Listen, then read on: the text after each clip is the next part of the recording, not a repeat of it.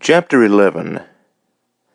I always date the beginning of the end of my family to the morning of the 4th of July when I slid into second base. We were playing softball in a public park during a picnic for all of the kids. Anyway, I had beaten out a cheap single. There was an error, so I took off for second and made a slide I probably wouldn't have tried if I hadn't had a few beers. Second base had no give, but was spiked there firmly to prevent theft. My bad ankle simply crumpled, with flesh tearing from bone, and bone splitting from bone. Within a minute I fainted from pain. My mother arrived by late afternoon, and I was flown in a small hospital plane to Meigsfield in Chicago, then taken to a hospital for orthopedic surgery early the next morning. I was being injected with Demerol, and don't recall much of anything until I woke up in a recovery room. My mother was standing there with the doctor who supposedly treated her phantom pain. He bore a resemblance to my father, though his face was relatively unlined, and in the times I saw him in the next few days he was always witty and smiling. Barely soon enough for my taste, I was flown up to Marquette with my mother and ensconced on a bed in my father's den so I wouldn't have to get to my room upstairs. Cynthia, Clarence, and my father welcomed me. Jessie was still on vacation in Veracruz, and I had pretty much convinced my mother that she and father should return to the club. I wanted only to read in privacy and have Mrs. Plunkett take care of me. My mother babbled on how she and Cynthia had redecorated a guest bedroom for the coming visit of Jessie's daughter because the garage apartment was too small and a young lady shouldn't have to sleep in the same bedroom as her father. Cynthia rolled her eyes at that one. By morning they were all gone, my parents to the club in their crisply expensive summer clothes, and after they left, Donald picked up Cynthia to visit relatives on Sugar Island near Sault Ste. Marie. Mrs. Mueller from the library visited after I called for some fresh material. She admonished me about some radical books I had asked for, but she was joking. She held my hand for a few minutes, and I, absurdly enough, got an erection, which she noticed by the rising sheet, and let go of my hand. "I'm flattered," she said, getting up to go. I was a bit dazed by my pain pills, but at the moment Mrs. Mueller evoked all the errant mystery of sexuality. How I longed to embrace her big chest and plump butt so that my heart beat faster in its confusion. Years before, Cynthia and I would laugh when my father's bulldog would hurl himself drooling against the fence when a certain female mutt would walk by. Sometimes she would back up to the fence to receive an eager lap or two. My year of devout Bible study had called sins names, but had certainly failed to explain them. Meanwhile, we young Christians yearned, wheezed, ached, and throbbed just like the heathen. Fred sent me a mournful and comic letter. He had asked Reva to marry him, and she had replied, "Are you fucking kidding?" He also told me to read Christopher Smart, William Blake, Walt Whitman, Henry Miller, and Allen Ginsberg's Howl to broaden myself, and I duly added them to my book list. Fred included a page of condolence from the students that contained, "You shouldn't have slided into base," and, "If you send me a bus ticket, I'm a good nurse. Love, Marley." After 2 weeks in the den, I was surprised that I still wasn't inclined to feel sorry for myself. At first, I ascribed it to the pain pills that I was taking in diminishing numbers. I imagined the consequences of the metal screws in my ankle and wasn't particularly disturbed. I doubted if they'd keep me from fishing. I finally, though, attributed my lack of self-pity to my previous summer's labor in Iron Mountain, but more so to the teaching job in Ohio. You leave home, and it dawns on you that the world bears little similarity to home. I remembered in Iron Mountain one late Friday afternoon when Herbert was handing out our pay, and Clyde, a simple-minded older laborer, was talking how he was taking his wife and family camping and fishing on Lake Gogebic. His wife and 4 kids showed up in a junky old DeSoto, and a little boy brought Clyde a cold beer, and Clyde yelled, "We're gonna have a party." Glenn had said contemptuously that he had seen Clyde, his wife, and all 4 kids in a rental boat all at once, fishing bluegills with dollar cane poles. Herbert had told him to shut up, and the kids in my class were so bravely woebegone that nothing short of my death could equal their misery. I returned to listening to Mozart and Beethoven because you couldn't very well listen to Otis Redding, Aretha Franklin, or Ray Charles when you were unable to move. One morning in late July, I was dreading the arrival of my parents that afternoon. They were returning from the club to welcome Jesse and his daughter Vera, who were coming the next day. I was fond of my privacy and had persuaded Mrs. Plunkett to move the television into the kitchen so I wouldn't have to hear the game show shrieks. I was in a mild codeine haze when Laurie suddenly showed up at the den door. She was home on a 3-day break from her tennis camp and looking for Cynthia. I found the O-Train number of Donald's aunt and gave it to her. She leaned over the desk in a short summer dress talking to Cynthia, and I was heartlessly aroused. She turned to look at me while she talked, and raised her dress up to her waist with her other hand. I reached for my crutches, but then she hung up the phone and asked if I had a rubber, and I told her they were upstairs in my desk drawer. I lowered the single hospital bed from its sitting position. I could hear Laurie chatting with Mrs. Plunkett in the kitchen, and then her footsteps going up the stairs. I thought my dick would break. When she came back down, she said she had found a bunch of $50 bills in the drawer, and she was charging me one. She closed the sliding den doors and took off everything except her bra and sneakers.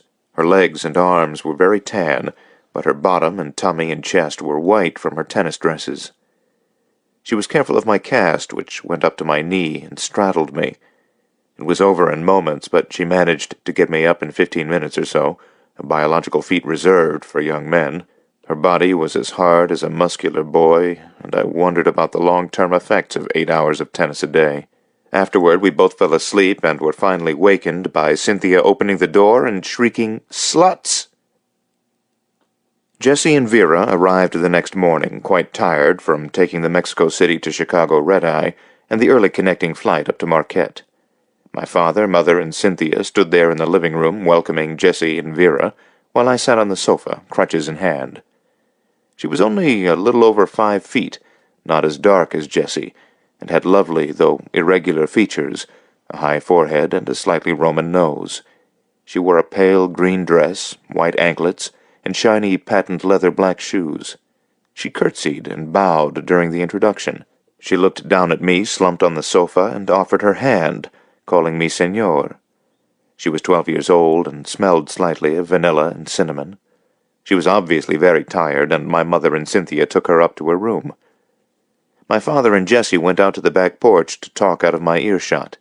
I had been distracted when Cynthia and my father were standing next to each other.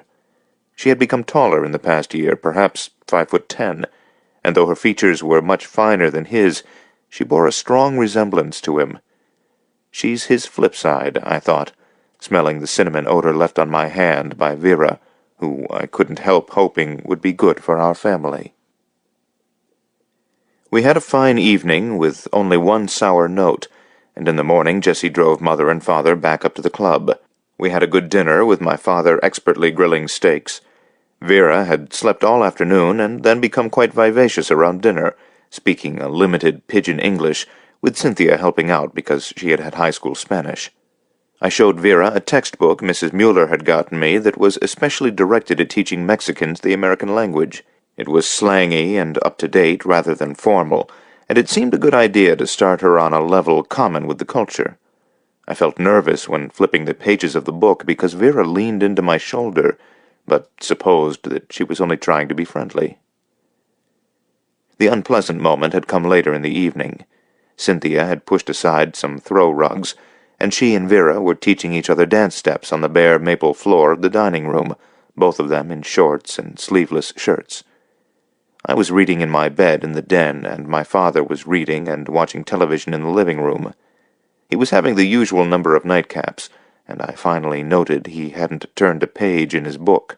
I came out of the den on my crutches to get a glass of cold water and ice in the kitchen, and noticed that my father had lined up the television on its wheeled table so that he could watch the girls dancing. There was Vera Cruz music on the stereo, and Cynthia was closely following Vera's intricate samba steps. I paused to watch Vera's sensual grace and the way her body moved fluidly, as if she had fewer bones in it than we had in the Great North. My father laughed and said to me, "What a sweet little butt," which seemed in bad taste. I was relieved when he and Mother left in the morning.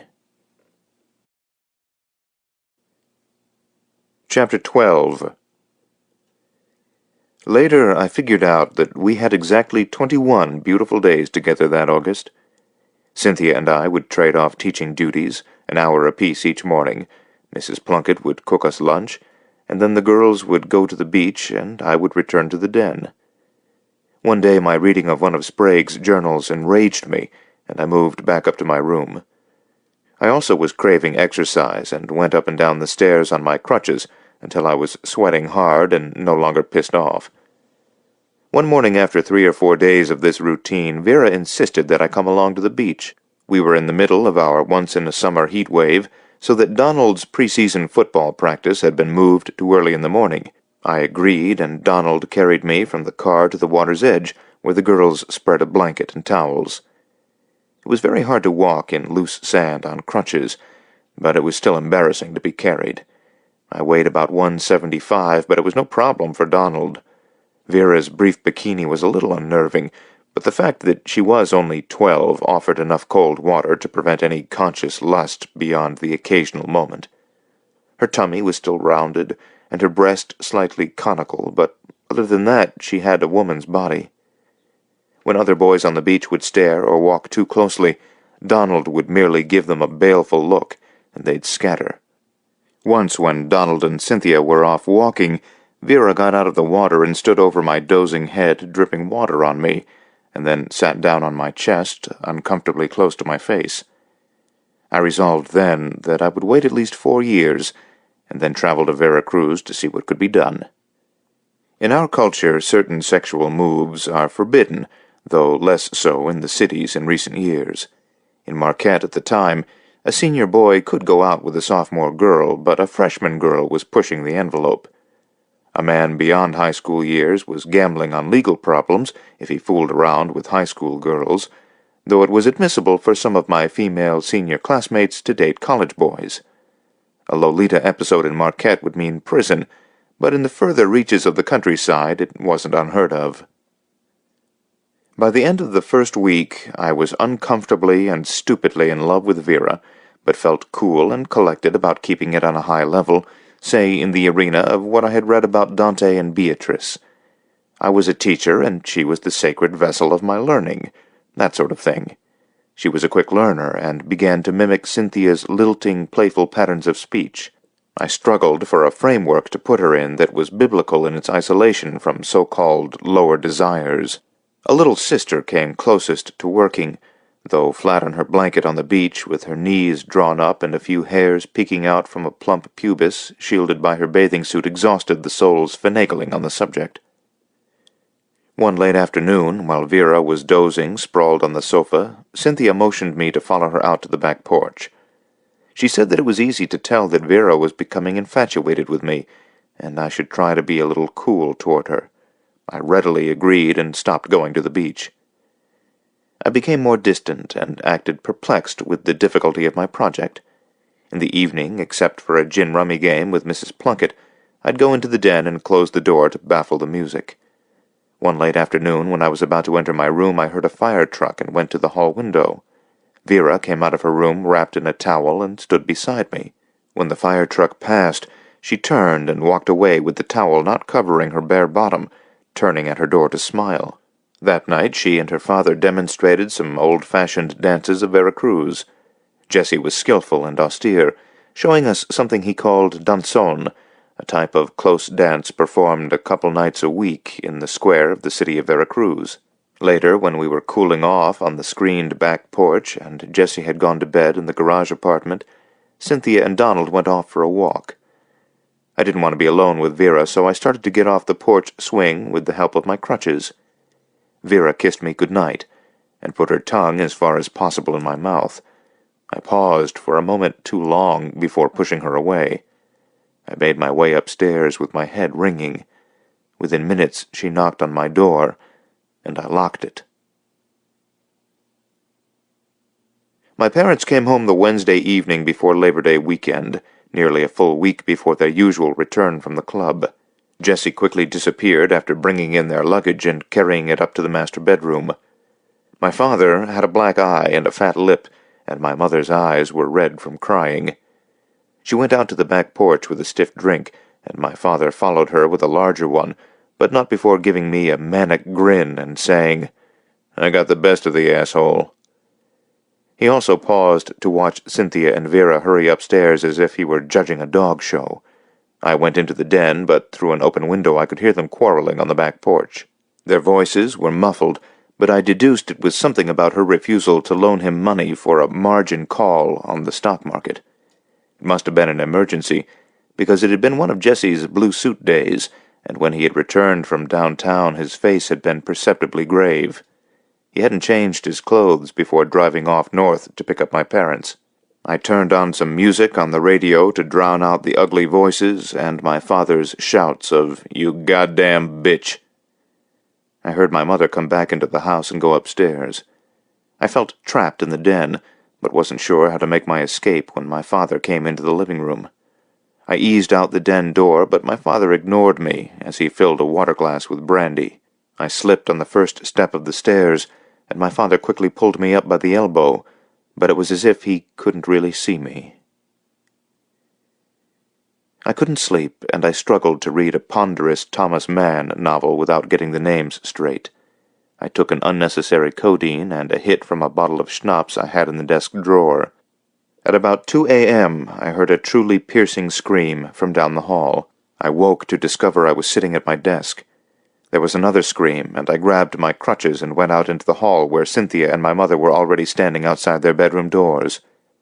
My father came stumbling out of Vera's room, with his large, partly erect dick sticking out of his underpants. I thought I saw blood. I wobbled on my crutches and sat down on the floor. Cynthia went into her room, dialed her phone, and started yelling at the police. My mother followed her and tried to grab the phone. My father went in his bedroom and quickly came out with his clothes and lurched down the stairs. Jesse, who had heard the scream, came in the house dressed only in his pants and raced up the stairs. My father ran out the back door, and I heard my mother's Buick start. It was a full hour before a policeman came, and then it was the chief of police, accompanied by the senior member of the law firm our family used. We had sat in the living room in a tableau of silence, except for Cynthia, who said several times, "I'm going to kill him." Vera wore one of my mother's robes, and she sat on the sofa with Jesse's arm around her shoulder. Jesse tried to take her out to the garage apartment, but Cynthia wouldn't let them go. I sat at the dining room table holding my mother's hand. When the policeman and lawyer arrived, they were nearly overcome with embarrassment. I could see that some kind of delay or cover-up was already in progress. The lawyer poured himself a drink, and it was decided that statements would be taken in the morning. Cynthia was hysterically angry. Jesse and Vera refused to say anything. My mother wept. I shivered. Cynthia ranted. I stayed up until dawn with her when Donald arrived. She left without luggage. By the time I got up at mid-morning, quite groggy from my codeine sleep, I had taken 2 more. Jesse and Vera were gone. My mother sat at the dining room with a suitcase beside her. Clarence came in, took the suitcase, and drove her to the airport for the noon flight to Chicago. Clarence avoided looking at me. I went over to the sofa and fell asleep, not wanting to be upstairs and out of earshot in case the police came for a statement. They never did.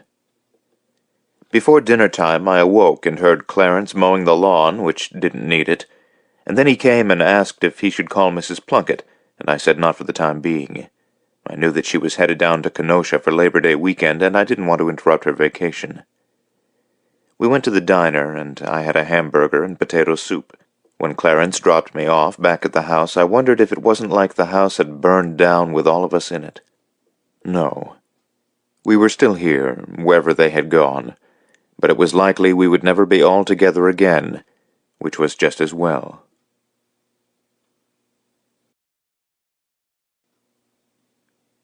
Part 2. 1970s. Chapter 13. Laurie died just before dawn 3 days before the summer solstice. I didn't want to be in the room, but I was at her insistence. She touched her 3-year-old daughter's hand, then her mother took the child from the hospice room. Laurie's husband, Brent, sat dozing by the corner window, the lilacs outside all bleached out, frazzled, and dead. He naturally didn't want me around, but Cynthia took him to a nearby tavern, and gave him a lecture while I took the 3-year-old daughter named Clemmy for a walk. Laurie's breast cancer was aggressive, rapacious, as it often is in younger women. She was 25 and told me that she had known it was happening for several months before she had gone to the doctor. Why? I had asked. She was depressed because she was divorcing her husband, having discovered that what she had wanted was a baby, not a husband. The week before she died, and when she was still coherent, we talked out our entire lives because I had seen little of her in nearly 10 years. We'd talk for an hour or two, and then she would nap. I'd kiss her bald head goodbye, feeling her skull beneath my lips, and remembering that I had dreamt so long ago of her arriving at this condition. How could this be? Obviously, our souls are more accessible to our unconscious. This was far from the strangest conclusion I had come to at age 27. She was so placid in the last week of her life, partly, of course, due to the IV morphine drip. Her voice was so thin I had to sit close to the bed. She teased me about my cheap clothing, my masquerade as a normal person. She was delusional enough to suggest that she should never have had the abortion, but we ought to have run away together, despite the fact that I had been 16 and she 14. "They do it in other countries," she said. I tried to keep her talk of what might have been to a minimum by changing the subject as deftly as possible. I avoided her husband by leaving before he came in after work and coming back late in the evening when she called. That way I also missed her parents, especially her father, who had said, "She could have been a great tennis player," when, in fact, Laurie had quit the game when she was 20. Her halfback had graduated from the local college and had become a top-notch real estate salesman who was brusque to everyone except customers. Fred had described his type as the new Americans, of which there were more every day. When Laurie touched her daughter's hand with a forefinger and her mother gathered up the child, we looked at each other, and I saw the sight disappear from her eyes. She didn't so much die as withdraw, and her body under the sheet was still, but there was an aura of departure that made me feel cold despite the warm room. Instead of pressing the button to call a nurse, I listened to an aspect of emptiness I hadn't heard before, as if her passing had stopped all other sound. I'm sure it couldn't have been more than a few moments, but time had collapsed. When it was over, I had nothing left about which to draw conclusions. My incomprehension was total. She was here, and then she wasn't. And though I understood the biological fact of death, the whole ballooned outward from the mute sum of the parts. I walked for a couple of hours, thinking of nothing because I had exhausted my capacities. I hadn't awakened her husband before I left the room. Out on Presque Isle, I passed the thicket where we had made love on a rainy night, then turned back toward town. I met Clarence and Jessie at the diner and simply nodded when they looked at me questioningly. I thought of calling Cynthia from a payphone, but it could wait. She had lain in bed with Laurie, and they chatted as if the inevitable was worthy only of being ignored. They even sang a few songs, but then Cynthia had gone home to Sugar Island near Sault Ste. Marie. She and Donald now had 2 children, a boy of 8 years and a girl 5.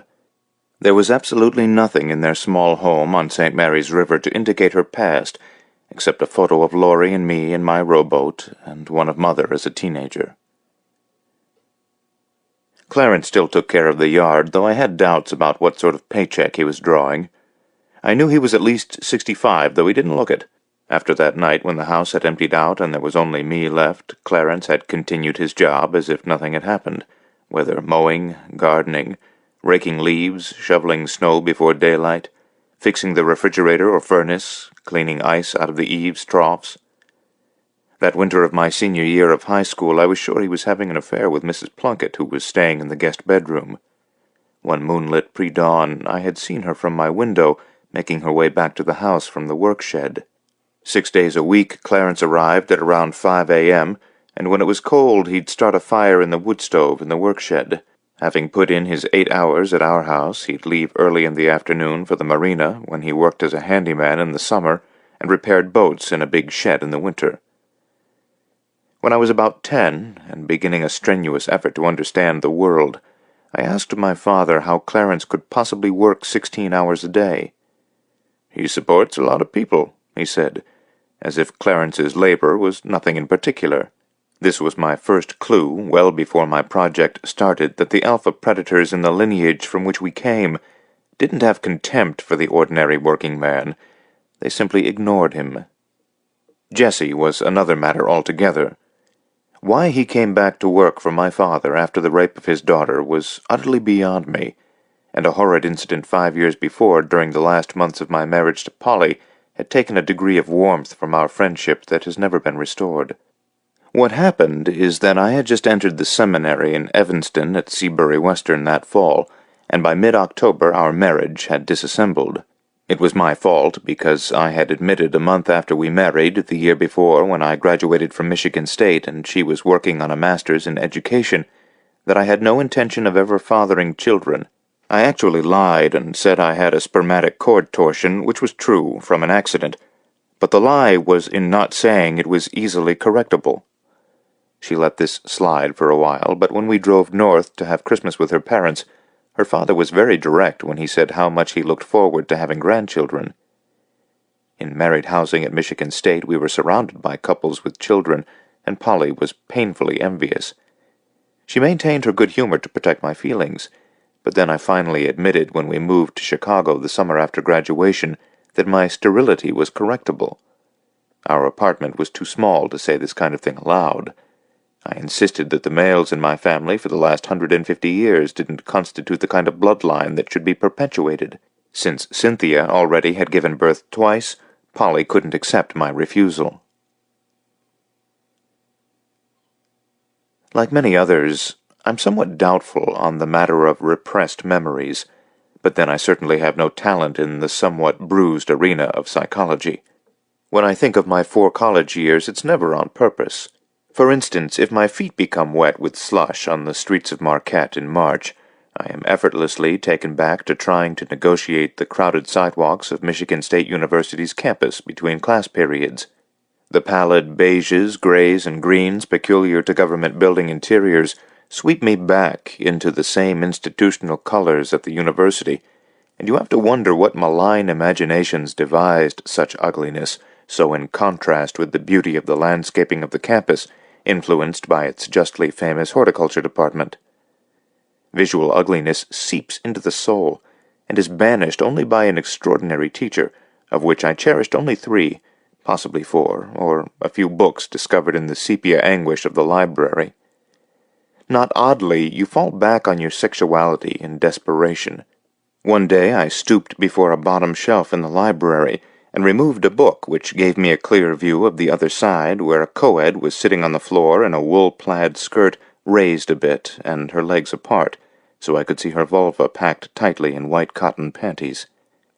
It was akin to touching an electric fence. I left the library, cut my next class, and drove home to our horrid apartment in the huge married housing complex. Polly was hard at work writing a term paper at the kitchen table, and refused to make love until I quite literally broke into tears. "Oh, you big baby," she said, and leaned over the table with the text still before her. She cooked poorly and kept repeating fried chicken livers or meatloaf or fried indistinguishable fish. The level of discourse in a sociology text would upset my stomach, and only sex would heal me. We took to having pizza twice a week and having sex both before and after the pizza. In short, I utterly loathed college, but still cherished the teachers who gave so much of their enormous minds. 2 of them, Weisinger and Jaffe, were Jewish and from New York City. They had come to our intellectually pathetic interior and saved my sorry neck. Only these men, pizza, and sex with Polly could raise me from my collegiate doldrums. By early October we had pretty much disintegrated. Everything had gone wrong. After a single month I could see that preaching in an Episcopal church wasn't going to work for me, though I intended to see the year out with that curiously destructive bravery of the Midwesterner who never quite knows when to cut and run. We decided to drive north to the cabin I had inherited from Sprague and talk it out. Before our marriage I had lived there for as much as 3 months at a time, in a state of self-congratulatory ascetic withdrawal, but Polly, on her 2 visits with her characteristic honesty, had found the place creepy, scary, eerie. She didn't see the point in the essentially barren room and the small cooking shed I had clumsily built out back. She found the grave of Sprague's wife unpleasant, feeling that the dead should be buried with other members of the human race. I had taught her to love classical music, but when she tried to bring along her battery-operated radio, I said that I didn't allow music at the cabin, at which she tossed the radio from the back of the truck and it splintered on the sidewalk. We were north past Milwaukee before she said a word, and by then she had used half a box of Kleenex. Well north of Green Bay, I turned off on a gravel road and we took a walk, which made it worse. We had forgotten the sandwiches I had made, and she screamed, "I have to have a baby, you selfish son of a bitch!" She ran down the road, and I couldn't catch her with my bad ankle, which would never be good for anything but walking. We were temporarily saved by a golden afternoon once we entered northern Wisconsin and the upper peninsula. The popple and aspen had turned yellow, while the conifers stayed green, and all the hardwoods were shades of red and gold. We were nearly emerged from our slump near Bruce's Crossing, and I idly said that maybe we should abandon Chicago, move up here and buy a farm. She laughed at the idea of us as a farm couple, turning in the seat, and I could see up her legs under her skirt. This usually aroused me, but I felt nothing. Unable to leave this absence of desire alone, I pulled the car off on a wooded 2-track and tried to make love to her without success. This had never happened to me, and I was so frustrated my eyes became misty. Polly was becoming increasingly confused, and we sat there in the emotional flipside of the glorious Indian summer day in our homeland. The lump in my throat was enlarging, and Polly looked like she wished very much to be elsewhere. The worst by far was yet to come. We had a quick early dinner and drove out toward the cabin. I had bought a bottle of whiskey, which was unusual because I rarely averaged a drink a month, after having a hard time with alcohol as a college freshman, and realizing I was in danger of falling into the family trap. When we reached the gate, it wasn't my gate. It was a new, wider, galvanized gate with a heavy padlock, and the 2-track beyond it had been graded and expanded, and my favorite oak tree had been cut down. Polly said nothing, and I was shocked to the point I nearly vomited. I climbed the gate and trotted down the road in the twilight. The porch had been torn off my cabin, and a new one was being built. In place of my cook shed, there was a prefab garage that contained a big generator for electricity. Steps built out of railroad ties made a path down to Lake Superior. Out in back, the gravestone was gone, and the beaver dam taken out so the pond was drained. It was nearly dark when I started back to the car. Polly met me halfway, and when I stumbled and fell, she helped me up. I drove to the house of the old Finn, who checked the cabin every week and had done repairs for Sprague. His wife said he was at the tavern, and did I want my stuff, meaning my cooking utensils and sleeping bag and a carton of books. I loaded them into the trunk and drove to the tavern. Naturally, I had guessed what had happened, but it didn't make me feel less murderous. Tad and 3 other old Finns were playing euchre. He looked up and said blearily, "Your dad sold it in August." I wasn't capable of more than a murmur, but said, "It wasn't his to sell." It was a grotesque night on the phone. Polly finally got another room at the motel. I drank most of the whiskey and vomited all over myself when I tried to sleep. I tried to call my father, who was in Italy with his crony Seward. Jesse wasn't at home, but he had left a number of a motel in Duluth, and there was no answer there.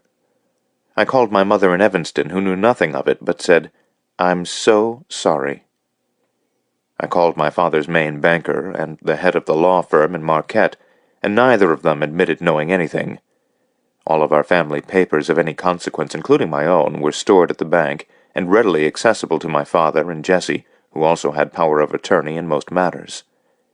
I finally got hold of Jesse at around midnight when I was very drunk. He said only that he couldn't bear to tell me in July. I hung up thinking how easy the crime had been to commit, and that my father was David Burkett III, and my legal name was simply David Burkett. I passed out, vomited, choked, and slept. At first light, Polly helped me clean myself up. She drove most of the way to Iron Mountain, where I dropped her at her parents' and proceeded to Marquette. My throbbing hangover was the least of my discomforts. When we kissed goodbye in front of her parents' house, I knew it was truly a goodbye kiss. She might still love me like you would a mad dog if it was your own, but it was definitely time for her to give up my ghost. In my senior year at the university, when we had been living together before our marriage, she had looked at me in a coffee shop after a movie and asked, "Are you ever going to be all right?" I had said, "Of course, darling." The fact that I wouldn't be what she called all right until I finished my project was becoming obvious to me. In Marquette, the president of the bank kept his distance, but the senior member of the law firm spent a full hour with me considering the options. It was obvious to him that the title company was liable, and that they had guaranteed to the buyer that the seller was the sole owner of the property. If I wished to pursue the matter, the title company would make sure that my father was prosecuted. The buyer would get his money back, and I would eventually get my cabin back after a couple of years' pursuit. "These things take time," he said. He also said that my father had been a disappointment to him for a number of years, referring to alcohol and sexual charges, plus my parents' divorce. With all of this in mind, plus the transaction of his sailboat in Chicago against which there was a troublesome Marquette lien, the right judge might give him several years in prison. The question was, of course, was I, as a son, comfortable with sending my father to prison? Did I want the cabin back in its recent condition? He represented my father, not me, but he was willing to tell my father that if I wasn't given the sale price, he was certainly in danger of prison time. There seemed to be some waffling here, as I knew that a member of the same firm looked after the interests of Cynthia and myself. I went back home to think it over. Mrs. Plunkett was there and fixed me lunch, during which I drank a big water glass of her awful wine. I saw through the kitchen window Jesse pulling up out and back. I drank another big glass of the wine and went out to confront him. He and Clarence were standing there talking, and I began yelling, "How could you do this to me?" I yelled until I was hoarse, and then I lay down on the lawn and fell asleep. It was a cool day, and Clarence covered me with a blanket. That evening Jesse tried to convince me that he knew nothing of my father's intended sale of the cabin until it was completed, but I didn't really believe it, not that my belief mattered to anyone involved. I remembered one evening when we were still in high school, and taking a walk downtown, Cynthia had joked that she knew Jesse was stealing money from our father. This pleased Cynthia, and certainly didn't bother me.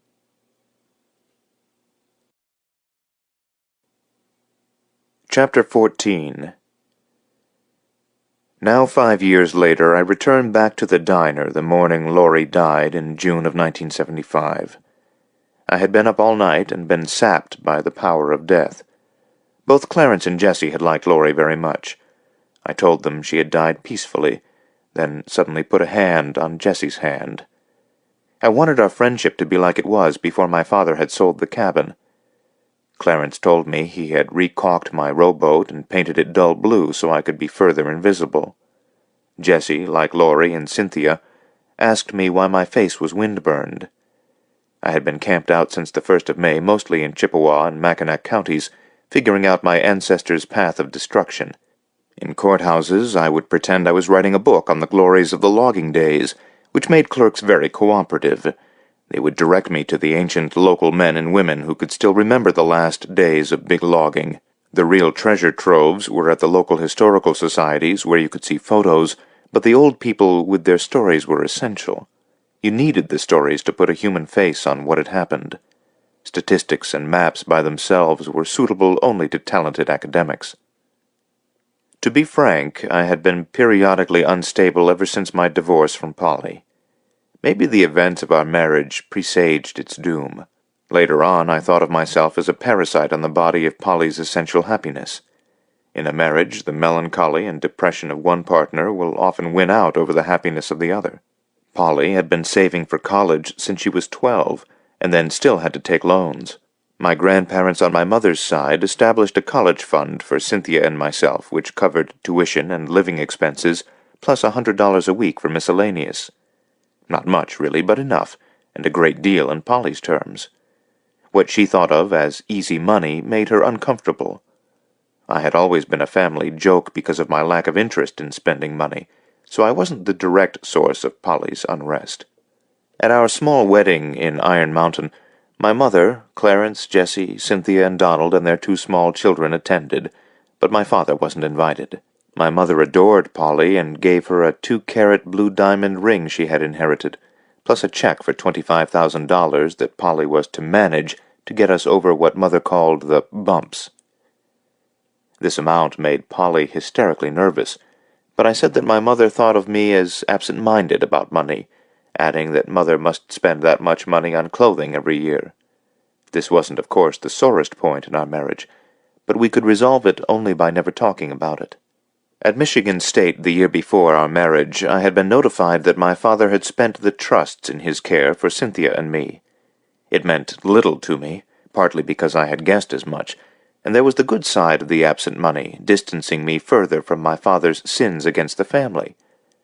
I warned Cynthia on the phone, but she only laughed with the usual, "Fuck the nitwit."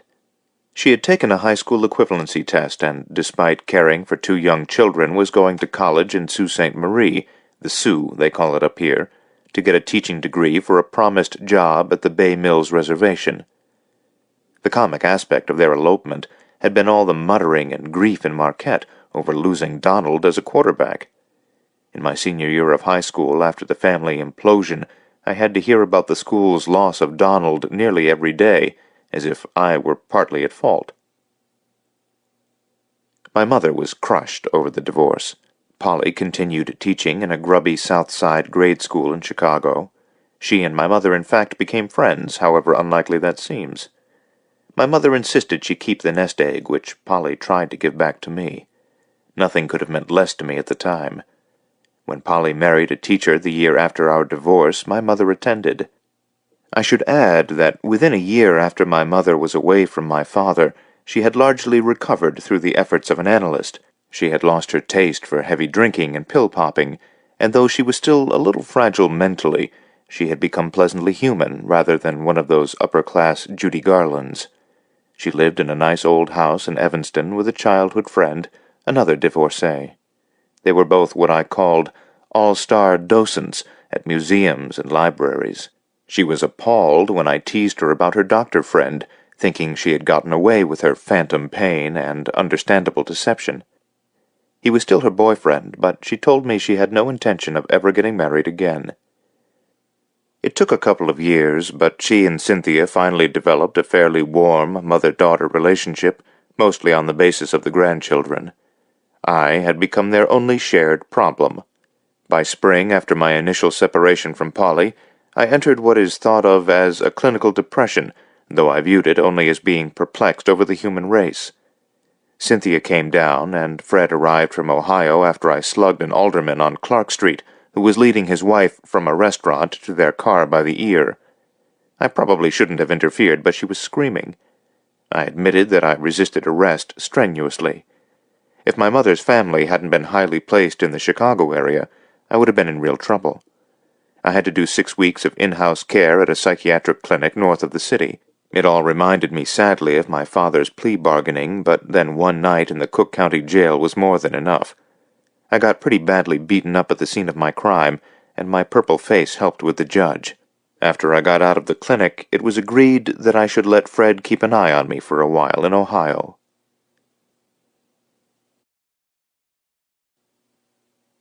Chapter 15. Actually, I'm being a little coy. Polly anchored me to earth, and without her I floated in unpleasant ether. To admit that I was unstable is a euphemism. Once I sat at my kitchen table for 2 days and nights without sleeping or eating. I drank water, looked out the window, and peed. It was March, always my most problematic month. I was supposed to be writing a paper on the liberation theologians, but had been stuck for weeks on the first sentence, virtually paralyzed by my thinking on the project. I found myself wishing I was Jewish, black, or Indian, so I would have something valid to complain about instead of being a child of privilege. When Fred retrieved me in May, Cynthia had suggested that I might come live near her and Donald, but I said that if I lived near impoverished Chippewa, I might shoot myself. I said this in jest, but she broke into tears, and I assured her that I'd never do such a thing, if only because it would make her unhappy. Theology school made me remote from the Gospels, but I recalled that I shouldn't hurt people. An odd, fateful thing happened the late afternoon before Fred and I left Chicago. We were coming down the steps of the Newberry, a private library of which Fred had long been a member, and where we had been checking on the Upper Peninsula's early native history, when we met a striking girl who approached us as we were trying to hail a cab. She was tall, slender, and wore a short summer dress in a pale yellow print. She held a tray of small boxes of matches and introduced herself as Vernice, the little match girl. It was so bizarre, and we were both foolishly smitten. She wanted $5 per box of matches, and we both bought 2. I rarely smoked, but this seemed a good time to start. We were supposed to meet my mother and her roommate for dinner at the Cape Cod room at the Drake Hotel, but we had time for a drink. I'm very slow in such situations. Actually, I have no talent for it at all, but I felt a little glimmer of desire for the first time since I'd broken up with Polly 6 months before. Fred, however, thought of himself as a prime Lothario despite his bulbous nose and pot belly. We went into a tavern, and I had my first martini in memory, while Vernice had a cautious iced tea, and Fred stuck with the safe territory of beer. Vernice admitted her real name was Sharon, but she wrote under the name of Vernice because it was more dashing. Her accent was similar to that of my student, the diminutive Marley. She was from far southern Indiana, but wanted to be a city poet, so she moved to Chicago. She sold matches from about 5 to 7 every evening, after men sometimes had drinks and felt generous. She rotated her route to pass the better office buildings, cocktail lounges, and convention hotels, and these 2 hours a day easily supported her poetry writing. Fred was impolite enough to ask her if she ever got propositioned, and she said, "Dozens and dozens of times." She laughed and gave us a card with her name and numbers. Fred beamed, but Vernice said that the number was for the Salty Dog Saloon. We sat there a full hour listening to this fascinating girl, and then it was time to go, so Fred asked her to join us for dinner. She said she would like to, but couldn't. Fred had been power-drinking beer, and acted the cad by offering her $100 bill to come with us, and she said coldly, "I make an honest living, sir." She was headed to a reading by the California poet Gary Snyder, who was one of her favorites and wouldn't miss it for the world. Fred was crestfallen and went off to take a pee. Vernice gave me a card adding her actual phone number. I said I was leaving the next day, and she said, "Whenever," kissed me on the cheek, and was out the door, leaving behind her fatal lilac scent and the acute memory of her hazel eyes and flossy hair. When she had gotten up to leave the bar, I noted the slight sound of the bare backs of her knees detaching themselves from the red plastic chair seat. Irrational as this might seem, the sound drew me back to Vera getting up from a metal lawn chair in her bikini one day so many years before. I had stood there deciding to avert my eyes, but then turned to watch her climb the porch steps. When she opened the screen door, she had quickly swiveled to wave at me, and perhaps to see if I had been watching. The goodbye dinner with my mother went fairly well. I disliked the effects of the martini with Vernice, and so sipped a little wine, but Fred plunged on. He also knew my mother's divorcee friend, and acted comically seductive. She pointedly asked him why he was pretending he wanted to make love to her when he was lucky if he could find his dick to pee. My mother thought this was very funny, and Fred said wistfully that he was sure he'd be able to do the job by the next morning. After dinner, we went out to the Drake's main entrance, and there sat a new yellow Chevrolet pickup, a gift from my mother to improve my spirits. The pickup immediately made me homesick for my rowboat and the North. There was an uncomfortable moment of clarity when I stared at the epaulets of the doorman opening the vehicle door. What in God's name was I doing in this particular time and place? My sense of dislocation was absolute. I hugged my mother, who felt very small in my arms. Fred was kissing the hand of my mother's divorcee friend, which amused the bellhop. I looked up at the night sky above the hotel marquee, quite lonely to see stars which are scarcely visible in country terms in Chicago's ambient light. I shivered, though it was a warm night. I found myself praying for sanity. Chapter 16. The trip back to Ohio with Fred began poorly. I tried to awaken him at 6 a.m. to get an early enough start to beat the traffic, but it was hopeless. He hugged the couch with snores and dream growls and whimpers, his flaccid body knotted up in the sheet. I had given away most of my nice clothes to a group of panhandlers the week before, so I only had one suitcase. I found a tiny agate earring of Polly's, and was surprised by how much it upset me. The earring aroused me, and I wondered how it could bring me back to a sexual earth along with my meeting with Vernice the day before. I went for breakfast and brought Fred back a large coffee and bagel. We finally left at 10 in the morning, and Fred soon fell asleep rather than helping me navigate out of the city. He had recently been working with his old girlfriend Riva on another program for the rural poor, but looking at him slumped in the seat and drooling, it was difficult to see how he could help anyone, certainly not myself. I found a radio station that played country music to charm him back awake, but he slept the 3 hours to Indianapolis, waking near the outskirts and actually saying, "What a beautiful day." We stopped so he could buy a quart of cold beer, and then we began a mild quarrel. I idly said that I hoped to get my personal problems out of the way so I could resume my project. Fred said that it was obvious that the project was my only personal problem, and it might be immediately helpful if I drove up to Duluth and shot my father in the head. This threw me off balance, because I had considered murdering my father a number of times since the night he had raped Vera. This urge had developed at one point to reading a gun magazine, because I remembered that my friend Glenn's father, Herbert, owned a .223 rifle, with which he claimed he had shot crows at 400 yards. I loved crows, and the idea of shooting one repelled me, but not so shooting my father. While we were having lunch at a diner, Fred decided it would be of considerable help if I promised him that I would read Don Quixote. I had to let this one pass, because when I read the novel for a senior honors course at Michigan State, I had noted the disturbing similarity to my own project, and I didn't feel up to talking about it there in the truck. There is nothing less pleasant for a college senior to admit than his own humorless absurdity. I dropped the course and didn't take honors in English. My advisor, Weisinger, the most purely wise man I had ever known, convinced me to abandon my obsessions with Thoreau and Melville, and leaven my sodden brain with reading Trollope, Chekhov, and Isaac Singer. Polly was delighted with the difference this made in our day-to-day life, but I fell again with Joyce's Portrait of the Artist as a Young Man, when it occurred to me that my own obsessions were similar to the young men who wished to become novelists or poets. We stopped for gas in a small Indiana town, and the station was near the railroad tracks and an extremely poor neighborhood. A chubby little black girl with a dirty bandage around a bare foot stood nearby watching us. I turned away, but felt my stomach jiggle with sympathy, empathy, or compassion. I had never quite figured out the precise difference between the three. I heard Fred talking to the attendant as I stared at a sorry-looking cornfield at the edge of town. The corn was stunted and pale, and would never be knee-high by the 4th of July.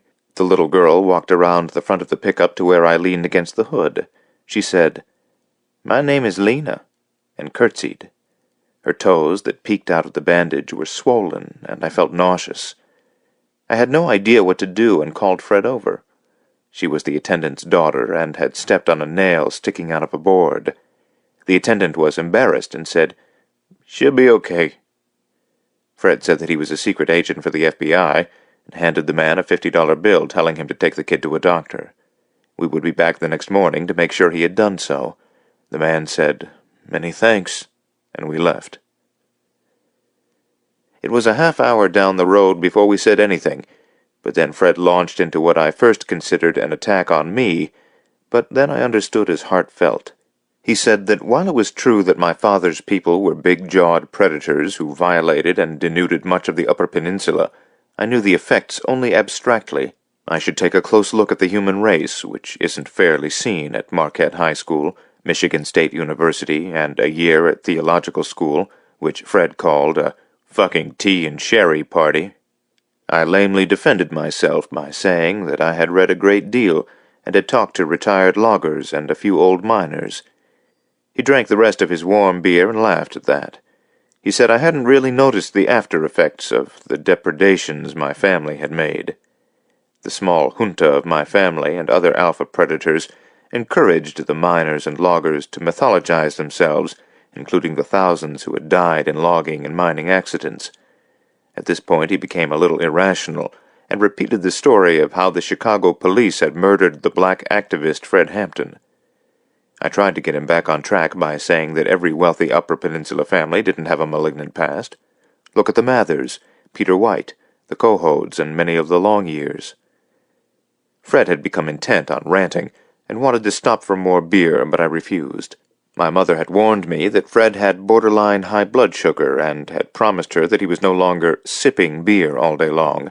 Fred yelled, "Fuck it!" then abruptly fell asleep, leaving me to navigate the late-afternoon Cincinnati traffic by myself.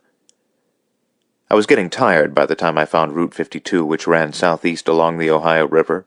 Most of the river towns were woebegone, but I found them quite wonderful after the interstate highways.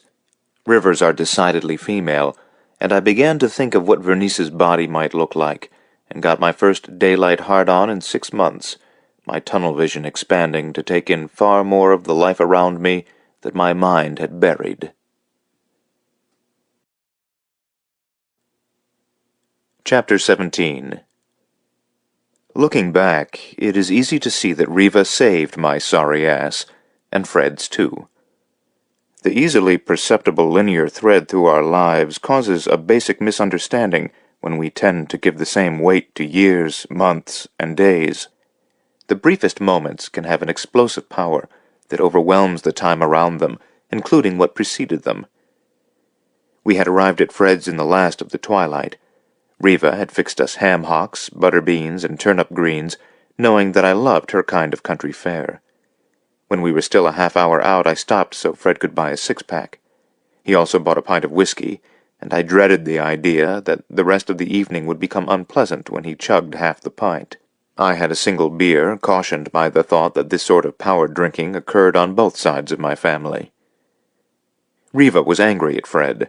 He had a few bites of supper, then went over to the corner, finished the pint, and went to bed.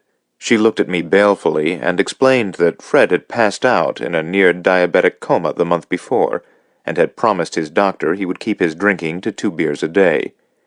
I simply threw up my hands at her interrogation. Fred had gone to Chicago to help me out, but at least part of his motive was the freedom from Riva to get drunk. "I've had enough of this dumb motherfucker." She got her empty suitcases from the whitewashed pump shed where I was going to sleep. "Did you manage to get your head out of your ass?" She rubbed my shoulders and laughed. I told her that I had noticed some signs of life in myself. I avoided my project and told her how my peripheral vision had widened when I got on Route 52 out of Cincinnati. She liked that and told me an appalling story of how when she was a senior in high school her basketball star boyfriend had gotten drunk and cornholed her so that she had to have rectal stitches. She had spent a full month sleeping in a closet, and 3 months after that had refused to go to school. No one knew, but I knew, and the doctor and nurses knew. The boyfriend went unpunished because of his basketball stardom. She was a senior in college before she could stand to be around a man again. A short, fat white boy. She laughed. Riva got up and fumbled in a desk drawer, finding a letter I had left behind when visiting on spring vacation of my senior year in high school. It was postmarked Key West, and was a furious note from my father, written after he had learned that I had turned down my acceptance at Yale, and instead had chosen Michigan State. It was incomprehensible to him that I had broken a family tradition. The letter was a drunken and abusive scrawl. I was destined to be worthless.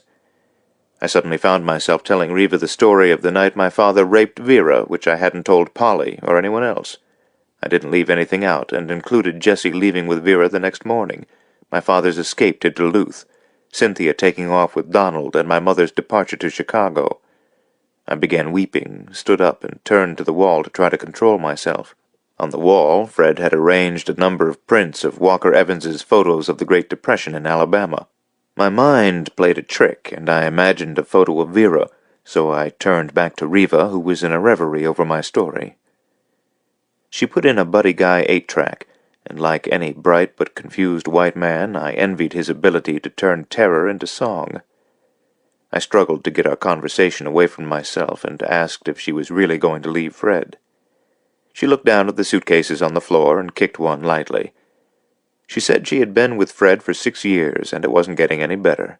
She had turned down a good job in Washington, D.C. the year before to stay with him and now regretted it. She felt obligated to finish their current summer project. Fred was good at getting grant money from government agencies. He'd brandish his elegant education and spiritual commitments. She turned back to me. "Fred told me your daddy done stole your money." Reva's grammar was normally impeccable unless she was speaking of emotional issues. "I don't give a shit. His money's rotten." "You might care someday," she teased. "I get $100 a week from my mother's family." "Baby, you're poor." "Not for what I'm doing. I can get by. If I go flat broke, I can go to graduate school. That's paid for." This reminded me to count the money in my suitcase. It doesn't cost much to do what I intend to do. We were still talking well past midnight. Riva told me that in regard to my project, I shouldn't follow a narrow route of inquiry. If I didn't have a broad enough base, the whole thing would suffocate me. Good social anthropologists poked around for years in societies before they drew conclusions. This sounded like good advice to me, but then she made a suggestion that wrenched my gut. "You should go down to Mexico, try to make it right for that young woman. You should try to get her forgiveness, not for your father, but for yourself, because I can tell you see yourself as somehow tied to it. If you can't do it alone, maybe you can get your sister to go along." I felt like I was swelling up and constricted at the same time. I had to assume that Riva was correct, but the idea of doing what she advised gave me the sense of being catapulted into space. I was too much a lightweight to risk my sanity. My brain began to jitter. Riva lit a joint, turned up the music, and asked me to dance with her. I was slow to get beyond a shuffle, then absorbed the idea that I had a woman in my arms again. We were the same height, and I saw how her eyes faded into the music until she escaped her mind. It took me longer, but I made it. She felt me becoming erect and laughed, pushing her hips into mine, then drew away, shaking a finger at me and saying, "I'm going to find you a woman tomorrow." We were sweating heavily and had just sat down when Fred opened the bedroom door and walked quickly into the kitchen like a wind-up toy. He knelt down and drew a tequila bottle from under the sink and started sucking on it. He stopped to say, "I can't sleep," and then started again, by which time Riva knelt next to him and tried to get the bottle away. He pushed her and she tipped over. I got there and reached for him, and he hit me in the face with the bottle, cracking my lip. Now I was angry, and wrestled the bottle away from him and threw the tequila so hard that it went through a front window and smashed on the cement floor of the front porch. I turned around and swung at Fred, but missed, and was glad I did. He looked at me like I was unrecognizable and scurried back into the bedroom. I was dripping a lot of blood on my shirt from the cracked lip. Riva wrapped a paper towel around an ice cube and held it to my lip. It was clear that another member of my family was headed to a clinic. Riva started singing Some Enchanted Evening, and I laughed, infatuated with her resilience. It was an unlikely time to think of it, but I remembered my father's sharp wit, which seemed to have passed on to Cynthia but missed me, though I obviously suppressed it. Before my religious period, starting in my 15th year, I thought of life as basically comic. Riva fetched herself a sheet from the bedroom and disrobed to her bra and panties. I turned away with that peculiar hollow feeling in my stomach while she did so. I spread the sheet more evenly on her body and rubbed her shoulder. "Sometimes a good thing would be a bad thing," she said with her eyes closed, and then curled on the couch in a mockery of sleep. It was short of 5 a.m., and I had been asleep for an hour when Riva shook me awake. Fred had been moaning and flopping around, but she couldn't really revive him. She had called his doctor, who was worried about a diabetic coma, so rather than wait for an ambulance, we put a mattress in the back of the pickup and loaded him like a very large sack of potatoes. Riva was worried he would become conscious and frantic, so I duct-taped his wrists together and also his ankles. The sun was just rising when we reached the small hospital in Gallipolis on the Ohio side of the river. A doctor, nurse, and attendant were ready, and Fred was wheeled off. The doctor told Riva to call him at mid-afternoon, so we drove back home and went to bed. When I got up about 10, Riva had her bags packed. She made me breakfast and said she was moving down the street until the program was done in August, and then she was leaving town. Her dark face glittered with anger, so I said nothing. She was wearing a light summer robe, and I stared at her fanny when she leaned over to close a suitcase. She turned around, and I'm sure my face reddened. She was suddenly amused, and asked how long it had been since I made love. I said 8 months since I had broken up with Polly in late October. She said her own body had been pretty lonely for too long. We were both still for a full minute before she closed the distance to where I sat on the chair. I nuzzled her chest, and she put a breast in my mouth as if feeding me. 2 hours later we were still on the sofa, and she was rubbing aloe lotion on my sore penis.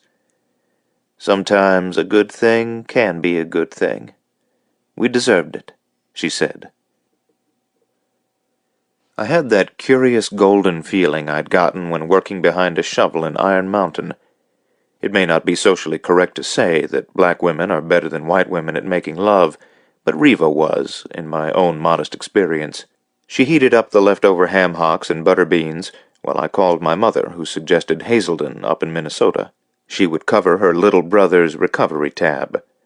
I had learned from her that Fred had been more generous than necessary with his first wife, and also that he gave away a great deal of his inherited money to needy people and charities.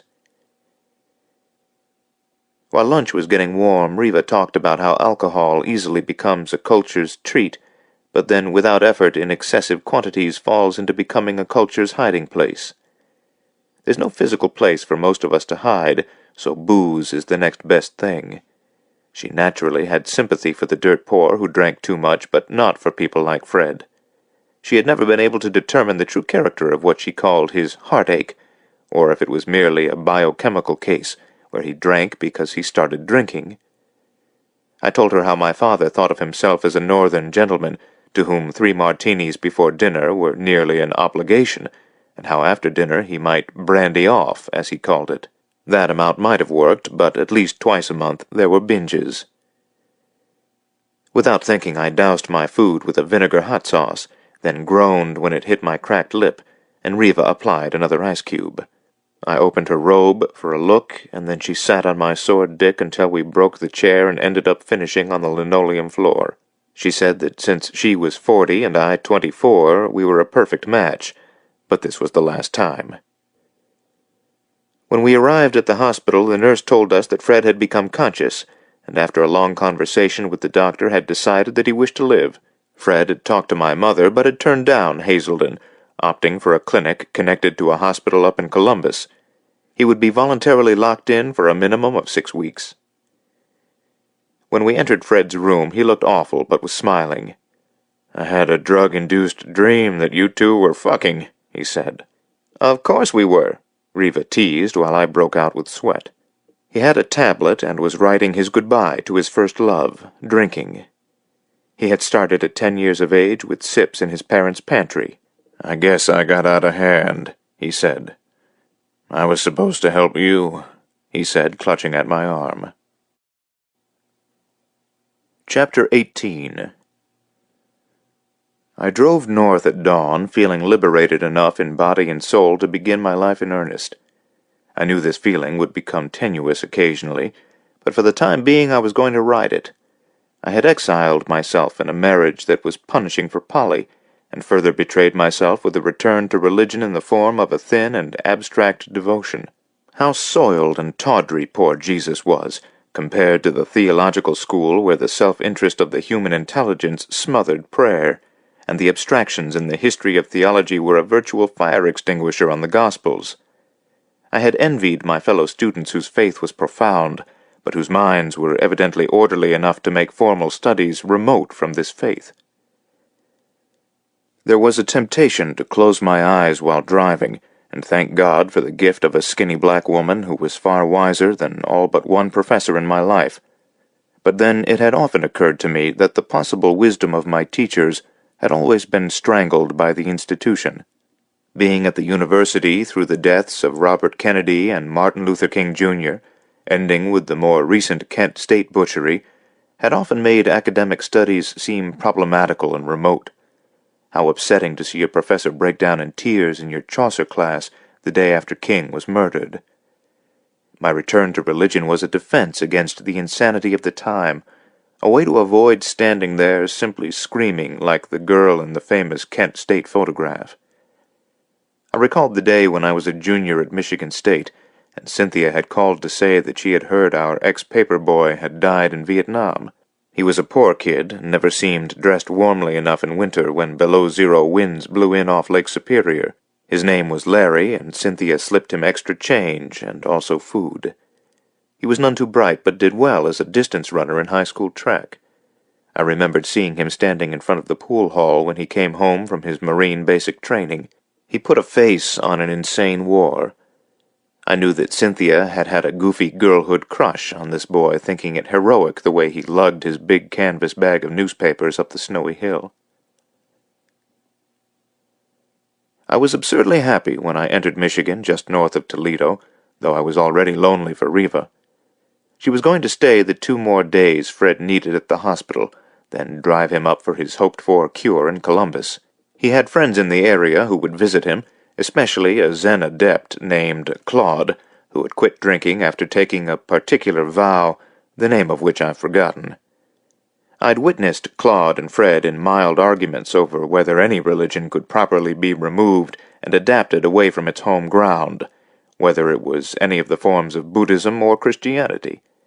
The Germans tended to make Christ Germanic, the Americans made him a kindly glad-hander, and so on throughout the world.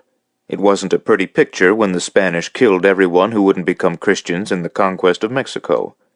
Fred would counter with the question of what a solo Zen student was doing in Columbus, Ohio. Claude defended himself by saying that his practice was an attitude, not a religion.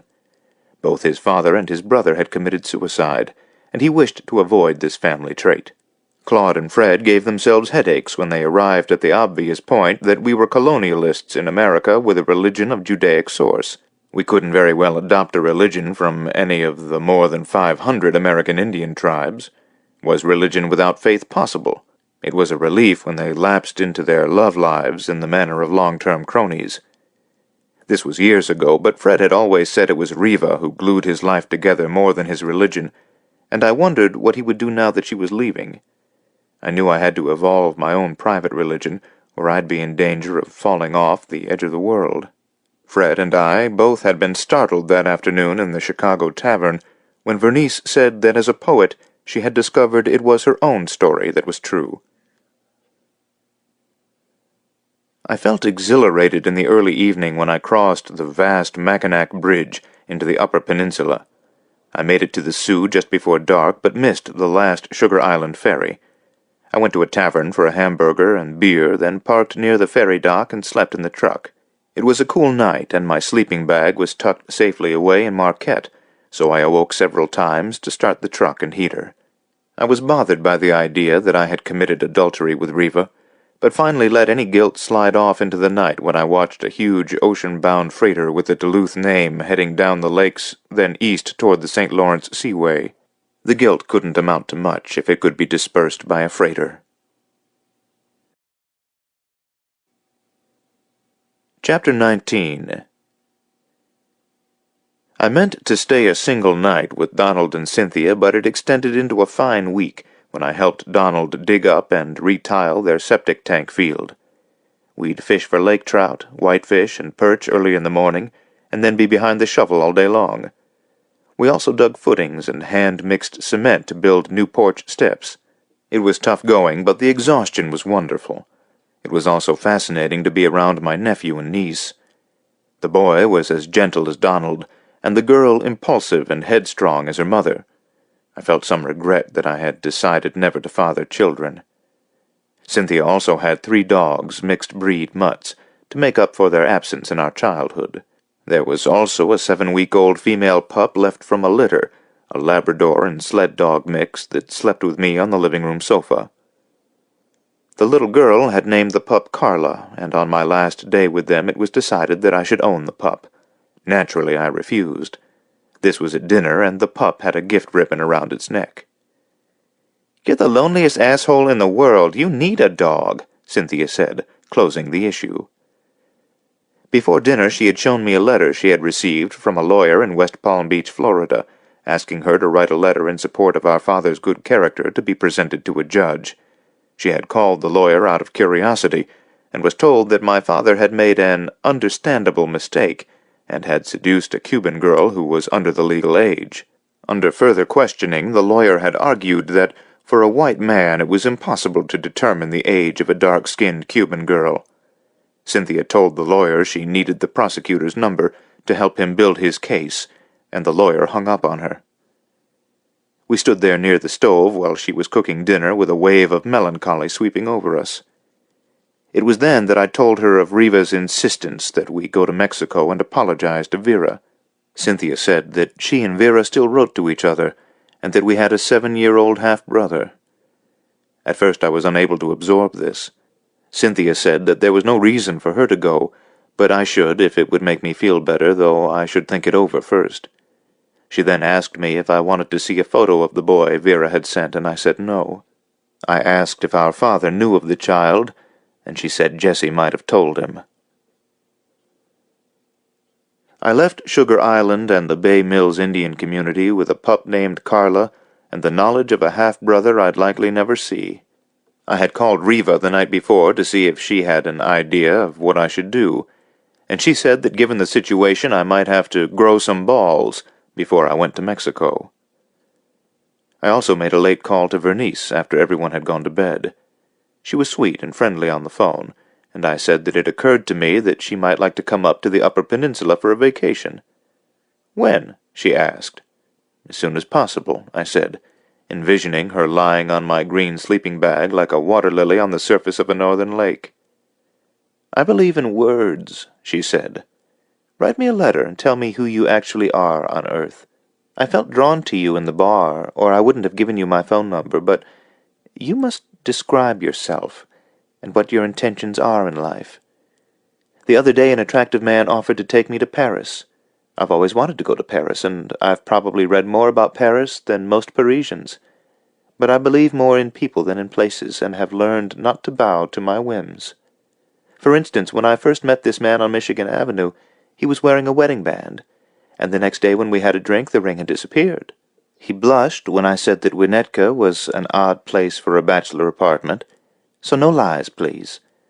Pretend you're on your deathbed, which we all are, and tell me the truth."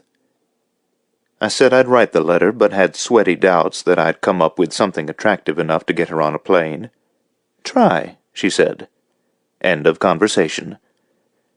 I sat there on the couch with the puppy, little Carla, next to me, and speculated on the mysteries of women. The phone call would have made any man seriously consider becoming a monk.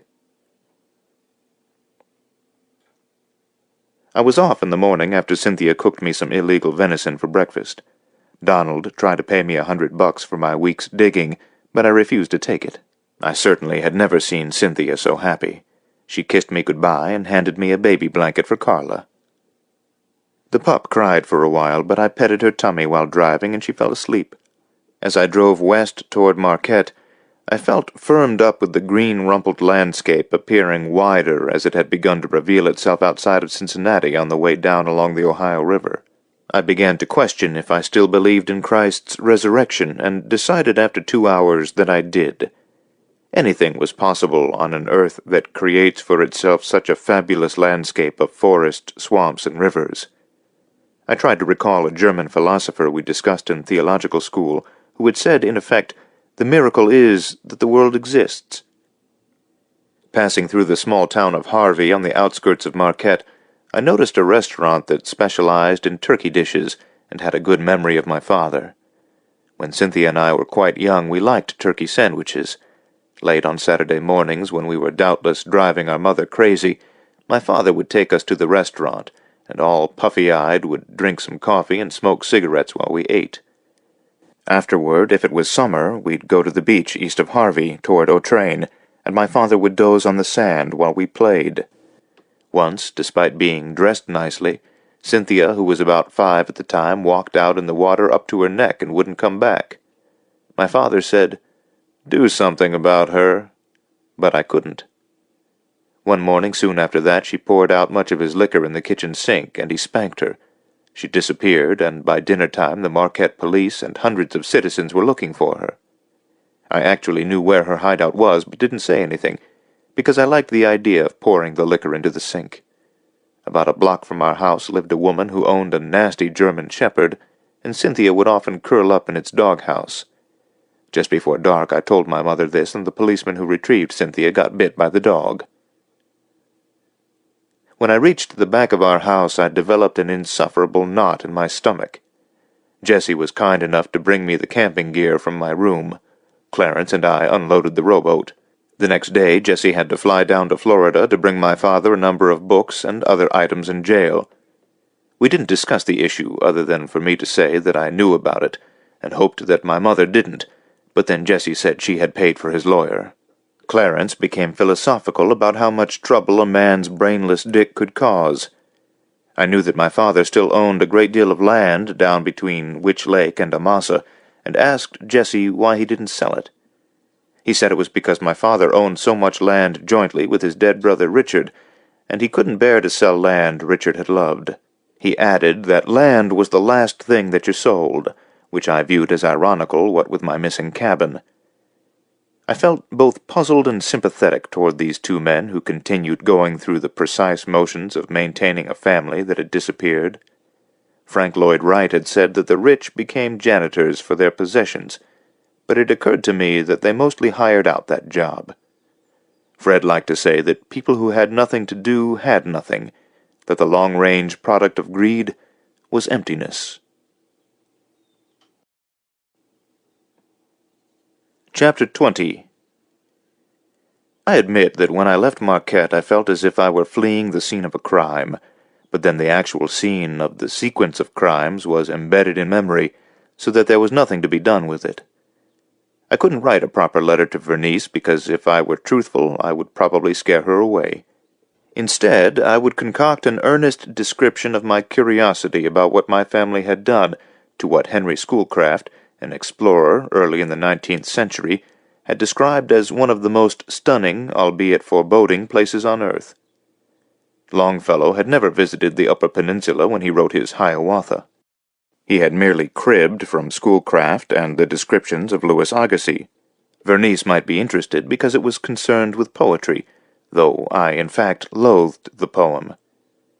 Peter White and the early Marquette fathers assumed that they cared for the natives right up to letting them dance in the Episcopal Church, but that didn't stop them from moving the natives out of the way of imperial progress. There are limitations to virtue. The simple truth was that as a young man approaching my mid-20s, I had an overwhelming need for the opposite sex, and I certainly hadn't the strength to oppose this desire.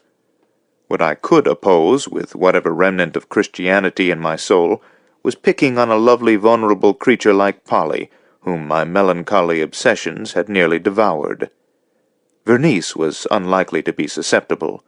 Unlike my father, I intended to control the damage I did. The only thing distracting about Vernice was that in my 2-hour encounter she had reminded me of my English professors, and so did our phone conversation. These professors appeared to believe that if you got the language right, all other unpleasant considerations would simply go away, which was not far from my own unvoiced belief that if I could balance things in my head, reality would cooperate when there was no apparent connection. That first June night in the village of Grand Marais, I found the cheapest small tourist cabin for temporary quarters and unpacked my valise of maps. The knotty pine desk was too small, so I spread several of the maps on the floor and knelt there. Some of them were quite old, and I had to be careful as the edges would crumble. My family's business activities had spread across most of the Upper Peninsula, but I decided on the middle section rather than east or west for a beginning, because I had so many good feelings about the area from rowing the boat with Fred to my first lovemaking with Laurie on a sandbar on Osable Lake. I intended to walk all summer long, but starting slow, in order to give my ankle a chance to build its strength. I casually drew a grid map of a 20 by 20 mile area that included expanses about which I had already read. It was still light at 10:30 when I walked down to the tavern for a sandwich, having forgotten all about dinner. I talked to the bar owner, Mick, a very large, rusty-haired man, about brook trout fishing places. I had met him before and knew he had been a timber cruiser, so would have ample knowledge of the places I needed to explore. I had decided to masquerade as a graduate student for reasons of privacy, the simple idea that my ambitions were too ill-formed to share with another human. Any time I had mentioned them before, it was like describing a dream that was vivid to me but of no interest to anyone else. Fred, of course, was an exception, though not a solid ally.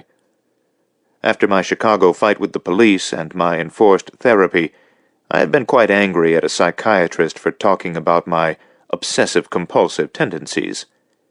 Concealment was certainly in order. I had also pitched my prescription of lithium within minutes of my release. When a cop tears out a handful of your hair so that the roots bleed, it is understandable that you resist. Being secretive comes naturally to the mammalian species. I agreed on a meeting place to fish with Mick the next evening, then walked out in the gathering dark. A big yellow moon was rising in the east, and I walked down to the harbor beach, then east toward the cabin. I felt cleanly exhilarated that my disorderly apprenticeship was over, and that I was beginning my life's work, though I had already hoped I might finish it in 10 years or so. I was still young enough to think in the grandest of terms. I continued down the beach past the path to my tourist cabin toward the estuary of the Sucker River, a mile or two distant. The moon's sheen on the water followed me as I walked for reasons not clear to me. It occurred to me that my own point of view was unique on Earth, but this was not a comforting idea. Wherever I stood and looked, I was the only one there. The few sounds of the village diminished, and I mostly heard my feet in the damp sand, and then a loon call ahead in the estuarine area. To the left, far out in Lake Superior, the lights of a freighter made their slow passage to the west. I heard a coyote out on a forested promontory called Lonesome Point, and a single dog answering the coyote from the village. My heart fluttered when I flushed a plover from a thickish stand of beach grass. There was a dense smell of wild roses mixing with the odor of cold water. I was disturbed for a few minutes, recalling the idea that if I actually thought I was looking into the heart of evil in my family, I ought to include their sense of Christianity, which they viewed as a further entitlement for their conquests, and that my great-grandfather, coming out of England in the mid-1880s, had also been to India and Africa, but gave up those fields as being too full and competitive with others of his kind. Old journals are often fascinating, but his were mostly filled with his speculations on business opportunities, accounts, and overweening notations on his faith in his own particular destiny, intermixed with biblical verses and his profound faith and trust in God. He believed, but did I?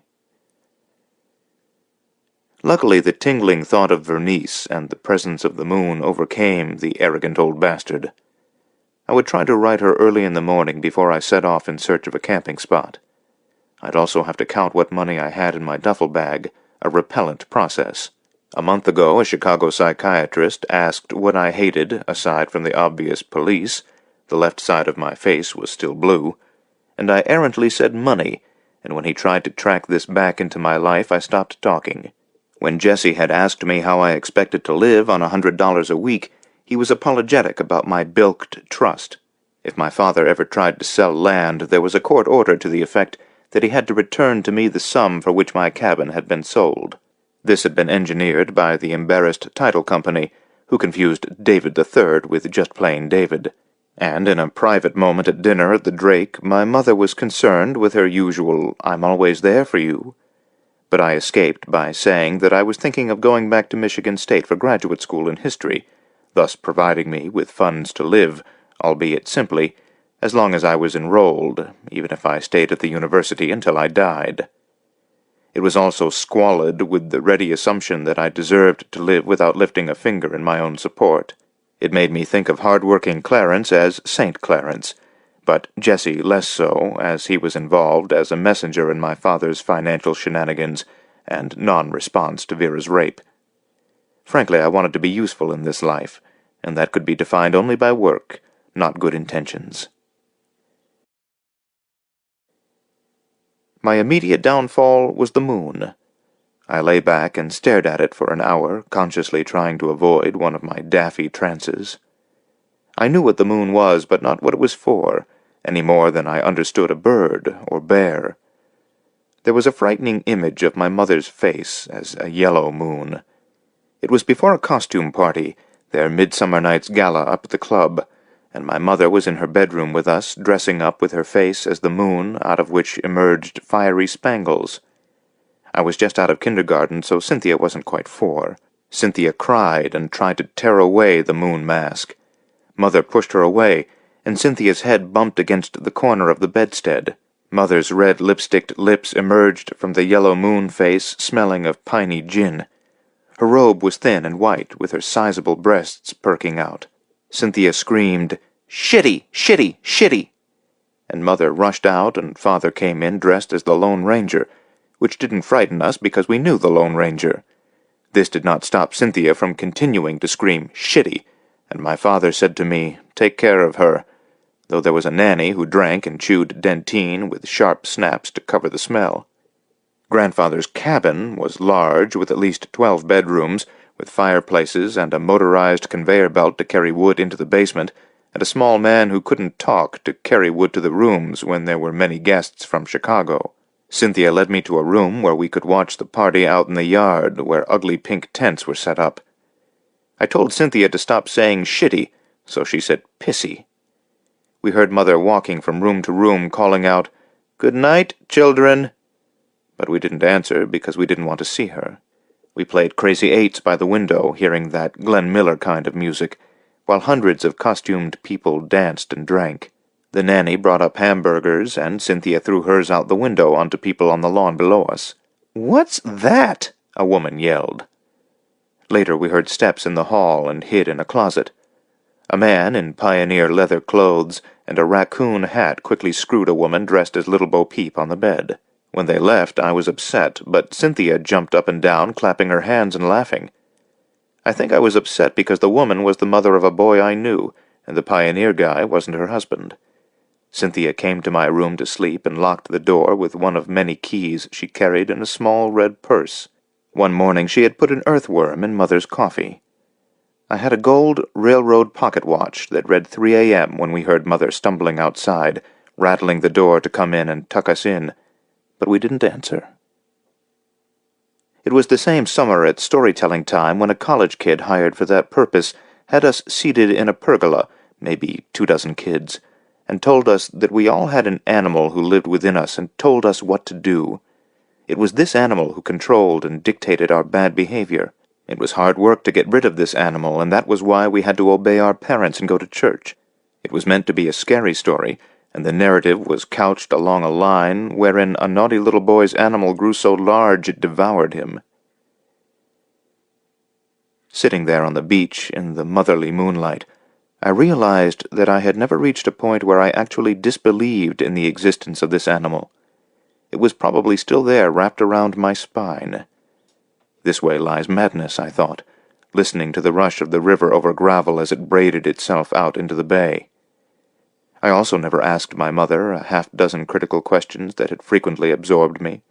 Among them, what truly had happened to my dead Uncle Richard, whom Fred told me she had loved to distraction. I would also ask her why she feigned weakness to deny any accountability for her behavior while we were growing up, and why, since she had her own money, didn't she leave my father after I was born, and then Cynthia, when his behavior was acknowledged to have become out of control. But then even the slightest personal question made her flutter a hand in front of her face as if it held a fan. Didn't she know that her avowed phantom pain medically referred to those who had lost limbs and felt pain in the specific area of their absence? When I was 12, I chanced to see her standing naked near her dresser one morning, and thought her the most beautiful creature in the world. My cock stayed intermittently hard for days, and felt as if it were leaking, despite the fact that I knew this desire was wrong. Fred told me that her beauty began to decline the moment she decided to marry my father. Fred also told me, when he was quite drunk, that he had caught my mother and her college roommate nakedly entwined. He told me this when I was in college, and though I was shocked, I researched it, and found that it wasn't all that extraordinary. Humans are unable to discover unique behavior in their own species. When I was supposed to read Matthew Josephin's Robber Barons for a history course, a book dealing with capitalist predatory behavior in the 19th century, I dropped the class because I didn't want to think of other descendants in my same position. We want to keep our wounds as lucidly unique as possible, though sitting there on the beach I began to see it as a vain effort. I recalled seeing a book titled Father of the Atomic Bomb. Maybe I just wanted, absurdly enough, to take control of the past that was so directly painting the landscape of my present life. There was a glimmer of the idea that if I could see and understand this past clearly enough, I could throw it away. By the time I left the estuarine beach, I was pleased to see the northern lights, but they turned out to be the first signs of dawn. I had finished with my rational thinking, and stared at the moon until I had the illusion that my eyes were detecting its slow, steady movement. The moon gradually had ceased being my mother, for which I was thankful, though the animal wrapped around my spine remembered my mother's body. My mind was able to replace my mother's body with that of Vernice. There was a vaguely uncomfortable resemblance which I dismissed. Becoming erect, I rolled over and tried to fuck the sand, which I don't recommend. I pressed my face against the sand, which was a little damp with dew, and imagined it was the loveliest pussy on earth, and I didn't care whose body owned it. I dozed, and when I awoke to full morning light there was a rare piping plover quite near my left eye, acting curious about this sleeping interloper in her home.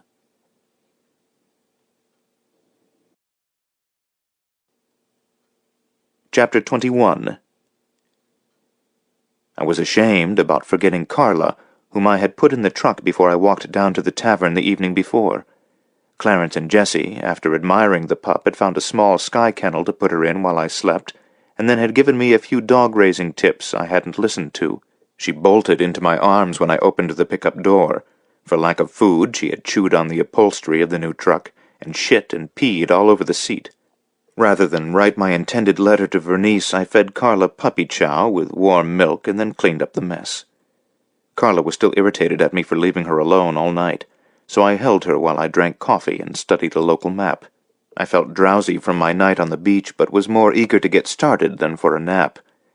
I packed a small knapsack with a notebook, sardines, crackers, cheese, water, and a sack of puppy chow for Carla. An hour later I was on the Kingston Plains, an area Fred had shown me years before. This was to be the first of 123 straight days in the field, a tribute to my mania rather than my good sense. The main feature of the Kingston Plains was the thousands of acres of white pine stumps, some of them very large, which had been cut at waist or chest height, probably during the winter when it was easier to skid the trees out on snow-covered trails, which they dampened to form ice, so that the draft-horse-drawn log sleighs could be more easily pulled. Earlier they had used oxen, but oxen, unlike horses, had to be lifted totally off the ground to be reshod, while horses could be reshod 1 foot at a time. I had walked less than a mile among these stumps when I noted that Carla was no longer trotting alongside me. I turned around, and there she was, about 30 yards behind, curled up and sleeping. That was fine, because my bad ankle already hurt from stumbling on the beach in the night, and my ankle wrap and tape were back at the cabin. I sat down against a nearby stump and watched her sleep, gradually lifting my eyes to study the landscape around me. A very quiet voice was saying, "Stupid," in my left ear. I remembered a fellow student in an American literature class who had returned from a summer in Haight-Ashbury in San Francisco with his head shaved. Many of us more orthodox creatures were envious of this daffy young man in his tie-dyed shirts and ragged trousers. Even sorority girls were drawn to him. The previous year he smoked dope constantly and drank a great deal, but now, along with his bald head, he neither drank nor smoked and had become a vegetarian. One autumn afternoon I walked along the Red Cedar River with him, and he told me he was having satori's thick and fast. Satori, a Zen term meaning an awakening that clarified his own true nature. Leaning against the stump, half asleep, I was having one of my own, a girlish lisp whispering, "Stupid." Aside from the slightest smattering of knowledge, the landscape was incomprehensible, other than the sleeping Carla. I took out my notebook and drew an absolute blank with my poised ballpoint. The "stupid" I was hearing wasn't contemptuous, just true. I had flushed a number of sandhill cranes when I drove down the 2-track into the area, and now one was returning with its curious and loud prehistoric honk and squawk. Carla leapt to her feet and scooted to my lap for protection. I felt thoroughly comic. I had been in similar areas hundreds of times on the way to trout fishing, but then your mind is on the approaching river and chances of luck, and far less so on the landscape around you. I swiveled around until I had completed a 360-degree view, suppressing any anger I felt over the idea that they might have left a few trees for those in the future to look at. Maybe to try to imagine the trees was like asking a contemporary Lakota to imagine a million buffalo. There was an eerie sense of the gray stumps as ghost trees, and I planned on visiting the area in the full moonlight.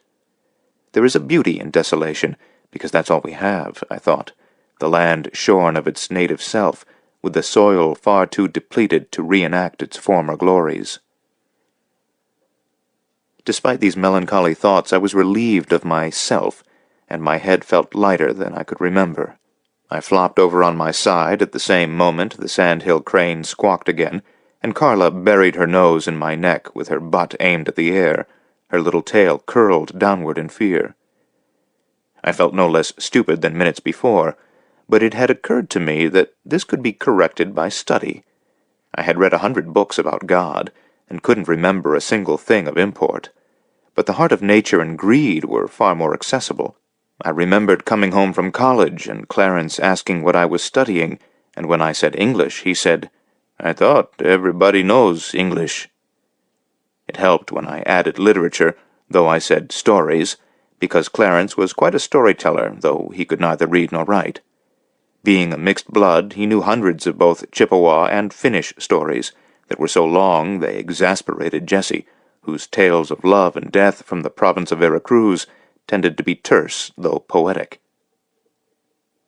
Of course, I had high school and college courses in many aspects of the natural sciences, but they didn't enable me to put together the whole picture of what I was seeing around me. It had long been obvious to me that I wanted to know too much, perhaps more than anyone was capable of, and my religious conversion at 15 was mostly a powerful desire to know God. Once on the way home from trout fishing, my friend Glenn had said, "People don't know why they fuck, they just do it." I learned in my anthropology course that people prayed in every single culture. But where did the urge to know everything come from? In my case, it started close to home by wanting to know everything my ancestors had done in the Upper Peninsula. This seemed to include everything bad my father had done to our family. For the time being, I had to exclude everything bad my family had done to the population of the Upper Peninsula, because that meant my project would slop over the edges of my known world. My immediate response to these thoughts was to put on some more mosquito dope, because my sweat had washed off the previous application, and all manner of bugs, including black flies and deer flies, were coming in to feed. I got up with a twinge in my ankle, but Carla decided to continue sleeping. I opened a can of sardines, and that enlivened her. We shared the whole tin, and I carried her back to the truck slowly. On the way, I began counting the visible stumps until I reached the truck, then wrote in my notebook, 547 stumps. The world had opened up for me in a significant way, however untraceable. I reached the cabin by mid-afternoon and loaded the rowboat. The temperature was in the 80s, with a south wind driving the cooler air of Lake Superior to the north. It was tempting to sleep, but my mind was a whirl of reality rather than self-concern. Perhaps I was reaching my youthful ambition of not spending my time thinking about myself. On the way back to the cabin from Kingston Plains, I had conceived of a new kind of prayer that didn't attempt to make exceptions for myself from the human condition, but was a simple request to understand the world, and consequently what was happening to me. To this I added a request to not get greedy about the matter because it had dawned on me that the sin of greed was deeper than money.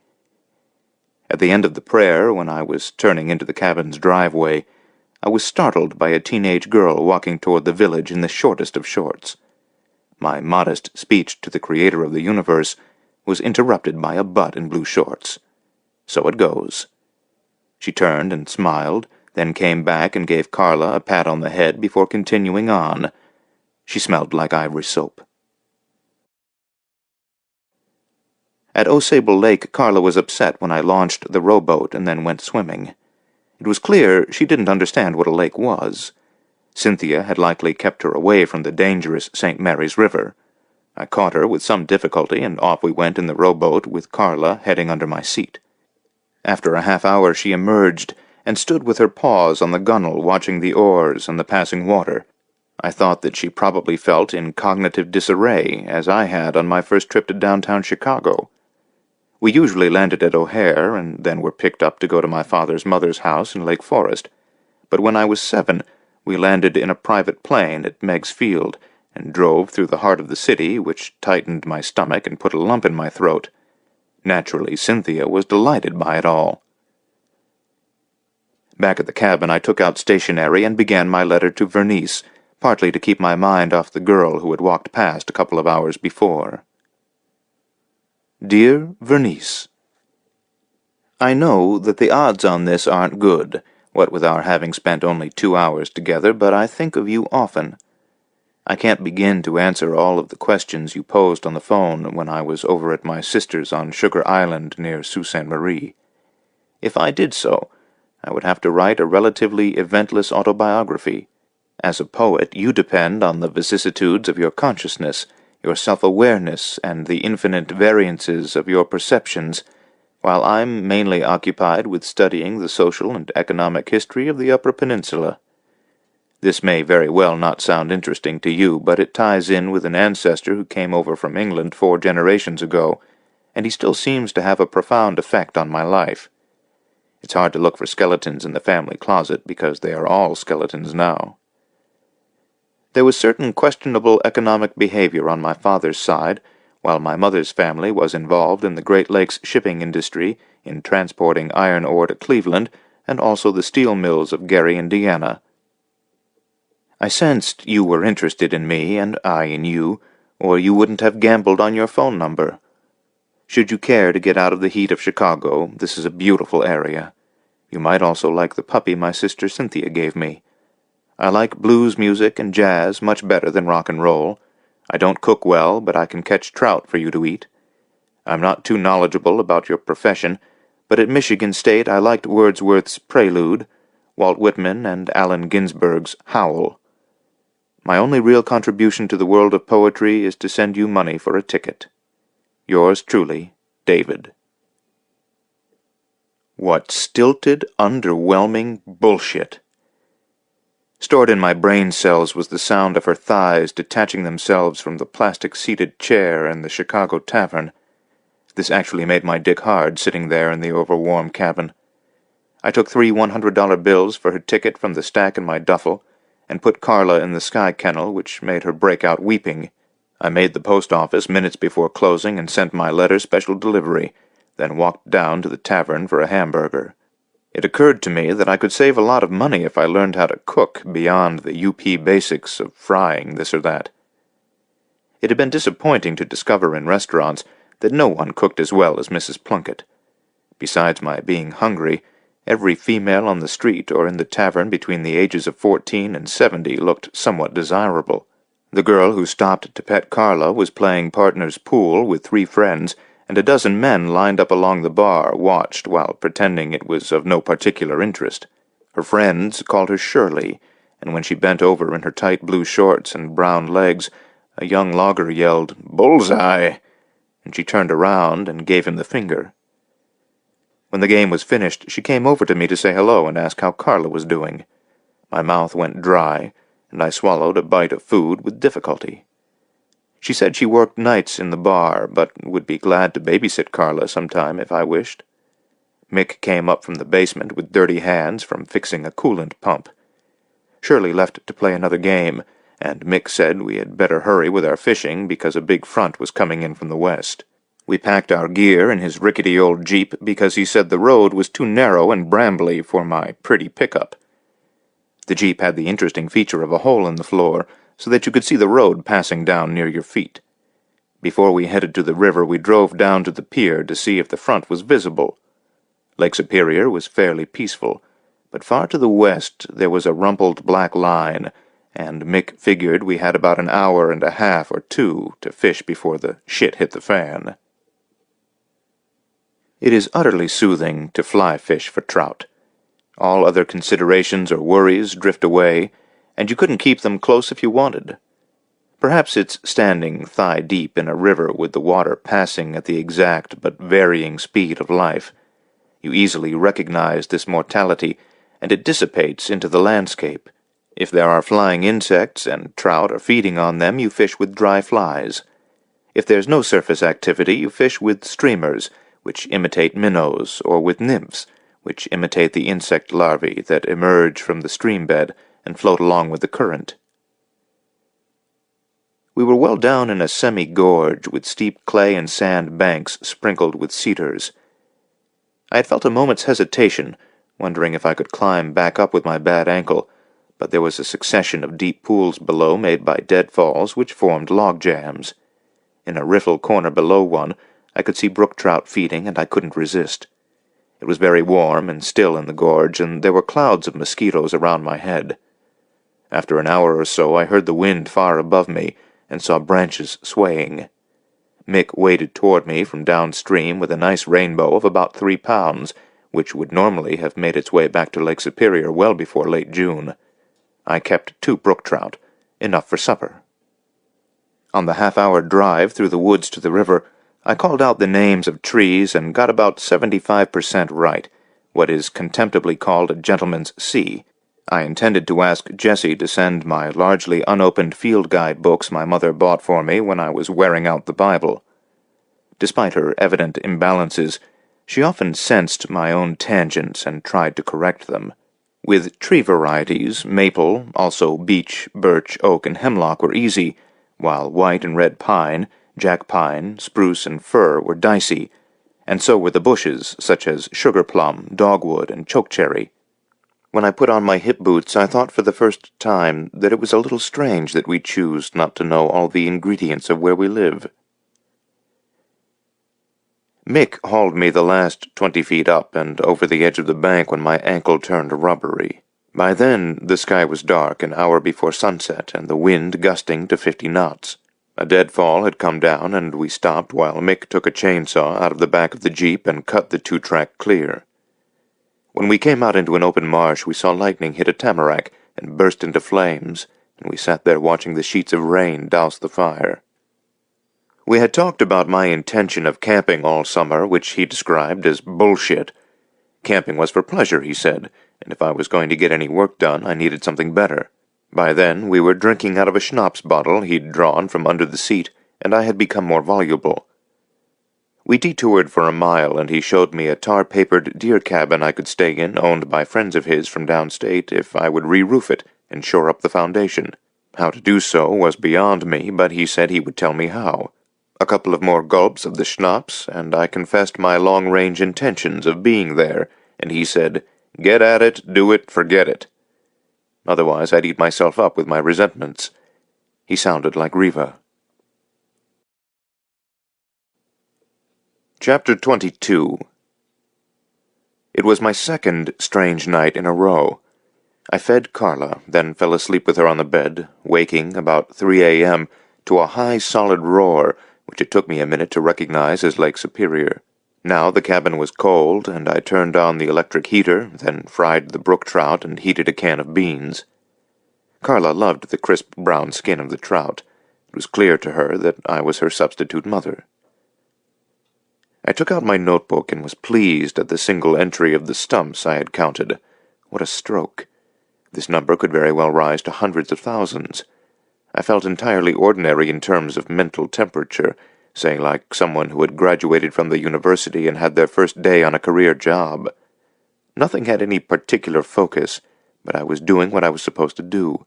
I read in a volume of Sprague's journal I had brought along how early loggers, featuring my great-grandfather, had created leases to cut native property, which would be signed by a witnessed X, then slipped in a land deed and took ownership for the minimal lease price. I passed over Sprague's irate gloss on this matter hurriedly. I was far more interested in what had happened than I was in the emotion of anger, at least for the time being. I fell asleep over the small desk, then awoke after a nightmare in which Polly was making love to someone else. Well, of course, but then the dream memory revealed that her partner bore some resemblance to my father in a younger reincarnation, which meant a resemblance to myself, but then it was him, not me. I straightway wished him dead in his Florida jail cell.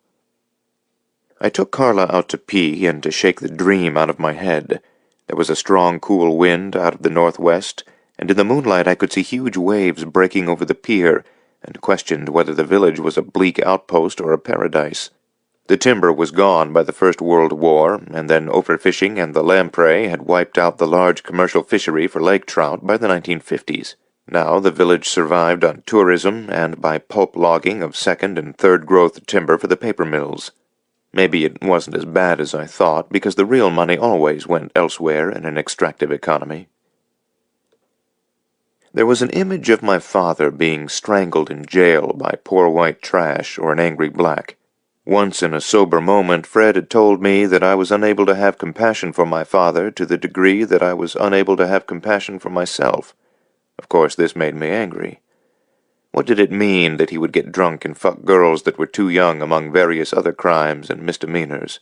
In a dreary introductory psychology course that masqueraded as science, it occurred to me that you could explain everything away, but the behavior remained. He may have regretted raping Vera, but what could this regret possibly mean to Vera? What did he feel when he stole my cabin, or bilked the trust money due to Cynthia and myself? He didn't hit my mother, but his language to her was often icily violent, so that Cynthia would hold her hands to her ears and scream until she was about 10, and then she simply stayed out of his presence as much as possible. This taunted him because everyone in Marquette who didn't know him well thought of him as gracious, charming, generous. After the Duluth incident, I was outside the screen door of the workshed and heard Clarence say to Jessie that my father would fuck a rock pile if there was a snake in it. How well had I treated Polly? The sound of our marriage had been my subdued whine. I had driven her away as surely as if I had wielded a club. Even on our marriage day I was vaguely aware that I was doing the wrong thing. I think both Cynthia and my mother were also aware, but remained hopeful. There was the definite possibility that after the separation, when Polly and my mother had continued seeing each other, my mother had said, "You must forgive my son." For what? For trying so hard to be unlike his father that he had no idea who he was. Riva had disturbed me because, though she was clinically hard-headed and knowledgeable, she had said that there were invisible fibers between certain people, and they couldn't do much about it but try to control them. She had said that after I had told her about Laurie from start to finish. This was during our breaks between lovemaking, when she asked me about my sexual experience. I wrote it down when Jessie had referred to Laurie as a plumita, and years later I had asked a Mexican girl who was a graduate student what it meant. She was embarrassed, but laughed, saying it meant that whomever was a fast little feather, a girl who could be from a good family but liked intimacy, not necessarily whorish, but available. I told Riva all of this, and she said people didn't have to be in love to want each other badly. "Look at us," she added.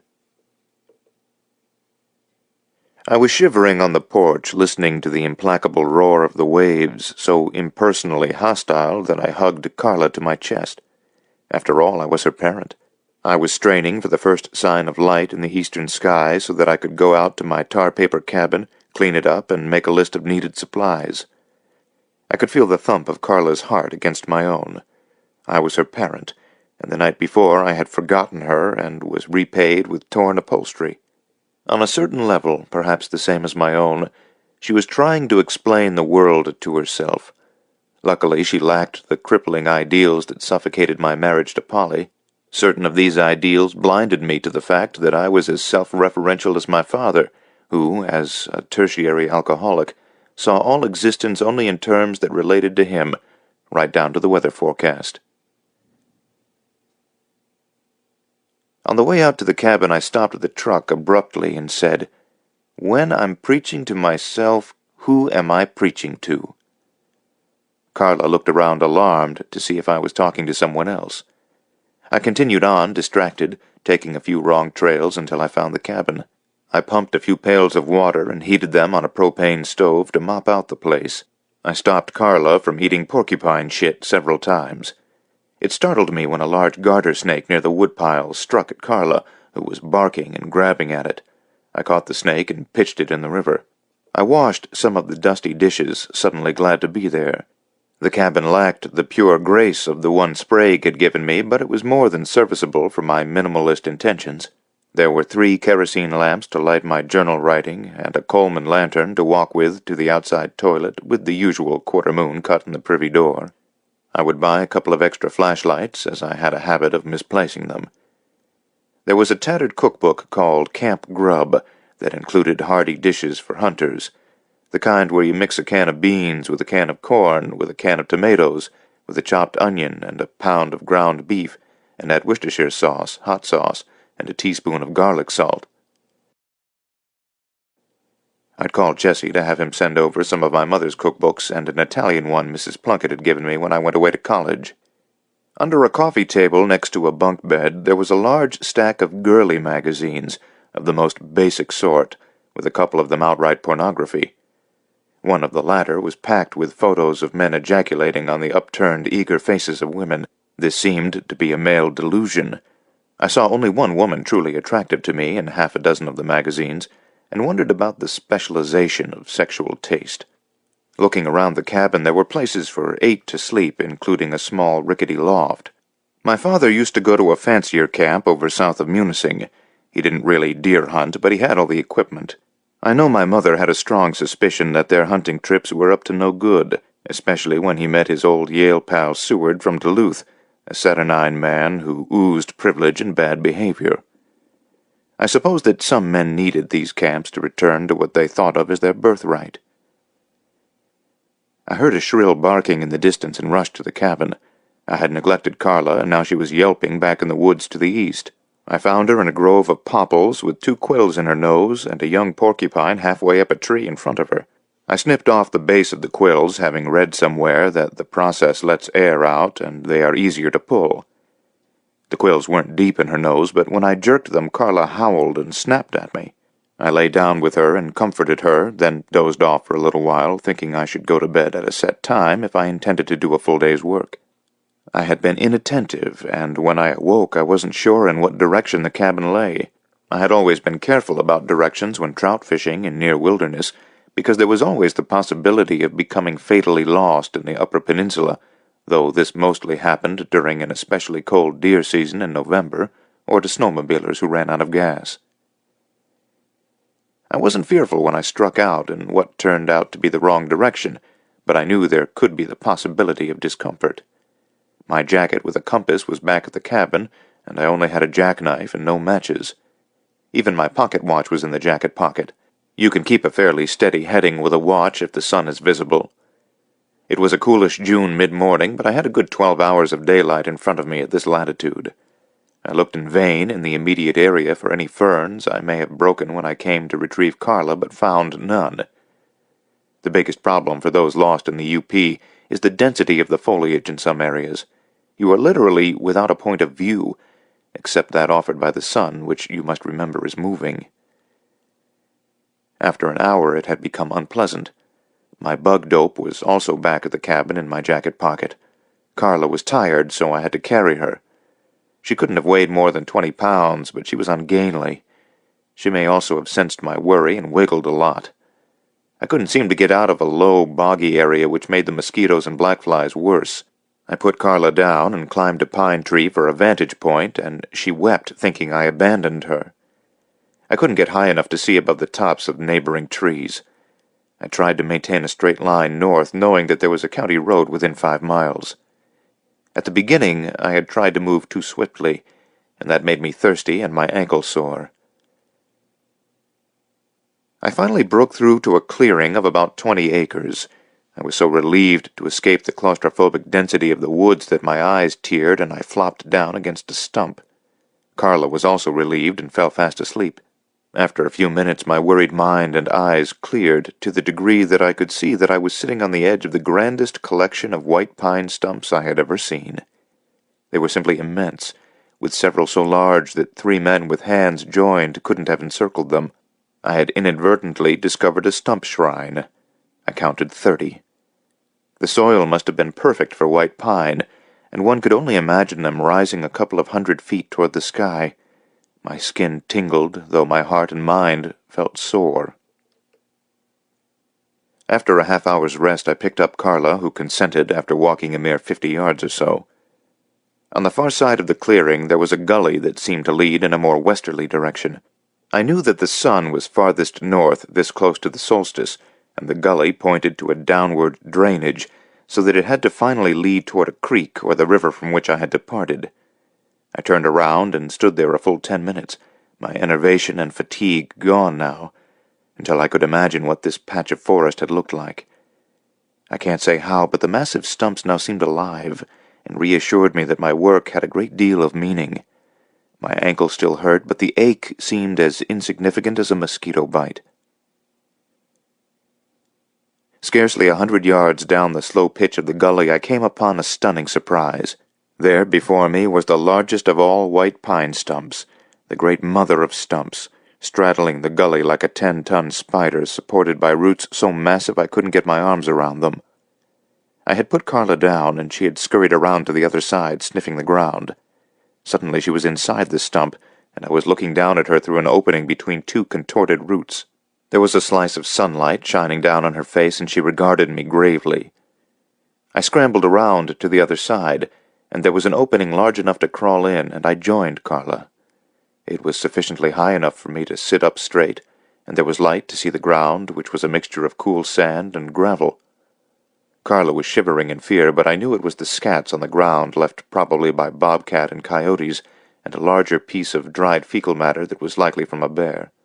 I was enthralled, and there was a distinct feeling similar to when I had been baptized.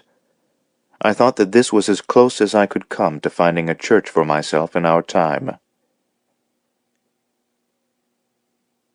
The gully did lead to the river, though I guessed it was a mile or so, and I had to half-crawl through a dense alder thicket with mud up to my elbows and knees. The important thing was that I could hear the river, and it was a joy to slide over the bank into the moving current as if I were a dead man. I released Carla, and we floated at the same speed, with Carla gulping the water. I was painfully thirsty myself, but waited 100 yards or so to make sure that there wasn't a dead animal in the river that might cause me to get giardia, an intestinal disease that lasted for months. Chapter 23. I spent 10 days surrounding the 4th of July weekend laying low while the village was crowded, continuing to work out my grid in the areas where white pine had been present. I could now walk up to 4 hours a day on my bad ankle, and Carla quickly got stronger too. I rigged a sling and a pouch out of a day pack to carry her on my back in the manner of a papoose when she became tired. I had certainly had my doubts at first, but Cynthia was right about Carla being a companion.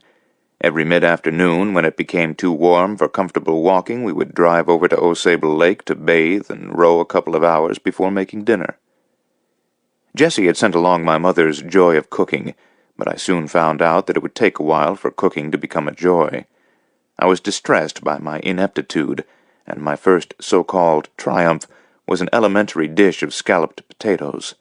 The bottom of my meatloaf was burned, and the top crumbly. My spaghetti sauce was acrid.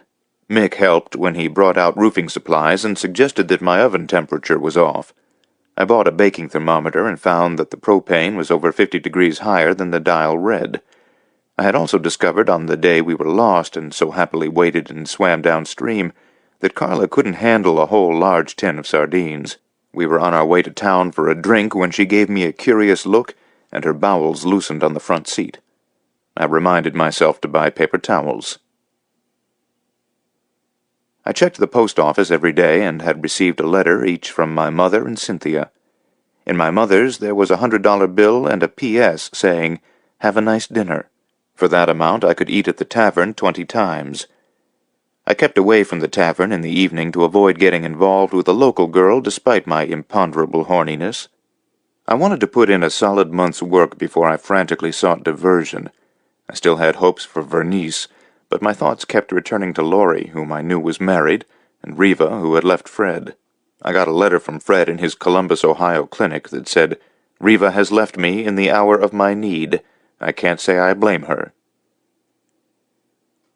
Then on the Friday after the 4th, I got a postcard from Vernice that said, "Maybe, love Vernice." I smelled the card in the post office lobby, and an old crone laughed at me. Incidentally, there was no odor. The card was postmarked 5 days before, and I idly thought that maybe she was on her way north. My heart sped up, and my dick twitched in my trousers. My willpower slackened, and I went to the crowded tavern for a drink. There were at least a dozen acceptable women in there drinking beer and saying such inimitable things as, "I gotta take a piss." One next to me on the bar stool said to me, "Buy me a beer, cutie." She was from Germfast, and her large tits swung in her halter top. My ears burned. I was a leg and butt man, but for a change the sight of these big stretch-marked breasts enlivened me. Luckily, her pulp-cutting boyfriend showed up, and my thoughts turned to Shirley, who was playing pool with a burly older man who Mick had told me was a downstate writer. A commercial fisherman I met earlier had given me 5 undersized lake trout, about a foot long apiece, and I left after my 2-beer limit, despite saying to myself, "Who gives a fuck?" Outside, near the tavern entrance, 2 girls were doing a dance step. They were clearly underage. I guessed them at 13 or so, but physically attractive. One of them was beautiful, in fact. They wore only shorts and halters in the late afternoon warmth, and moved gracefully to the music that came out the tavern's screen door. Both of them grinned at me, and I felt blood rising to my face, as it occurred to me that this was the kind of desire that had caused my father so many problems. But then he didn't accept the social contract to the degree that he denied himself anything. The other question that came to mind was, why didn't I ever dance? I made the mistake of leaving each day at dawn and spending 3 days to the west over near the big Two-Hearted River area, hauling the boat and fishing several lakes in the afternoon. I didn't care much for Hemingway, who was a 20th century icon to my father. Some of the early stories were fine, but as a non-veteran I had no fascination with war. I preferred Willa Cather and Faulkner, both of whom my father considered soft in the head. He made several fishing trips to Cuba with Seward in the late 40s and early 50s, and had met Hemingway several times, doubtless at a bar. I suspected later that the main purpose of these trips was the sexual tourism so popular under Batista. My mistake was not checking the post office, because I got back in Grand Marais after the lobby door was locked. On the 3rd night after 2 a.m., Carla was barking, not unusual because she always barked when she heard coyotes or smelled a bear. But then there were lights sweeping through the cabin windows, and I thought of the revolver that I had abandoned to make sure I didn't use it on myself. It was Vernice. To put it in mild terms, she was furious. I stood there at the door in my skivvies, and she asked why I hadn't met her fucking plane in Marquette as promised. In the background, Mick waved, outlined by his pickup lights. I was shining a flashlight, and there was a cloud of mosquitoes around her head. I tried to brush one off a cheekbone, but she hissed, "Don't touch me!" She stood at the half-opened screen door as I quickly lit 2 lamps. More mosquitoes were coming in, so I retrieved her blue suitcase, and she stepped inside far enough for me to close the door. She flinched when Carla started licking her ankle, but then stooped and petted Carla, who rolled over on her back. She spoke in a low, tight voice, saying that she wanted to fly back to Chicago in the morning, and had made a reservation when I hadn't met her plane. She had taken a bus from Marquette to Seney, then paid 2 teenagers at the Seney Tavern $20 to drive her to Grand Marais, where she arrived at midnight at the tavern. She had to wait 2 hours for Mick to close up because other men in the bar were ugly drunks. She had assumed that my cabin was on a beach, not a shack in the fucking woods. I apologized and said I hadn't been able to check my mail for several days. I heated her some water to wash up. She said her plane back to Chicago left at 6:30 a.m., and I said that meant she'd have an hour to rest, then we would have to leave for Marquette. She yelled, "Fuck!" so loud that Carla scooted under the bed. She got down on her hands and knees and coaxed Carla out from under the bed, and I thought how unlikely it was that I'd ever get to touch that butt sticking up in the air in a soft denim skirt. I asked if she was hungry, and she nodded while calming down Carla. I heated her a bowl of my chili, which I thought was pretty good, but when she sat down she stared at her bowl and said, "Chili is not made with kidney beans, tomato, and hamburger." She looked at me so closely as she ate several saltines that I wished I had put a shirt on. Her hair was swept back in a single braid, which was curled into a bun. She said she was too tired to leave on a morning plane, and when she had a night's sleep she would make up her mind. She carried my sleeping bag to a far corner single bed, took off all her clothes except her panties, smiled and gave me the finger, and was fast asleep in a minute. Carla stood on her hind legs, scratching at the sleeping bag, trying to get in bed with Vernice. This made me feel childishly jealous, but I helped her up.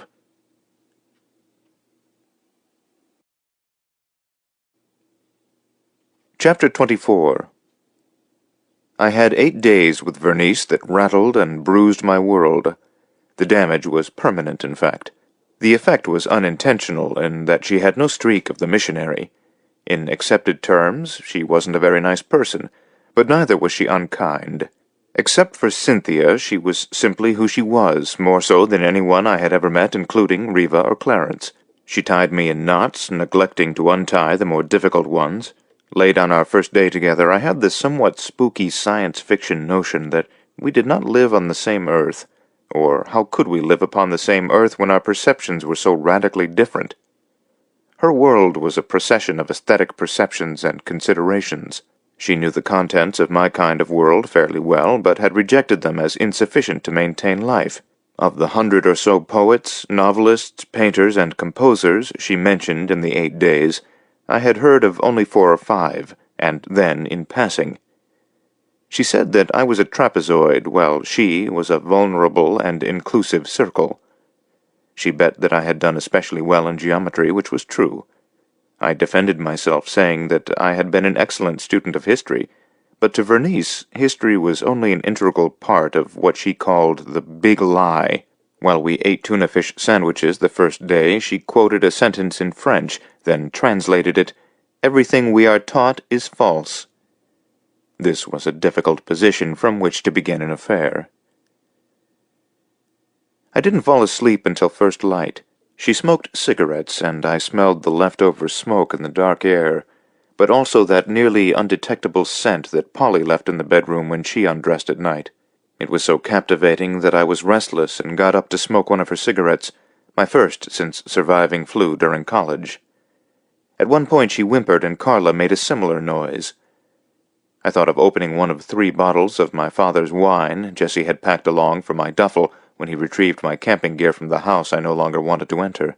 At the moment of putting out the cigarette, the house no longer seemed haunted. Why? Maybe I had already walked and rode it away. I left the wine unopened because I remembered from the Chicago tavern that she had spent her junior year in France and Italy, and she might like it. I drank a beer from the Cervelle propane refrigerator and smoked another cigarette, admonishing my penis that stuck its head straight up from my skivvies, saying, "The odds don't look good, son." The beer put me to sleep, wrapped up in an uncomfortable wool blanket. When I awoke, Carla's face was peeking in the paned window near my head.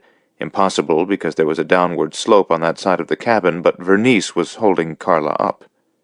She came in, and within minutes she had made us a big cheese omelet. To explain the speed, she said she had worked for 2 years in a mediocre French restaurant in Evansville while going to college. I was impressed because she flipped the omelet over on itself in thirds without using a spatula. She had started cooking quite young because both her parents worked, her father as a small-time contractor, and her mother as a legal secretary. She had 3 older brothers, a Nazi school principal, a career chief petty officer in the Navy, and the youngest worked with her father. He was a cabinet maker and a problem drinker, but she liked him the best. Her father was in AA, but her mother was often clinically depressed, and that was why she had learned to cook so early. She asked me about Cynthia, and among other words I used captious, which Bernice liked. I didn't tell her that it was a word my father had first used for Cynthia. She especially liked the way Cynthia had run off with a mixed blood at barely 16 and still finished college. When she probed further about my parents, I said I'd talk about them later, but we had to get going before the day became too warm. While I packed some water, sardines, crackers, and cheese, she joked that when she awoke, she suspected that I was snoring so loud to draw attention to my dick that was sticking out. I blushed and turned away, which she thought was charming. While I checked the straps holding the rowboat firmly in the pickup bed, she said that when she met me near the Newberry Library, she thought I was probably a rich guy, due partly to Fred's accent, which she said was North Shore Chicago.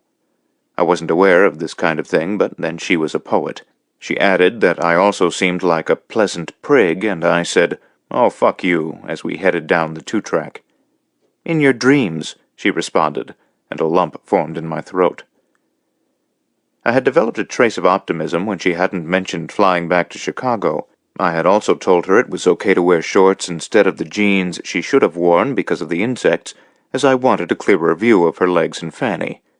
I felt low rent about this, but not after she had used the dreaded prig word.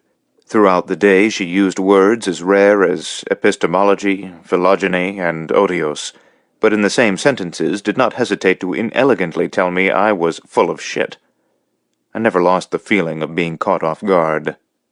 I changed plans because it would be getting too warm by mid-morning to head inland. I decided on the Grand Sable Dunes. When we passed through Grand Marais, Bernice had me stop by the post office to retrieve her ill-fated letter announcing her arrival. There was also a note from Cynthia I stuffed in my pocket to read later.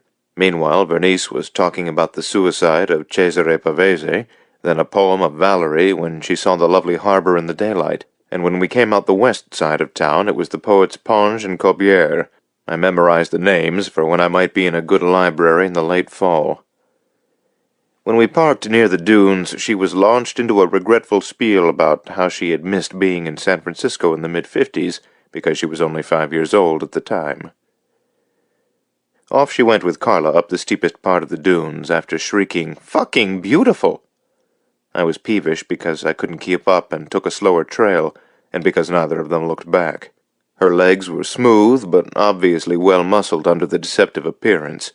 I remembered quitting tennis at 13 because my mother ran me ragged around the court and easily reached any pathetic junk shot I made. With Bernice, the consolation was her butt and bare legs churning up through the deep sand. I met them on my circular route about 15 minutes later on a promontory covered with beach grass from which you could see Osable Lake far below and Lake Superior in the distance to the north basking in its cerulean glow. Bernice was in tears over the beauty of the place, staring to the west where the dunes ended 12 miles away near a lighthouse. She was sweating, and when I sat down next to her she leaned against me for a moment. I started to put my arm around her, but she was abruptly up and off and far enough away so that I yelled and pointed to a green covert in a valley about a mile toward Lake Superior. This time Carla didn't follow and was relieved to be put in her papoose.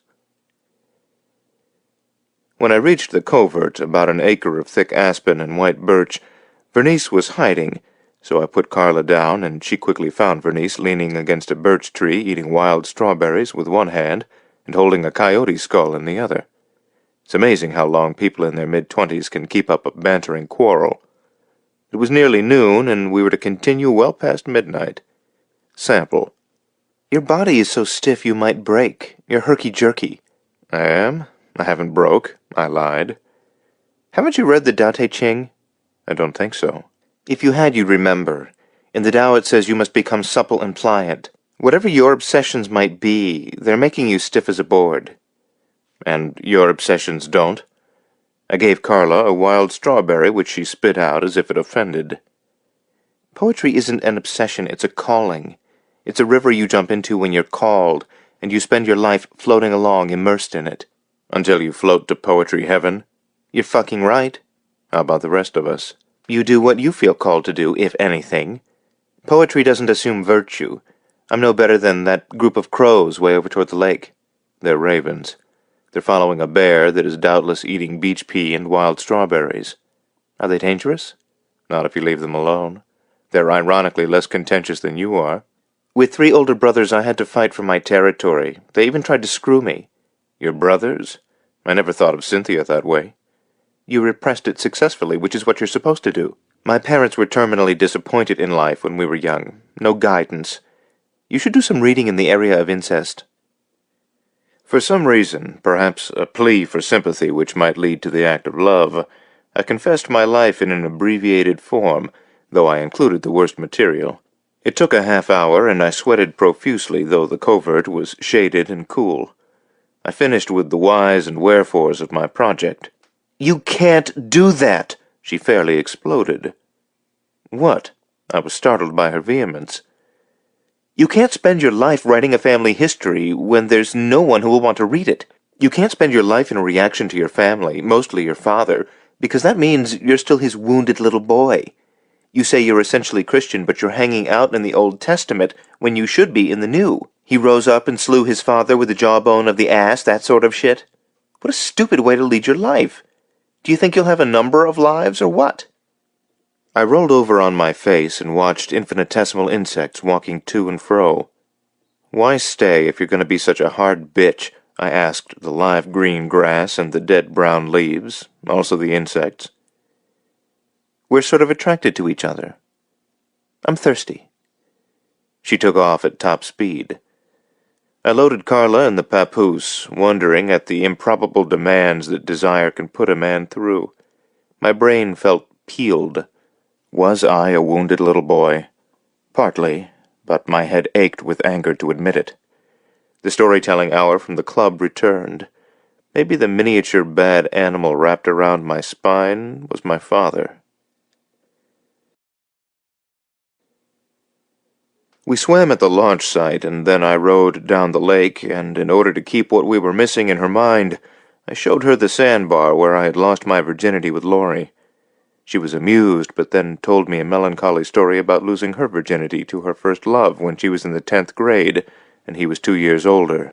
She loved him horribly right up until she entered the university, and he suddenly married her best friend, because her family had little dough, and he could manage one of their hardware stores. After he was married, she returned home and seduced him, making sure her former girlfriend knew, but that had accomplished nothing. She was still sad that she had done such a cheap thing. "That's a terrible story," I said, watching her take off her wet bra and panties, draping them over the gunwale of the rowboat to dry. "Jesus Christ," I said as she leaned over the back of the boat to slosh cool water on her face. "Relax," she said. "It's good for you to work up a head of steam." She laughed when she turned around and saw my hard-on in my wet underpants. "Is that for me?" She tickled it with a big toe while I rowed. What an extreme game, I thought. I sat in front of the IGA grocery store while Vernice ran in to buy a chicken to roast. I began to open Cynthia's letter when my mind suddenly re-envisioned Vernice leaning over the back of the rowboat. I was no longer looking at Cynthia's letter, or out the windshield for that matter, but at the well-thought-out structure of the vagina and what a problematical theology student had called the divine perineum. When my 5th-grade class had made a trip down to a Trenery area farm, a bright little girl had commented on cows. They're terribly exposed. The livestock metaphor wasn't helping, so I read Cynthia's letter, only to find out that Laurie had breast cancer. But then there was the usual addition that they seemed to have caught it early enough. I quickly put away the letter when Vernice came out of the store. "I can't remember seeing so much brown lettuce," she said. "What the fuck do they eat this far north? You're the religious one, and I haven't been in church since high school, but the dispensation of the New Testament is forgiveness. All that bullshit about the sins of the fathers being visited upon the sons no longer applies. You're not Moses. You didn't cut down every fucking tree in the Upper Peninsula. Your cheapness didn't let miners die in unsafe mines. You didn't rape that young girl. You admitted that she was attractive, but you didn't do anything. Do you think you're going to get even with dead people? My father's not dead. You know I meant your ancestors. Your father sounds like a dried-up piece of dog shit. He's no longer harming your mother or sister, just you." It was too warm in the cabin to roast a chicken until later, so we split a tuna sandwich. I got out the 3 bottles of wine that Jessie had packed for me. I never had been much interested in French wine because my father had made a fetish out of it. The wine made Vernice irritable because the bottles were from the early 1950s, very valuable, and I had them standing up in a cupboard in a warm cabin. "I could sell those bottles in Chicago and have a nice month or so in France," she said. "Go ahead. Sounds like a good idea for you." This comment didn't please her, though I meant it. She went over and unpacked her suitcase, which encouraged me, but then she discovered the stack of porn magazines in the dresser drawer and glared at me. "They came with the cabin," I shrugged. "They just feature women as a target, and men forget there's a woman attached to the target." She stripped down to her bra and panties, flopped on her bed, and was asleep in a minute. I didn't want to look at her, so I went out on the rickety porch, put on mosquito dope, and fell asleep in a rocking chair. I awoke in the early evening with the mosquito dope not having worked very well. Vernice was sitting at the table, still in her bra and panties, writing in a journal and drinking coffee. "Don't say anything. I'm in the middle of a poem." I poured a cup of coffee, then took a bar of soap and towel down to the river to bathe. Carla had rolled in something dead out in the dunes, so I soaped her down, which made her wiggle with enjoyment. There was something eerily pleasant about standing naked in a cool river drinking a hot cup of coffee. I soaped down, then grabbed an alder branch above a deep pool, letting my body trail off and rinse in the current. It was nearly sunset, and Carla made a sharp dog shadow sitting on the bank. Back in the cabin, Vernice was getting the chicken ready to roast. I impulsively told her about Laurie's breast cancer, adding that I was sure she would be fine because she was young and could fight the disease. Vernice told me gravely that it was just the opposite, that her youth would give the disease more energy, and that her chances of long-term survival were less than if she were older. This caught me unawares, and I got tears in my eyes, which I unsuccessfully tried to hide. She looked up at the ceiling to cover for me. "Oh, fuck it. I never got to taste anything like this before." She opened the bottle called Petrus and poured 2 glasses. "Your father might be the ultimate asshole, and you might be one too, but I thank you." She took an ample sip, held it in her mouth, and shivered. I took a taste and admitted it was pretty good, which irked her. Fred had been amused when I chose Michigan State over Yale, and now I had hit another of many of my rejections of my so-called class. Vernice teased me that a lot of girls who had been in the restaurant business or to France would be glad to fuck for this bottle of wine. I said, "You must be kidding," and she stood up and took off her clothes. I said weakly, "I don't want you to fuck me for a bottle of wine," and she said, "You've been nice while I was being an insufferable prick tease." And that was that. She smelled like fresh lake water and sunburn, the same as Laurie had so long ago. The difference was that she laughed a lot throughout the rest of the evening. It was the opposite of anything melancholy. The fact that she was so orgasmic had nothing to do with my minimal skills. In the last light through the windows, I looked into her eyes, and they virtually weren't there. I was momentarily spooked. I pushed back and heard our sweaty skins separate.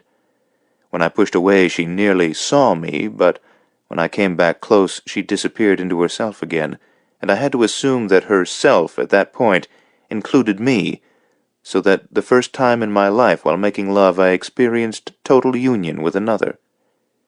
Inside my chest and head I felt on the verge of weeping, but didn't. I was mystified, but then my mind gave up, and I became as lost to the room as she was. We had our roast chicken at midnight. She had put lemon, thyme, and blanched garlic in the cavity and surrounded the bird with carrots, onions, and a few new potatoes. She closed her eyes while drinking wine. I had a cold beer myself, which she didn't object to. This level of food pleasure was new to me, except that she as a cook was obviously a few steps up from Mrs. Plunkett. The aesthetic principles involved in her poetry obviously also applied to her cooking. In addition, I had noticed the way she bobbed her head slightly to frame the outdoors through the small panes of the cabin windows. I caused the only slump during dinner by suggesting that her superb cooking would enable her to get a good husband. There was a deep flash of anger, and I had no options for retreat. She actually said that she had grown up Catholic and was a nun for her art. To marry would be a blasphemy against all she wished for her life. I tried to withdraw by saying mildly that it was natural for me to think that, in biological terms, the kind of lovemaking we had just experienced might lead to mating. She laughed and reminded me that I had told her that my separation from Polly had come about because of my refusal to have children. I backed off by saying that she had drained away all of my intelligence. "We've just gotten started," she said. It was a warm night, and we took a dip after dinner. There was a heavy thrashing in the brush across the river, and Carla scooted back toward the cabin. Vernice was alarmed, and I said that it was only a harmless bear that was doubtless attracted by his or her first whiff of garlic. When she asked how I knew it was harmless, I said that if it was the one rogue out of 100,000 black bears, it would have been in our laps by now. Without the sun, we shivered in the cold water and began to make love again, but the mosquitoes drove us inside. I was disappointed when she wouldn't sleep with me, but she said that on no condition would she sleep overnight with anyone. It was grand to make love with bodies made cool by the river water, though when I drifted off to sleep there were painful memories of Laurie. Everything is attached, and nothing is free. An odd thought for a geometrical man. Chapter 25. Despite the range of this pleasure, we were a little slow and depressed in the morning, perhaps a trace of the sadness in knowing that, despite our better human instincts, we would push everything we had away and follow our own courses that we had embedded in ourselves so deeply, the willful loneliness that we could not be deterred by the possibility, maybe the probability, of loving each other. Maybe people used to fall in love despite having invented such barriers. Maybe the culture had begun to subtly teach that this servitude to ambition was the highest hope. Maybe at one time more people were just people, but perhaps neither of us had ever tried to be simply people. And maybe we were the kind of people that it was easy for the culture to denature. When we were children, we were errant enough to wish to be birds for the day, but there's nothing easier to lose than playfulness. There was a brisk south wind early in the morning. I stood at the window watching Vernice drinking coffee on the river bank, the breeze fluttering her hair, with Carla leaning against her leg. I knew the strength of the south wind would bring thunderstorms, so I was packing my light rain jacket plus a poncho for Vernice. Breakfast had become a near disaster when I took out my largest map with its superimposed, meticulous grid lines covering the entire Upper Peninsula. There were shaded areas and stickers to identify all of the family's logging and mining activities. After showing it to Vernice, I folded the map and took out another, which was a more detailed blow-up of the central UP area where we were now, superimposed on state police county maps so I could navigate the area. She nastily made it clear that she wasn't a map person, teasing me without humor for being an anal compulsive or an anal retentive, I forget which. I was pissed off, but kept it under control. My map work had made me quite proud of myself. Then, without asking, she began to read the newest of my stack of journals. I felt like I was watching a professor read a term paper dear to my heart. She read without comment a full 15 minutes, and I started packing for the hike out of sheer nervousness. "Well, the actual stories and details you've collected are fine, but everything else you've written is in that ricky-ticky old-time historical talk. You're pulling all of your punches before you even throw them. Why be so timid? You're setting up some dead people to murder them. At this rate, you'll finish in 50 years just before you drop dead yourself. Here's an idea. Watch now."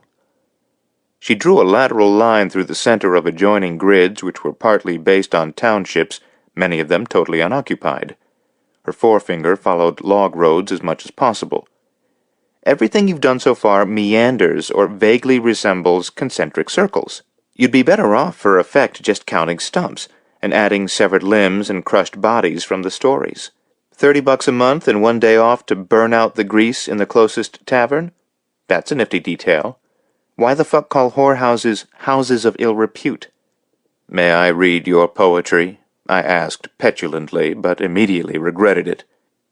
She poured another cup of coffee while considering the question in its highest form, rather than in the mean spirit in which it was asked. No, I'm curious about your world, and you're not curious about mine. She went outside, and I finished packing. I couldn't help but smile at the mental battering I had taken in the past 30 or so hours. I was waddling like a duck through a gauntlet of my own possible irrelevancy. There she was, out the window, the queen of poetry, an answered prayer to be sure, and I was looking at her wondering how many years it might take for me to digest everything she had said to me. At least I had told her to wear long pants today instead of shorts. I retraced the path I had taken when I got lost, only backward, skirting along a ridge near the gully so we could avoid the swamp. The deepest thickets distressed her, so I tried to stay on higher ground while still keeping my bearings. Vernice wanted to carry Carla to see what it felt like. After about an hour, when I could see my great mother of stumps in the gully in the distance, I skirted it to save it for last, and we entered the clearing which I thought of as a shrine of gorgeous stumps. Naturally, I was testing her, but once more she was ahead of me. The clearing had released her from the claustrophobia she had felt in the dense forest. She danced around, with Carla barking from the papoose. "Fabulous! Sell your dad's wine collection and buy this field. What is it, 40 acres? Build yourself a cabin. You've already told me how we've destroyed religion and nature. It's time to save yourself, kiddo." She sat down against a stump, took her shoes and socks off, and rubbed her feet in the soft green grass. I sat down beside her and did the same. I couldn't remember doing so since childhood, and the feeling was exquisite, the grass bunches rubbing against your bare instep so that you felt your toes might cramp from pleasure. I was only mildly troubled when I glanced at Vernice's face and saw she had disappeared again, God knows where. Evidently being called to be a poet in her terms was similar to being a religious ecstatic, like a pillar saint or a Sufi whirling dervish. The southern breeze was brisk enough to keep the black flies and mosquitoes away, so she took off her shirt and bra and itched her breasts and tummy against the grass. Then off came her trousers and panties. I was becoming aroused, but when I leaned toward her she shook her head no. "I'm just having my first grass bath," she said. Carla heard the thunder first, which frightened her, and within a few minutes we heard it too, the alarming violence that often ended a heat wave this far north. I led the way to my mother of stumps, the size of which delighted Vernice. We crawled in, dampened by the first drops of rain, and then the sky truly unloaded, so that looking out through the cracks between roots the world had vanished in the sheets of rain. Vernice held Carla, who was horrified by the thunderclaps, tight to her chest. Luckily the stump's protection had allowed the earth to mound up compared to its sides, because wide rivulets of water were running down the gully on both sides of us. Vernice talked about a tornado she had seen at her grandmother's near Springfield, Missouri, and then wondered aloud just what Carla thought the thunder might be. After 15 minutes or so the storm lessened somewhat, but I pointed out we were lucky we weren't in the path of a bank of clouds to the west, which were pitch black with intermittent wide streaks of yellow lightning which exploded toward the ground. I curled up with my head in her lap and began nuzzling her belly, but she said, "Stop it, you can't fuck in your church." My disappointment was alleviated when she thanked me ever so slightly for showing her another world. We talked then about how we think of ourselves as Americans, but there are many worlds in the United States if you stray very far from freeways and stay away from television. Chapter 26. We had only one more quarrel, and that took place the next afternoon. Vernice wanted to work on what she called her stuff, and I needed to get started on the roofing job, and Mick had brought everything but a hammer. I was surprised when she said she, as the daughter of a small-town contractor, could easily show me how to do the job. She had worked with her father and youngest brother for a couple of summers during high school and had roofed many houses. I supposed that was what made her body so elusively strong, remembering what a summer with a shovel had done to my own body. She gave me a grocery list, and off I went. There was a letter from Cynthia and also one from Fred. Cynthia said that our beloved father had won early release, returned to Key West, then broke parole. He was forbidden to go to bars, and was back in the slammer for 90 days. It was obvious to Cynthia that he would have to seek greener pastures by getting out of the state of Florida. The letter from Fred was much more troubling. After a month, he had jumped over the convent walls of the alcohol clinic. He was fucking sick of therapy of any kind and wanted to go home after a trip north, after which, through the influence of his Columbus friend, he intended to enroll in a Zen monastery in Japan. The very idea boggled me. I suspected that he was back on the booze, but he said he wasn't. When I got back to the shack with 2 hammers and a bag of groceries, she was irked because I had bought plain beer rather than the dark beer she had written on my list. She was making a Belgian beef stew called carbonade, and though the dish was still a possibility, the dark beer would have been far better. During this lecture I could see the girl who, when pushed, had whipped her brothers into shape. She was just getting started. In my absence, she had flipped through my whole stack of journals, which I had begun at 16. They covered nearly 10 years, but it was plain to her that rather than progressing, I was moving backward in the manner of a junior Franz Fanon.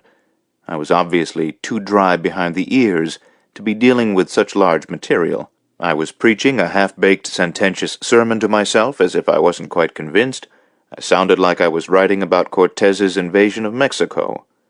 Her trump card was that thousands of people had probably known the evidence, but saw the story quite differently. Trees, iron ore, and copper weren't people. Why had I glossed over the destruction or the removal of the indigenous population, the Indians? Again, the details and the stories were interesting, but I was approaching the material like a not very intelligent Lutheran minister. I saw that she was only halfway down the list she had made, so I bolted.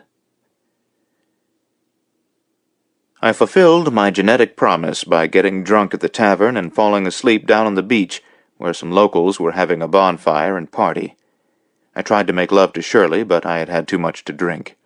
I went into Lake Superior with my clothes on to sober up, but it didn't work. When I woke up cold and wet, it was nearly dawn, and my head had cleared up enough to drive back to the cabin. Carla barked wildly, but Vernice pretended she was asleep. When I got up at mid-morning, she was off somewhere with Carla. There was a note on the kitchen counter saying, "I've been too hard on you. Sorry." I was feeling too ill to care, but warmed up some of her beef stew, then went to work tearing off the old tar-paper roofing by scraping it up with a shovel. I barely made it down the ladder to vomit. This drinking takes practice, I thought, while brushing my teeth. I wasn't up to getting back on the ladder, so I waded the river and took a hike in fresh territory in country my family hadn't timbered. Only I couldn't tell, because the same stumps were there, cut by the ancestors of a family who lived down the street from us in Marquette. I could imagine what kind of ruthless quarreling had gone on between our great-grandfathers. In the next 5 days before we left for the Marquette airport, we had a good time dealing with nothing. This was her idea that she finally admitted she'd gotten from her parents, who, when pushed to the wall by the larger issues of this life that they were powerless to resolve, retreated into the lower range of day-to-day obligations. We finished the roof late on the first evening. In the following days we had left, I taught her the rudiments of fly fishing, which she enjoyed. Each early morning we drove further south to hike out a fresh grid from my project, without mentioning the possible absurdity. Then, when we finished, by mid-afternoon we'd row and fish. We continued to make love at least twice a day, but on the lighter side, and no longer as though the act were the last source of oxygen on Earth.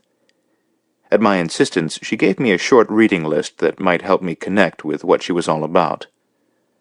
On our last evening, when she was a bit rosy with wine, she said she thought she might have a child some day without getting married, and I dumbly repeated that I had read that every child needs a father.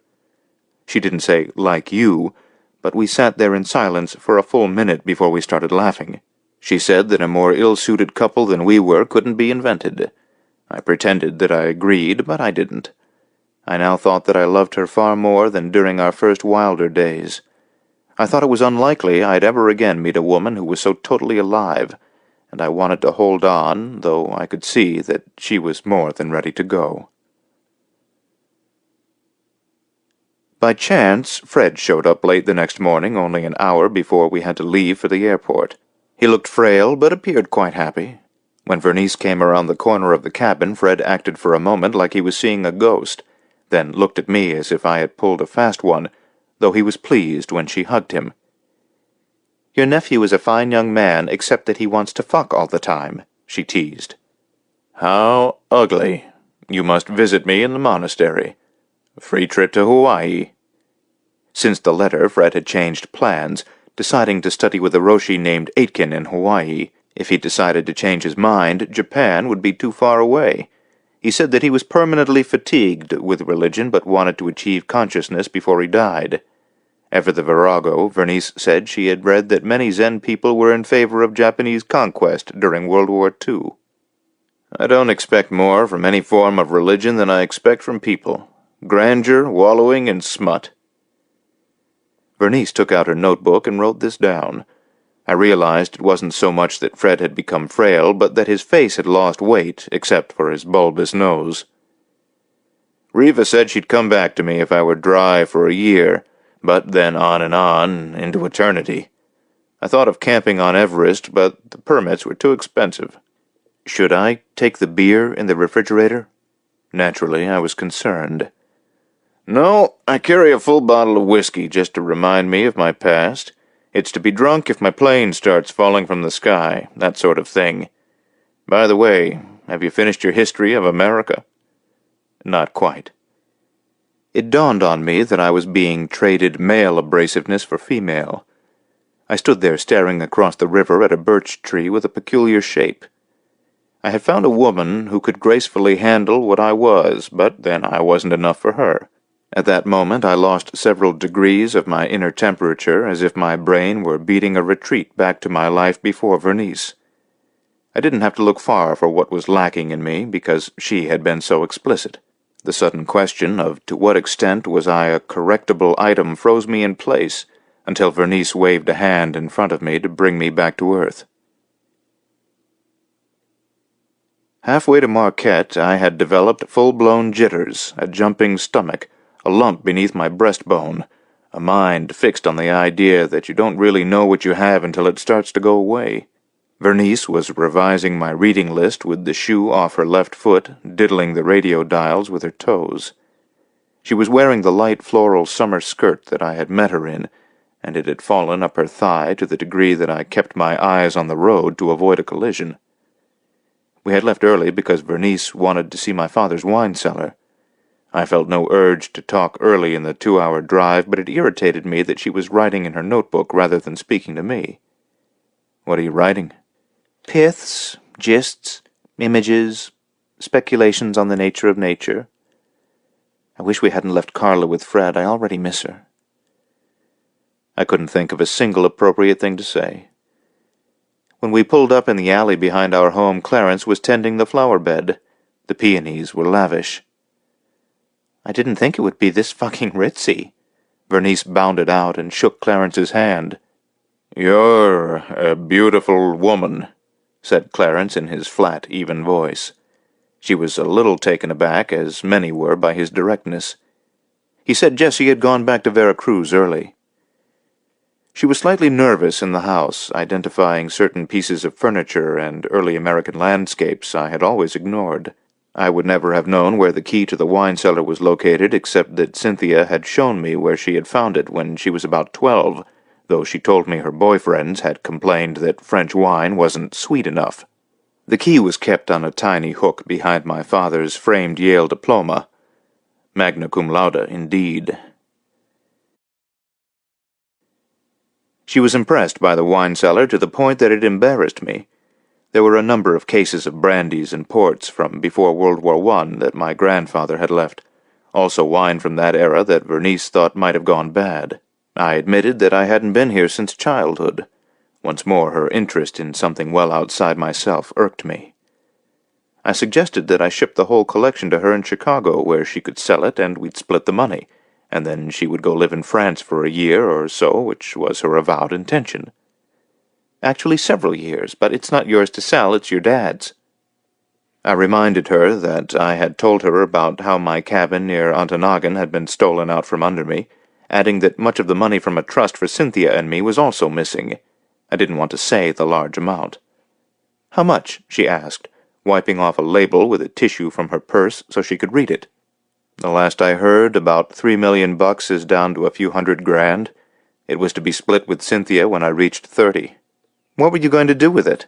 She seemed to be cherishing 2 particular bottles, so I stuffed them in her big purse. I didn't answer the question clearly because I didn't know how. There was dirty and clean money, or real dirty money and relatively clean money. I finally said, "Everybody needs enough, but nobody needs too much." I had never been confident of my social theories, which Fred described as being unrealistically left-wing. I finally couldn't understand how the government historically could justify the destruction of many people for the gain of the few, but then I was too emotionally preoccupied to be lucid on economic subjects. We went upstairs so I could show her my room. She looked around in a state of amusement at my library while I made a stack of nature guide books to take back to the shack. I was about to ask her to send me a conclusive book on the nature of nature, but what came out rather timidly was to make love one last time. She laughed and came into my arms, saying she didn't want to mess up her clothes and we didn't have much time. She lifted her skirt and leaned far over my desk. I had the distinct, joyous feeling that my desk was being consecrated, though I comically fell backward when I came, looking up from floor level at what I thought was the loveliest bottom in the cosmos. At the airport, she looked off at the lovely green hills north of the runway and said, "You live in a beautiful place and you don't act like you know it." This was the rawest of points, because when I looked at UP landscapes, I often tried to imagine them through the eyes of Schoolcraft or Agassiz before the landscape was fatally violated. At the gate I saw several businessmen trying to conceal their stares at Bernice. I suppose that technically she wasn't beautiful in the manner of magazine models or actresses, but she drew the immediate attention of both males and females. She was full of élan vital, a life force as described by the French philosopher Bergson. When she kissed me goodbye before boarding, she said, "Well, Quixote, I hope your God is with you. Write when you wish, and remember I hate the phone." That was that. I went out in the truck and wept. I had my project and my dog with her unstable allegiances. On the way back, I stopped and got a turkey sandwich to go, glancing over at a corner table where I used to sit with my father and Cynthia. I suddenly recalled how in the 3rd grade a little red-haired girl named Martha, the daughter of a visiting professor at the college, controlled my life. They were from Boston, and she sounded strange to me, but I was smitten, and she authoritatively guided me through every aspect of the 3rd grade. When I went to her house to play, her mother, who loved the dance, wore leotards, smoked cigarettes, and played classical music very loud. I stole a diamond ring for Martha from my mother's jewelry box, but her parents returned it that evening when they saw her wearing it at dinner. I stopped and hiked the beach near O'Train, not wanting to rush home to the company of Fred. I wondered at the attraction of one human for another that could start so early in life. An 8-year-old boy is overwhelmed by a red-haired girl so that when she leaves in June he stands in tears in their driveway while her parents pack their car. In the days after they leave, he continues to walk past their rented house in the mornings as if her departure was a horrible mistake that might have been corrected in the night. Clearly love was as inscrutable as prayer. Naturally, I didn't expect this gut feeling of abandonment. Bernice had half turned her head and fluttered a hand and then was in the plane. Why was I rehearsing this over and over if not for love, and all of those roots of desire beyond meaning? There certainly was no evident thread to connect the few women that overwhelmed me, Laurie, Riva, Polly, Bernice. With the exception of Polly, who made the attempt, the others certainly didn't want to live with me. The idea of finding out why hadn't yet occurred to me to any meaningful degree. When I got back to the shack in the late afternoon, Fred surprised me by saying that he intended only to stay the night, then head for Marquette and up to the club to see his relatives for a single night. He needed to get to his Zendo destination before he delaminated, a favorite word. It distressed him that he had to take tranquilizers for the time being. Meanwhile, he admitted that he had thoroughly snooped in all of my journals. He enjoyed the detailed maps because they gave a patina of rationality to what I was doing, which then became thoroughly distorted in reading the journals. I wasn't upset because I had already gone through a period of painfully explicit criticism of my life, character, and work, and Fred didn't offer anything new. Far more meaningful was the wretched casserole he had made out of a can of beans, a can of corn, a can of tomatoes, and all of the leftover splendid pot roast that Vernice had cooked the night before. He proudly said he had added a full tablespoon of rosemary, an herb that became dreadful in that quantity. I mourned my lost pot roast, but kept my mouth shut. He had already said, "I got to get out of here because the woods make me want to drink." So I figured he was too tenuous for my food carping. Fred rambled on throughout the short evening in a manner that reminded me of my mother's Judy Garland stage, in the months immediately preceding the disintegration of the marriage following my father's rape of Vera. I supposed that the tranquilizers were better for him than being drunk, but the results were charmless, slurred, disconnected, and totally self-referential. He was oddly conscious of this and said he looked forward to nothing but water. The evening was utterly bleak, until he began to speculate on my Uncle Richard's drowning, and the fact that my mother and father were the only witnesses. Fred was sure that it was an accident, but was equally sure that everything hadn't been admitted by my mother and father. I lamely responded that I imagined it was disastrous when two brothers loved the same girl, adding the stew would have been over-thickened if there had been two Adams and one Eve in the garden. This delighted Fred, who said it certainly would have changed the history of theology. He continued to mull this over with pleasure, then asked if I had noted the profound religiosity of my great-grandfather and grandfather, a penchant that had lost its strength with my father. I said I had, but couldn't draw any conclusions other than the usual hypocrisy. He then made an observation that despite his muddled mind would both haunt and aid my project. He told me that I should note in my reading of journals, monographs, and texts how all the great predators were theocratic, and if you were going to rape the land and people, whether it was the original Indians or the working class that followed, it was important to think that God was thoroughly on your side. "John Calvin is always under the floorboards during America's board meetings," he added. A loon flew up the river in the moonlight, uttering its querulous cry. I'd learned that after the male loon sits on the nest for a month and a half to give the female a break, he goes crazy. I didn't intend any conclusions when I described this, but Fred warmed up. "Maybe it doesn't matter if you're nuts. You're keeping yourself busy. Fuck everyone, including me. Continue, full bore, kick ass and take names." He then got up and took the whiskey from his bag, unscrewed it, and poured it out in the sink. "Nature, improperly understood, makes me want to drink. It's incomprehensible. When I was in the booze ward, there was a flowering crab tree outside my window, and I lay there sedated watching it bloom, with the full knowledge that I hadn't the foggiest notion of what was going on, beyond badly remembered details from high school biology. There was a rummy landscape architect in our ward, and he was quite helpful on the nominal level of how trees functioned, but not beyond that simple level. I had spent years studying the religious nature of man, but hadn't got very far in figuring out the origins of the religion, say, looking at a tree and stating, 'What the fuck do we have here?' Now I have to start all over with nothing." I learned later from my mother that it took Fred over a month to reach Hawaii, what with a relapse after a delayed flight in San Francisco and a taxi into the city. Meanwhile, the morning he left, he was up at dawn looking at birds with my binoculars. When I called him in for breakfast, he said he had been in the Audubon Club in grade school and should have stayed there. 77 roads diverged in the woods, and I took half a dozen. At this point, Carla woke up from her nap on the rug and jumped in his lap. He was pleased and spooned scrambled eggs into her mouth.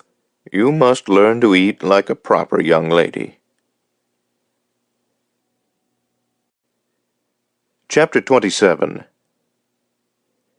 Beginning with Fred's departure, I buried myself in my work. a habit that over the years I grew to think less than admirable. In down periods, I reminded myself of those ragged, geek street-corner philosophers I had seen in Chicago, mouthing their contorted perceptions with a sense of confidence that no one would possibly understand them. I became friends, sometimes sexual, with Shirley from the tavern. Like millions of other jerk males, I hoped she was uncomplicated, but it turned out not to be so. She was on the run from a questionable situation in Ann Arbor and merely acted the tavern tart as a satisfactory role that nobody questioned, except herself in private hours. We filled some sort of modest lacunae for each other, though I often doubted that she would have maintained her interest in me without her affection for Carla. I completed my reconnaissance of my mid-upper peninsula grid by mid-October, with no thought of what I would do in the winter. I had to move out of the shack because the owners were coming up to try to spot a big buck well before deer season, deer being creatures of territory and habit. When the male is in rut, he loses his ordinary sense of caution. Carla and I were sitting on the front steps when a male passed, nose to the ground, not 10 feet away, and in such a state of sexual charge that he merely glanced at us. Due to his size, Carla only growled her lowest growl. I wanted to see Laurie, whose condition distressed me, but Cynthia had written that Laurie and her child and mother were staying in Minneapolis with an aunt, where they had access to oncologists who specialized in Laurie's peculiar form of breast cancer. She had also developed a melanoma on her lower back, and Cynthia admitted the long-range prospects weren't promising. I allowed myself to pray for her. People in their 20s are mentally inexperienced with the prospect of the death of a young friend or lover. My guidebooks and Vernice's reading list saved my emotional neck that summer and fall, along with rowing and fishing. Guidebooks on trees, wildflowers, and birds preoccupy you to the degree that you become more vulnerable to the landscape than yourself. You see a flower and say, "Daisy," to yourself, only to discover that there are more than 100 types of daisies. White birches were common, but where did the yellow birch come from? What did this area look like before the time of the glaciers 12,000 years before? The larger issues of human history that had always absorbed me didn't so much become smaller, but faded into the landscape on many days. At the same time, my statistical approach to my white pine grids had become less interesting than the human stories accumulated from the various historical societies in different villages. Each village was obsessed with the history of its own immediate area, and infinitely less so than in the history of the village a mere 30 miles away. Later in life I learned that human geographers called this geopiety, which also applies to larger units and fidelities, like the Michigan State University of Michigan football games. On the local level, however, very few of the codgers I spoke to seemed particularly interested in the larger picture. "My grandfather lost a leg below the knee at the log slide and carved himself a new one. He was back at work in the camp horse barn in 6 weeks. He had kids to raise." That sort of thing, mostly without questioning any company obligation. Vernice's letters were without emotional content, unlike my own. I wrote her absurd little book reports that I slaved over. Yeats and Paddy Cavanaugh and William Carlos Williams were engrossing, but I had problems comprehending Ezra Pound, Charles Olson, and Robert Duncan. Vernice assured me that it took time to absorb the language of poetry. By mid-September I hadn't heard from her for several weeks, and her forbidden phone was disconnected. Finally I got a postcard from London where she admitted she was on her way to France with a prominent poet who was on a Guggenheim Fellowship. That was that for the time being. Birds of a feather, I thought, sitting in the pickup next to the post office in a blustery rain. I moved temporarily back to a tourist cabin in Grand Marais when I had to leave the shack. I was short on money and substitute taught for 3 days, but found the job grueling and not suited to my temperament. I called my mother and asked if it would be okay if I moved back to Marquette for the winter, and she said, "Of course, it's your house. I don't want the goddamn place." And she laughed. This was curiously pleasant, as I didn't recall my mother swearing. Over my objections, she said she would have Mrs. Plunkett move in to take care of me. When I said I could take care of myself, she said that Cynthia had told her that I was thin and ragged, and I could consider Mrs. Plunkett my Christmas present. Cynthia had stopped by a few weeks before on her way to see Laurie in Minneapolis. She said I could pass for a pulp cutter.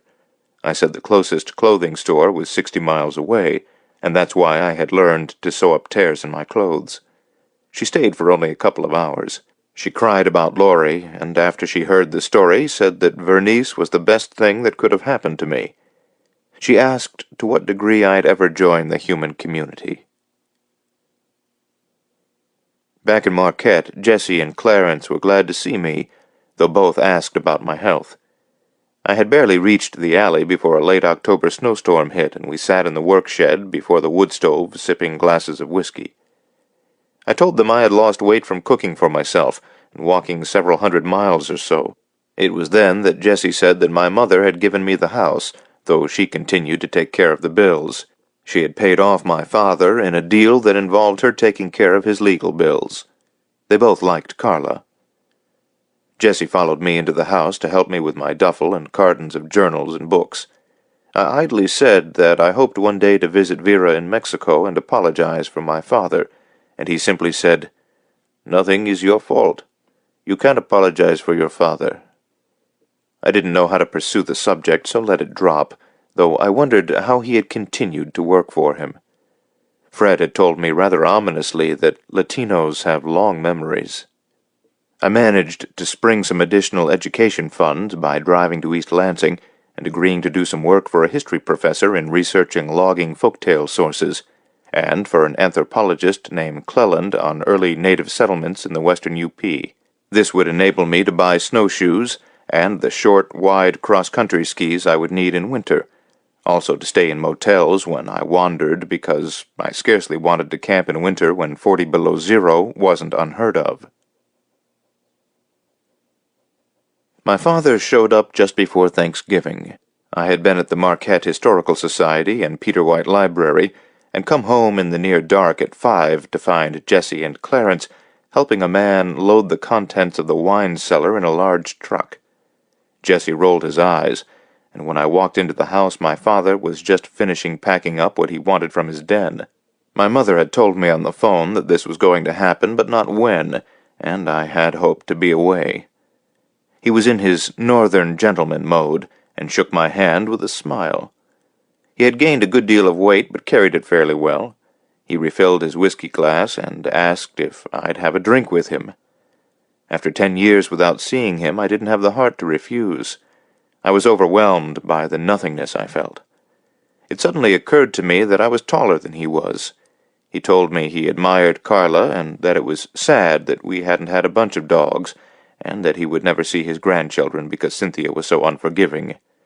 Mother had told him that I was writing a history of logging and mining in the Upper Peninsula, and he hoped I wouldn't be too hard on the family. He added that I looked like an out-of-work logger, and he was sure I owned more decent clothing.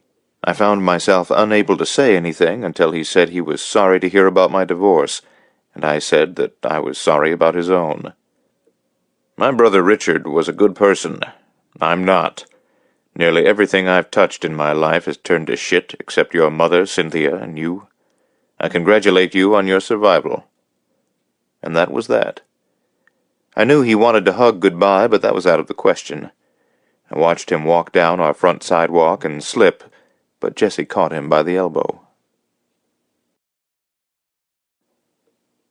By luck, I went down to Chicago for Christmas with my mother. I say luck because I didn't want to. I was loving the bleak clarity of winter, and the only acceptable reason to go would have been to see Vernice, whom I hadn't heard from in 3 months. The whole trip turned out wonderfully, with only one bad event. Cynthia and Donald came down with my nephew and niece, and I had forgotten what this holiday meant for children. The bad event was early one morning when I was having coffee with my mother, and said that I was thinking of going to Mexico to see Vera, and she began to sob. It took a while for her to calm down, and then only when Cynthia came into the kitchen with her children. A little later, when we were alone, Cynthia told me that Vera's son, our half-brother, had been hit by a car while riding his bicycle and had been operated on. Mother had paid for the operation through Jessie. Cynthia showed me a photo of Vera and her son, and the beauty of Vera was overwhelming. Her son had my father's jaw, and had a rather fearsome look about him for so young a boy. The luck of the trip came about when I met the boyfriend of my mother's housemate. His name was Gerald Coughlin. He was in his mid-40s and from Ireland, though he had been in Chicago since right after the war. He was introduced to me before dinner by my mother as a mind scientist, because she had a complete aversion to terms like psychiatrist, psychology, psychotherapy, psychoanalyst. Fred had told me that in the milieu in which they were raised, everyone was expected to be of sound mind even though they were slowly eating their fingers. After a cousin had committed suicide, he was described as having suffered a recent case of the flu. Coughlin put me off at first by saying, "So, you're the young man who's bent on saving the past. Quite a job." After we got over this awkward statement, we discovered we shared an obsession for fishing. As a bachelor, he had been able to rig his practice in such a way that he trout fished the entirety of August and September every year. Years before, he had fished many of the rivers in northern Michigan, but now his passion was brown trout in Wyoming and Montana. He was very impressed when I told him I had caught a 3-pound brook trout while fishing with my friend Mick on a beaver pond the summer before. Our conversation got around to fathers teaching their sons to fish, and I said in my case it was my father telling our yardman Clarence to take me fishing. He said, "That's better than most," and told me how his father was a music hall pianist out of Sligo, but when he played up in Belfast in the 1930s, some orangeman had smashed his hands with a mallet for playing the wrong song, so that when they fished together he had to heavily tape his father's hand to the rod handle and tie on his flies. This peek into another world made me nauseous, and I pushed away my food plate. Coughlin was startled at my reaction and skillfully turned the talk in another direction, after saying that hatred eats the soul with the energy of a dog at dinner. I was delighted when it came about that I could name a Yeats poem, and he would quote the whole thing. We were at the far end of the noisy table, but Donald overheard and said Ben Bulben was the best collection of words that had ever entered his ears. In the next 2 days before I left, I saw Coughlin twice more. We met at a tackle shop outside the Loop and had lunch, and then he came for dinner my last night in town. I had no doubt that my mother had at least made the seating arrangements, but I didn't care. What was important was that I was getting a dose of oxygen in a life that badly needed fresh air. The whole trip to Chicago had been pleasantly unsettling, with an ordinary sense of what Christmas was all about, something that I had never experienced growing up. On the plane back to Marquette, a seatmate asked what I did for a living, and I blithely said that I was a spiritual and economic historian. This was out of character for me, but I wanted him to commit first. I guessed right when he turned out to be a banker from Escanaba. I was surprised when he had 3 heavy drinks in quick succession, but he said his wife was picking him up in Marquette for the long drive home. He had been a Marine captain in Vietnam and lost 70 of his original 120 men. I reflected on how different it was to talk to someone who had been there compared to the suburban abstractions, the easy blather, the sheer logorrhea of television and newspapers. Most often that winter the snow was too deep to take Carla along, so I left her with Clarence, who would walk her around a couple of blocks. She would bark wildly when I walked to my truck, but Clarence assured me that she quieted down the moment I left the alley. One afternoon in February I made a careless turn for a shortcut between Sagola and Northland. I was thinking about a text I had been reading that morning by Louis Agassiz that had been published in 1850. Lake Superior, its physical characters, vegetation, and animals, compared with those of other and similar regions. Agassiz had corresponded with Charles Darwin on the Upper Peninsula's uniqueness. This made me feel that my project, however minimally, had a part in a grander tradition of inquiry. The eye of Agassiz was breathtakingly concise and lucid. Meanwhile, the storm that had been predicted had arrived, and I began to have doubts about making it to Route 35 from my side road. After a couple of hours of very slow driving, I churned to a stop in a drift a scant quarter of a mile from the highway. I sat there for an hour and saw the dim orange lights of a single snowplow pass, and knew that I should sit tight. I had less than half a tank of gas, not enough to keep the heater on all night, but had had sense enough to pack an emergency kit and take along a sleeping bag for such possibilities. The kit included 2 boxes of candles of 20 each. I had read that a single candle would give off enough heat in a stuck car to keep an occupant from freezing, so I lit 3. Within a half hour I was warm enough to douse one, and then a second, keeping the third in a tin cough-drop container on the dashboard. I wrote in my journal for a couple of hours and ate 2 awful nutrition bars I had bought at a camping store. I also wrote a note to Coughlin, with whom I had been corresponding once a week since Christmas. Dear C, I'm stuck in a snowbank for the night in a remote location. This is not a suicide attempt similar to the one I mentioned long ago. I've confidently decided over and over to see this whole life item through to the end. I'm heating my truck cab with candles, and it would be nice to have a bottle of red wine, but the closest drinkable one is 70 miles and trillions of tons of snow away. 3 days ago I made love briefly to a youngish librarian in a storage room, and we were both pleased with ourselves. This act stood clearly on the side of life, and against the guilty self-laceration you've seen in my character.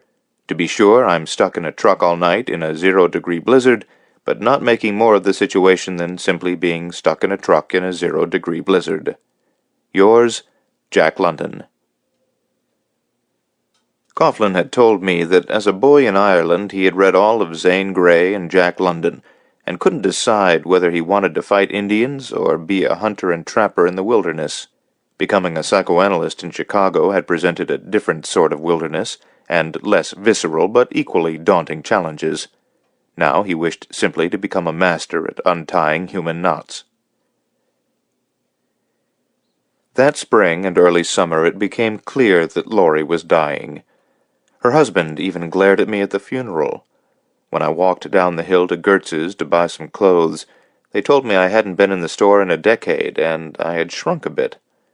After the funeral I sat up with Cynthia until she fell asleep against me on the sofa. Laurie's moronic husband had insisted on an open casket wake, so that when mourners passed by they looked down at a skeleton barely covered by skin in a blue dress that she never would have worn.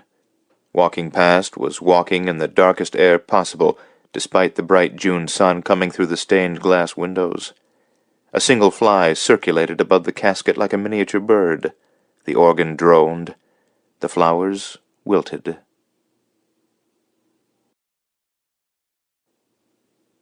Part 3. 1980s. Chapter 28.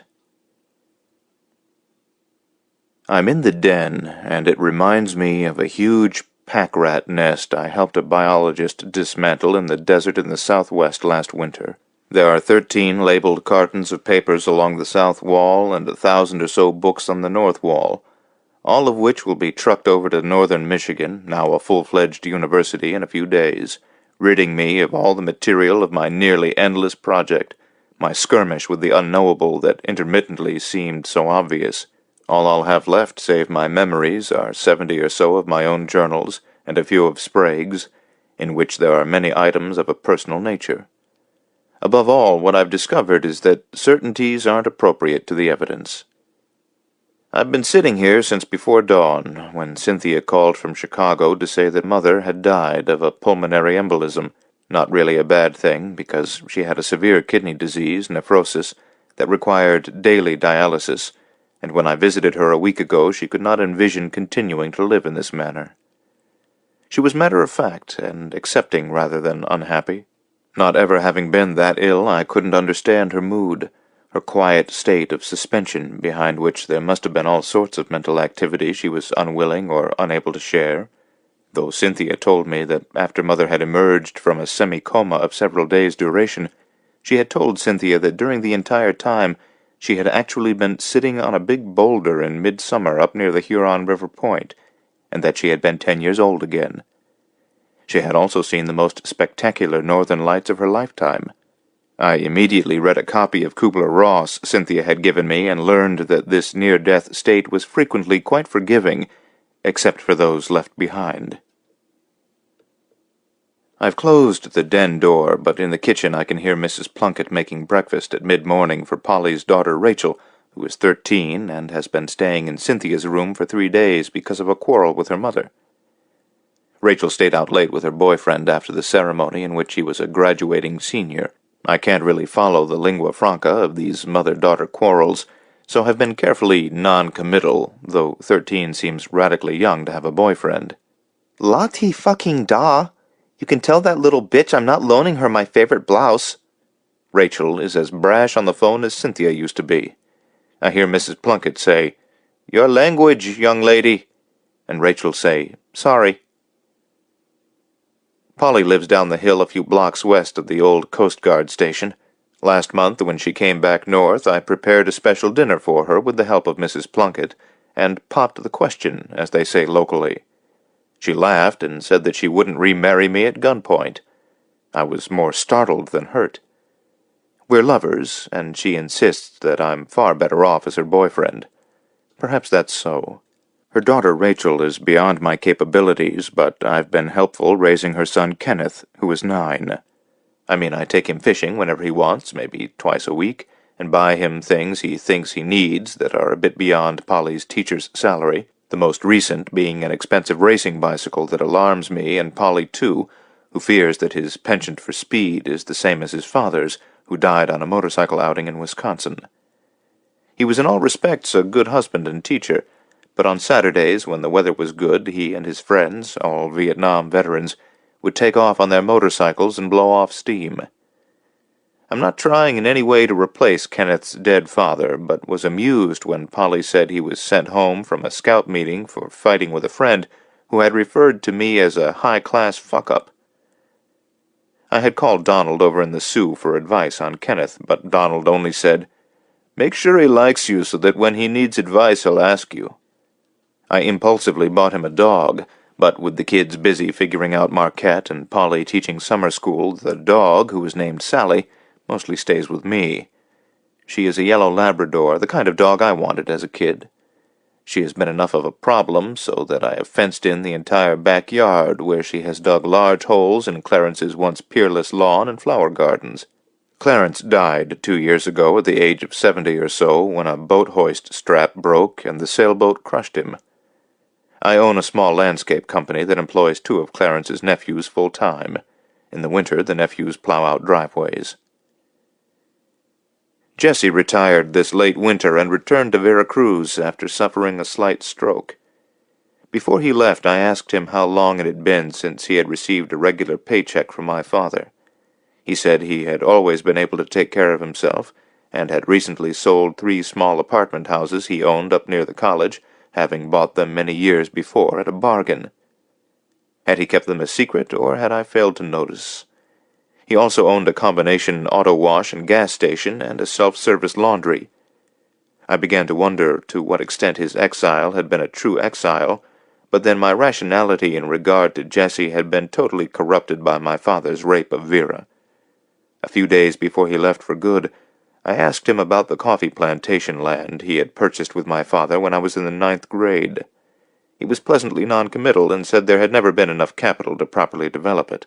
I also asked him why he had driven hundreds of times back and forth to Duluth instead of moving there, and he answered that my father didn't like to be under close observation, and also that it was expected of him to keep track of me. For instance, my father had predicted that my marriage to Polly wouldn't last because I was too restless and angry for any woman to stay with me. This naturally angered me, but Jesse laughed and said that proved the point. This calmed me down, and we sat and had a drink, during which I asked him why he hadn't shot my father that evening. He said that would only be punishing himself and hurting Vera further, not to speak of many others. He had come from a large family, and he was the padrone to many younger brothers and sisters and their children. He had missed his homeland, but what could he have done for so many people if he had stayed in Veracruz? And my father had given him 2 months off each year to spend back home. I naturally said nothing of the number of times my father had drunkenly said something about his brown embezzler. It was at this point that I felt foolish, wondering if I had ever truly seen this man other than as someone who had helped me countless times. We sat there for hours, and I apologized for not having had the curiosity to understand him. He said that very few people bothered understanding each other, even brothers and sisters, husbands and wives, though he thought that Cynthia and I had done a pretty good job. The point was that through working for my father so far from home, he had liberated his family from generations of acute poverty, and now, 45 years later, his job was finished.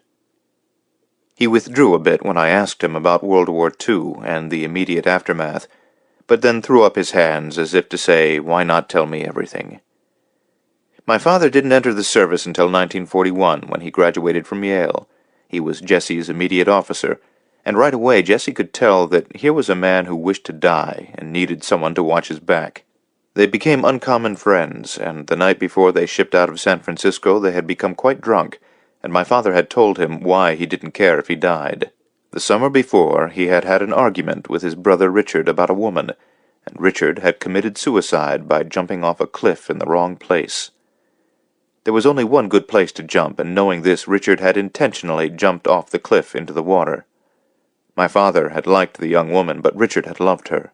My father had known since he was very young that he would never be a good person, but still he loved his brother, and because he caused his death, afterward he and the young woman, my mother, had decided that the only good thing they could do was to become married. Of course, I could have guessed much of this if I had paid attention to certain things Fred had said, but then if you hate someone, you don't want to know their details. 2 years ago, a lawyer called from Grand Rapids, Minnesota, to say that my father had been beaten up and might go to jail and needed my help. I was in Grand Marais at my cabin, but Mrs. Plunkett tracked me down. I called the lawyer to see if I couldn't avoid the trip by sending a check, but it wasn't possible. Someone from the family was required by the local judge. I left at dawn and got there in the evening and went directly to the lawyer's home. It was the usual, only this time my father had gotten himself thoroughly trashed by a man his own age, mid-60s, who owned a small logging operation. My father was in the area grouse hunting with some swells from Duluth, the lawyer's description, and had diddled with a girl who was a little too young, the logger's granddaughter, whose parents were divorced. The logger had found out, tracked down my father, and beat him with a tire iron. The logger would be charged with assault to do great bodily harm, and the jail time would ruin his business. My father would be charged with statutory rape, which would look terrible for a man of his name. Our family had done business in the nearby Mesabi Iron Range. I wanted to walk out immediately after I told the lawyer that my father had a long history of this crime. The lawyer asked me not to mention that again, and that I should have some Christian compassion for my father. We drove over to the hospital, where in a private room he was sipping whiskey and chatting with a nurse through swollen lips. He looked like a wrinkled purple prune from the facial hematomas. "Hello, son. I'm so happy you could come over. My friends have abandoned me." We had a meeting in the judge's chambers at 6 a.m. to avoid untoward observation. The judge, who was my father's age, clearly wanted to rid himself of the problem.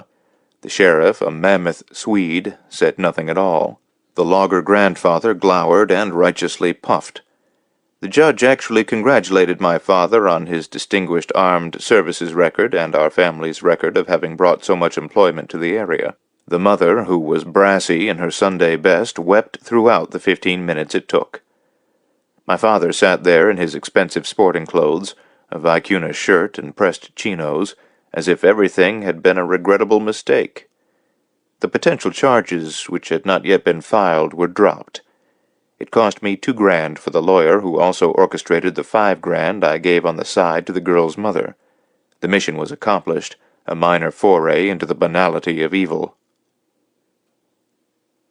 On the way to Duluth, and before he dropped off to sleep from the pain medicine, he mumbled how sad it was, with upcoming important engagements, that he would not be able to appear in public until his face lost its purple hue. He fiddled with the radio, trying to find a news program. He had always been a news junkie, and the Walter Cronkite news program that immediately preceded our dinner time was a sacred half-hour, during which no one was allowed to speak except during the commercials. Both Fred and Coughlin have mentioned that they have never met a human being less interested in current events than I am. I suppose this is a simple reaction to my father's obsession, but there is the natural extension that the news of political mayhem and business corruption flowed inevitably from his class of men. I had been observant enough to note that most high members of the State Department, cabinet appointees, and major CEOs seemed to be cut from the same questionable roll of cloth, and were engaged in the same level of discourse, whether they were talking about political opponents, war, or economic recovery. I cut off to the east rather than drive on a straighter line toward Duluth, unable to draw any conclusions over the fact that both Judy Garland and Bob Dylan had been born in the Grand Rapids Hibbing area. I passed an iron mining theme park that was not well attended this late in the fall. All of the preposterously huge antique machinery loomed on the hillside. I slowed near a gas station to watch a tiny woman smoking a cigarette climb up the ladder and into the cab of a truck that could carry a 300-ton payload of iron ore. I had heard that the immense tires cost $40,000 apiece, and it was so bizarre that the child in me wished to drive this truck down a country road. When I finally hit Route 61 traveling south along Lake Superior toward Duluth, my father began sighing and groaning in his sleep, his face a livid contrast to the glories of mid-October in the landscape around me, the yellow aspen and red-leaved hardwoods, and the blue sea stretching infinitely to the east. Carla, who had died at age 12, had always been such a grand traveling companion, and she belonged in the seat beside me, not this ancient deviant. I was then reminded unpleasantly of the backwoods lawyer chiding me about Christian compassion. Coughlin had told me that my father was a nympholeptic, which at least seemed a step up from a pedophile. His brain was obsessively fixed on young women around the ages of 13 to 15, which is proper only if you're also that age. The etiology of this disease is less than certain, and the best revelation of its nature is in Nabokov's Lolita, which I don't know if my father ever read. It might emerge from a missing period in a young man's development, or some professionals have suggested that it is partly the mammalian urge to cover young women before other males reach them. A percentage of men, small fortunately, cannot accept the culture's no when it concerns young women any more than others can stop committing murder, robbery, or simply beating up their fellow men. Coughlin even suggested a genetic possibility, though it seemed remote. Of course, the fact that you had begun to understand it had nothing to do with the behavior itself. Out of curiosity, I had fished for answers to Richard Nixon's behavior, and despite 100 explanations, there was still this peculiar and isolated monster on the hook. I've put this nasty little incident on paper only because I learned something solid about my father's nature when we reached his place, which was the ample-sized carriage house next to Seward's Victorian mansion on a stunning hillside. I helped him in with his gear, but before we left the pickup he handed me his 20-gauge Parker shotgun, having decided he wouldn't hunt again. Coughlin had come north twice to grouse hunt, and I had only a battered old Fox Sterlingworth I had bought at a Senny gas station. Grouse were delicious eating, and Coughlin thought it might do me some good to walk without looking at the landscape critically. My father was happy at my evident pleasure at having been given the gun. The inside of the carriage house was uncomfortably immaculate, with a 2-story living room looking out over Duluth Harbor far below. The kitchen and his bedroom were toward the rear, with a dining area to the left and a den area partly enveloped by Chinese screens to the right. Above his desk there was a portrait of Cynthia and me standing forlorn in front of our house that Mother hadn't liked and had stored. There were at least a dozen photos of us as children, his wedding photos with Mother, a photo of Mother in her dreaded moon costume at the club, and a recent photo of Cynthia and her children where it was easy to see that Donald had been cropped out of the frame. There was also a photo of Richard on his graduation day at Groton. What I learned in a few minutes of forced pleasantness was that my father saw himself as the aggrieved one, the insulted and the injured, as if the family were a collective pope that had excommunicated him without good cause. He referred to his shortcomings as foibles. My sense of my own mental balance felt a tremor. It was easy to see that to him his victims weren't quite people or human any more than the loggers or miners that had worked for his father and grandfather were human, Or if they were vaguely people, it was altogether sensible to ignore them. It was appropriate to ignore them. It was just to ignore them. When I got back in my pickup after relenting and giving him a goodbye hug, it occurred to me that, as surely as Europe, we Americans had developed an aristocracy whose merit depended on how long their money had allowed them to largely ignore the rest of the human race.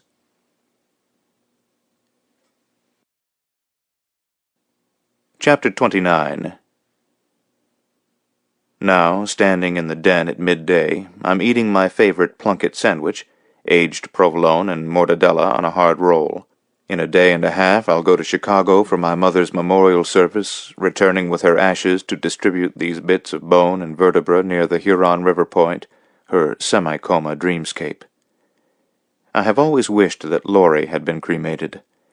I've read that the cement vaults that enclose coffins, built somewhat like septic tanks, often leak so that the caskets float in the darkness.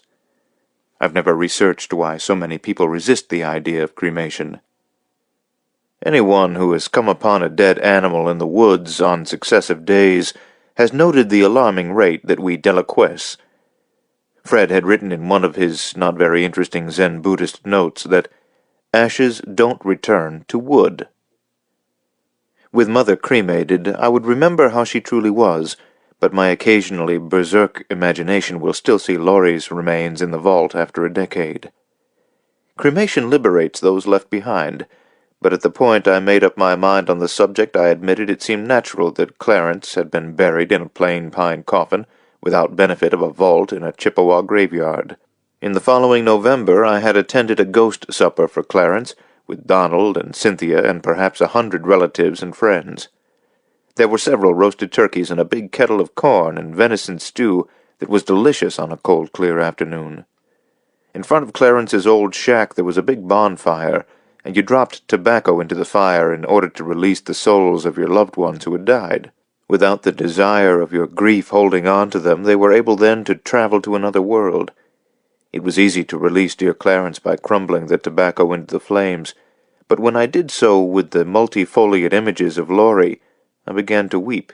Of course, many wept, and when I went out 100 yards or so to my truck and leaned against the hood, I heard a group of old ladies wailing and chanting an Anishinaabe death song. Within a few minutes of standing there, I had an image of Laurie out on Presque Isle, when I had helped her up on a boulder, and she was standing there in a yellow summer skirt and brown legs, in the warm twilight, looking toward the west. This is how I now see her most of the time, and this is why the ghost supper is a unique experience in my life in how religion can work. However, if I'm enervated, exhausted, petulant, or angry, she returns to the vault and its dank water. I sense that my mother will remain whole in my imagination. I will not see her drunk and crying where she had fallen in the backyard after a quarrel with my father.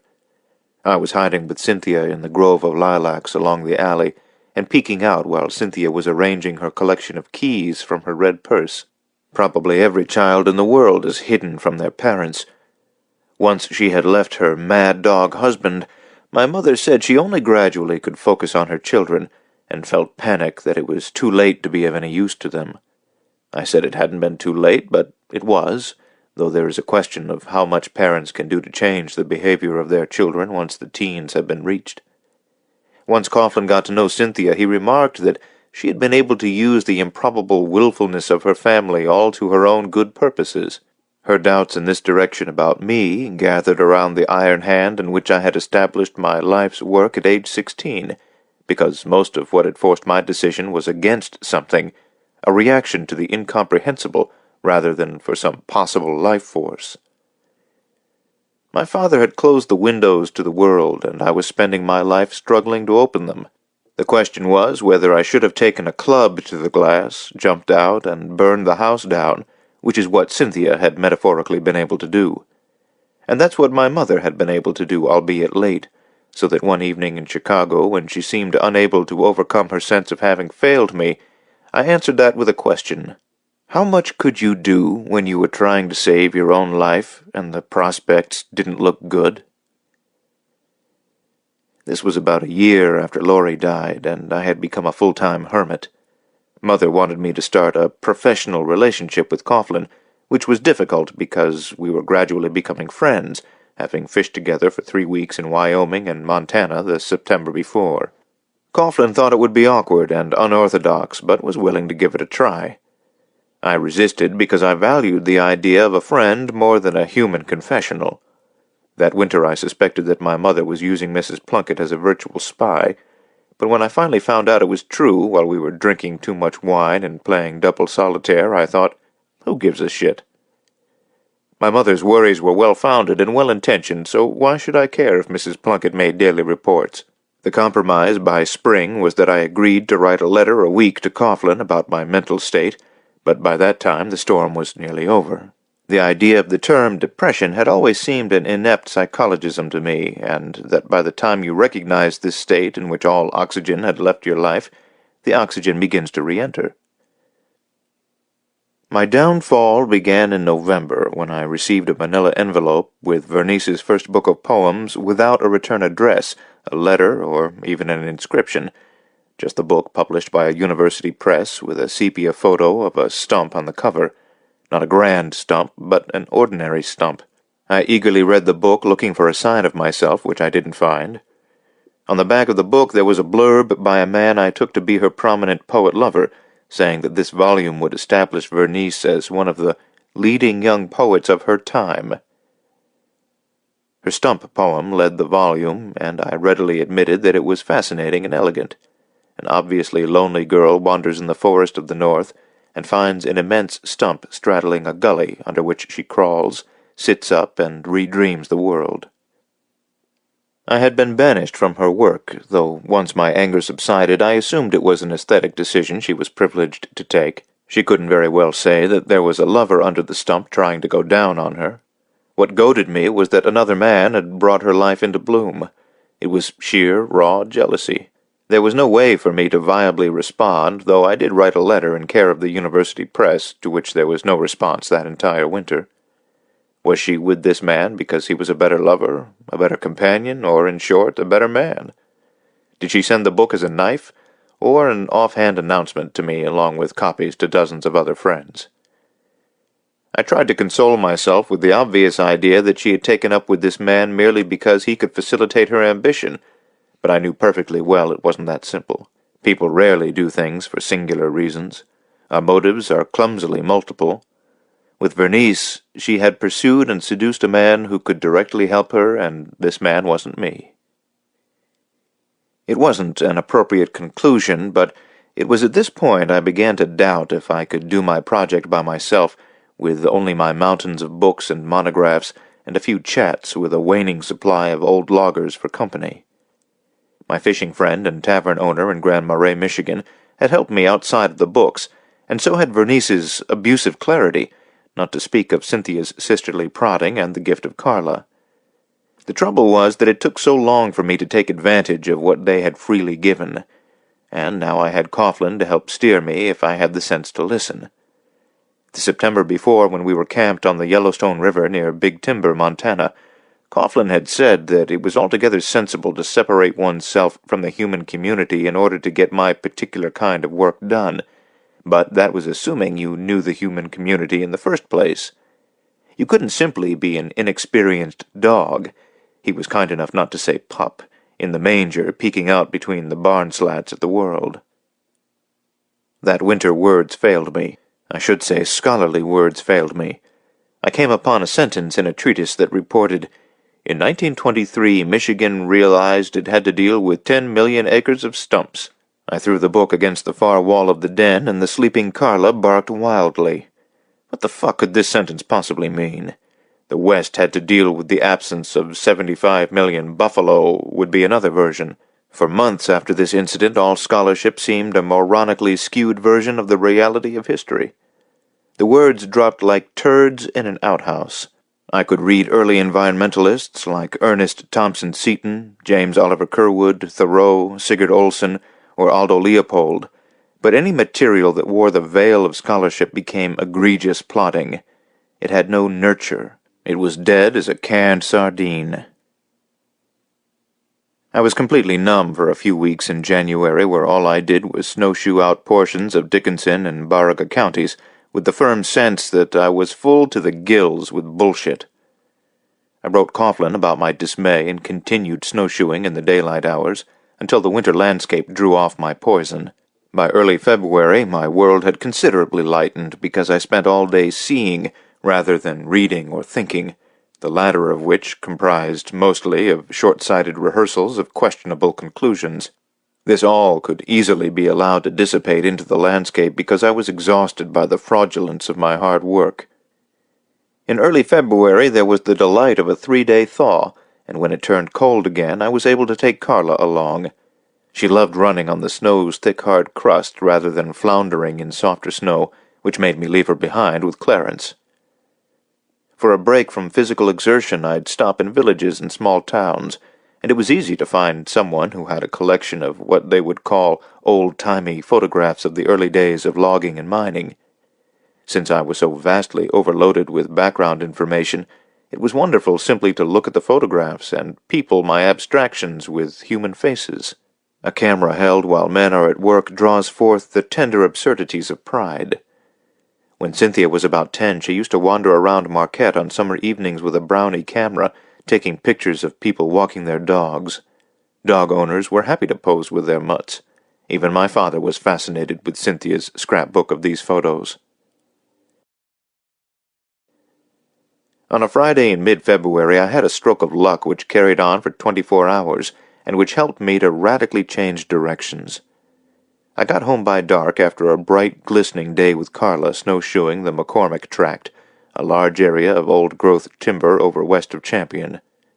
While taking a rest I had lain with Carla in a thicket of firs, and watched a redstart coming in and out of its nest. Other than ravens and chickadees, the redstart is the only bird that could survive winter up here. It lines the interior of its nest with a cushion of animal hair and grouse feathers, the warmest cocoon possible. I was only a few feet from the bird, which had decided not to be troubled by our presence. Carla watched it for a few minutes, then napped, curled up in the snow. I was curious about how many thousands of years it had taken the bird to evolve this survival behavior. Then I idly wondered what kind of survival behavior I had evolved in my own short lifetime. I let this preposterous question go with a smile at its insufficient interest. When I came down a long hill toward the truck, Carla growled and barked because there was a small group of men standing near their vehicles. I loped down the hill on my snowshoes, and they turned to watch. I found out they were setting up a course for a race the next day, Saturday morning. One of them was a young lawyer for the firm that took care of my family's business. He said he was surprised they hadn't heard from me, and I admitted that I opened business mail that came my way only on Sundays. My father was finally selling some land, and the court-ordered lien would return to me the amount for which he had sold my cabin. It was a little over $100,000, and I stooped and petted Carla, not knowing how to respond. Another man came over and said he watched the speed at which I came down the hill, and he thought I might want to enter their 10-mile snowshoe race the next morning. The idea normally would have been alien to me, but I agreed. When I got home, Mrs. Plunkett was sitting in the kitchen drinking red wine and not cooking, and I remembered that I was taking her out for her birthday dinner. There were 2 letters for me, one from Coughlin and one from Fred in Hawaii. Fred had taken to sending me cryptic notes once a week, most of them irritating. This one was no exception, with a quote from a Chinese poet saying that we must find ourselves in the shallows. I saved Coughlin's for after a shower and a glass of wine, but it was disturbing. He said that I sounded as stale as 100-day-old bread, and that I likely should do something dramatic to get out of my current septic tank, which of course reminded me of my poor dead Laurie. Perhaps he intended to. He suggested that I track down Vera in Mexico and present my apology, the idea of which had become a kind of cyst in my mind, and it was time to relieve myself of it. Another option was to find Vernice in Europe, or wherever, and see if she wanted anything more to do with me, because even a definite no was better than brooding about her. Ideally, I should do both, because I was clearly suffocating myself. He added that he normally didn't give direct advice to patients, but then our contact wasn't in that category. This was a sore point because Mother had tried to make a gift to him of a fishing vehicle, a four-wheel drive, and he had turned down the gift, chiding her not for her generosity but for trying to interfere with a matter from which she should keep her distance. The only good outfit I had were the clothes I had worn to Laurie's funeral, unworn since then, and I found I had further shrunk. It's hard to keep up when you're spending 6 hours a day on snowshoes. While I dressed, I pushed away, for a change, an unpleasant thought, this time how much I'd rather have my cabin and property than $100,000. I didn't know at the time what a good step this was. A mood can be a mud puddle to be jumped over. We had a fine time at the supper club, what the better restaurants are often called in the Great North. Mrs. Plunkett ate a large, very rare T-bone, which seemed odd for a lady in her 70s, and then criticized me for eating broiled whitefish. She was absorbed in the problem of putting more meat on me. I told her that maniacs often became quite thin, which she didn't think was funny. At first, the dinner was awkward because our waitress was a high school classmate of mine named Susie. I didn't recognize her immediately because when I used to try to help her out on her atrocious grammar in the 9th grade, she was very large, but now only mildly so. When she asked what I was doing, I said that I was writing a history of the Upper Peninsula, and she said, "The whole thing throughout time?" She laughed at herself, and we chatted for a few minutes, and she said she was the usual for our class, divorced with 2 children and working 2 jobs. I couldn't help but look at her fine fanny in the starched pale green waitress uniform. Mrs. Plunkett watched it all carefully, and when Susie walked off to service another table, she said, "That young woman is fresh for you." I dropped off Mrs. Plunkett back home, then retrieved Susie from the restaurant. She asked if I minded if we stopped at a bowling party. I was already aroused, but managed to conceal my lack of enthusiasm. At the bowling alley there were at least a dozen of my classmates, but none with which I had more than a passing acquaintance, except for Glenn, who was sullen and barely coherent. There was general silence after Glenn bellowed, "This big shot is slumming, and he's after Susie's pussy." But then Clyde, who I remembered as an effective tackle on the football team, told Glenn to shut up. Despite his state, I sat down beside him and had a beer, and he warmed up talking about our fishing and the summer working in Iron Mountain. He was sorry about Polly, and said he had lost 2 wives who thought they could wean him from booze. Of course, I didn't know how to bowl, and we left after I shook hands with everyone. In the car, Susie remarked that they weren't going to let you be a person like everyone else. I already knew I was largely regarded as a nutcase around Marquette, though a much more benign type than my father. Before we got out of my truck at Susie's house, she asked if I minded if we made love, and I said I sort of had it in mind. I had detected that our pass through the bowling alley had been to make one of the men at the party jealous, hence more interested in her. I didn't get home until 3 in the morning, and when I got out of the truck in the wintry alley, I was happy indeed. Jesse's light in the garage apartment came on, and I waved up at him.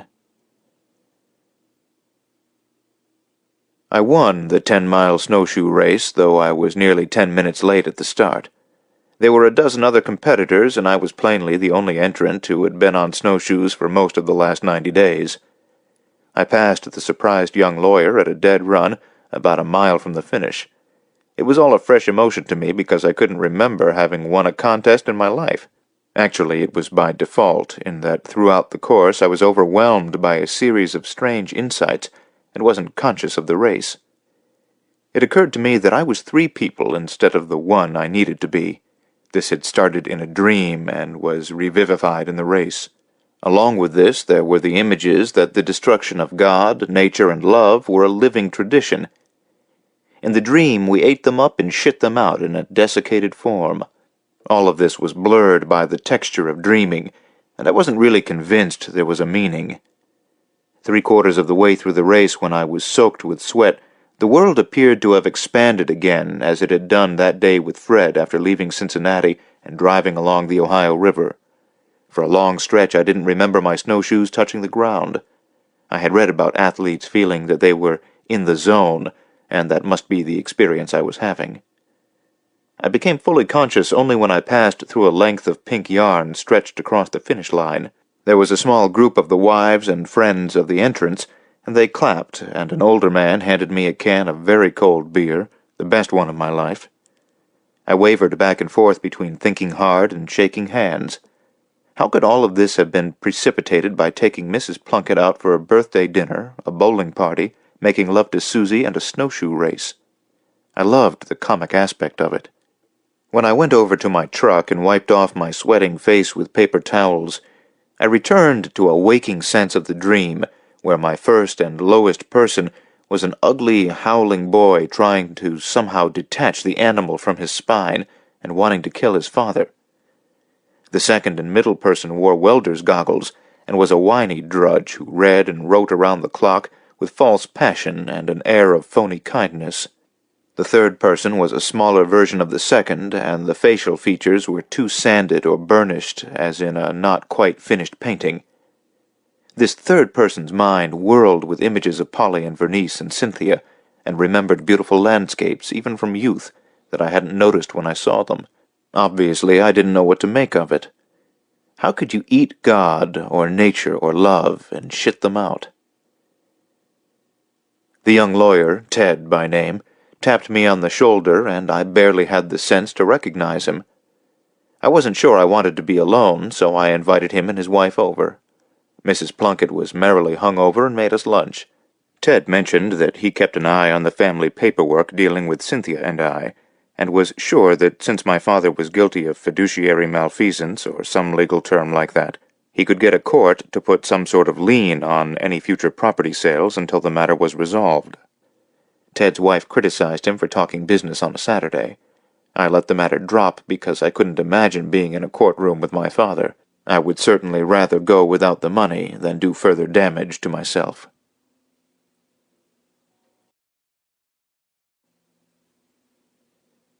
Chapter 30. On a Monday morning, I got Mrs. Plunkett to call Vernice's university press and pretend she was a sick aunt who needed to get in touch with her niece. Vernice and her poet were living in Aix-en-Provence, where he was a guest professor at the university. I got out the World Atlas, only to find locations weren't quite where I expected them to be. My mother was spending 2 months in Tucson, and I thought of stopping by to see her, but Veracruz was well to the east down in Mexico, almost on a vertical line south of Houston. I also remembered my mother's tearful reaction when I had mentioned going south to ask forgiveness of Vera. France was another matter, but then there would obviously be a plane from Mexico City. For the first time, I felt absurdly sunk in the Upper Peninsula. When my parents wanted Cynthia and me to join a trip to Europe organized by a cousin from Lake Forest, it was out of the question primarily because they wanted us to go. I decided not to dwell on this because it painfully recalled Vernice's schoolmarm lecture on living my life as a reaction to my father. I got an early start. I had breakfast with Clarence and Jessie before going to the travel agent. I had decided not to tell Jessie that I was going to visit his daughter because I mostly didn't want to be dissuaded. I told them I was on my way to the travel agent to book a flight to France to see a woman, and they were delighted at the idea, having briefly met Vernice. Clarence had been up most of the moonlit night, following his trap line, and I watched him eat 3 pork chops with his eggs and potatoes, then fall half asleep. I had an idle insight on greed.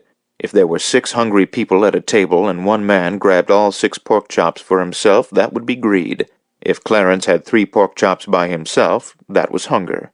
I didn't want to think about how many people he was supporting, or Jessie for that matter. When I was young, I was puzzled by what to answer schoolmates when they asked what my father did for a living. My mother told me to say, investments. This didn't seem clear, so I turned as usual to Jessie. He was a famous poker player in a local Tuesday night game, and explained it in those terms. An investment is like a card you bet on, and you hope this card helps you win money. I was a little disappointed that that's all my father did.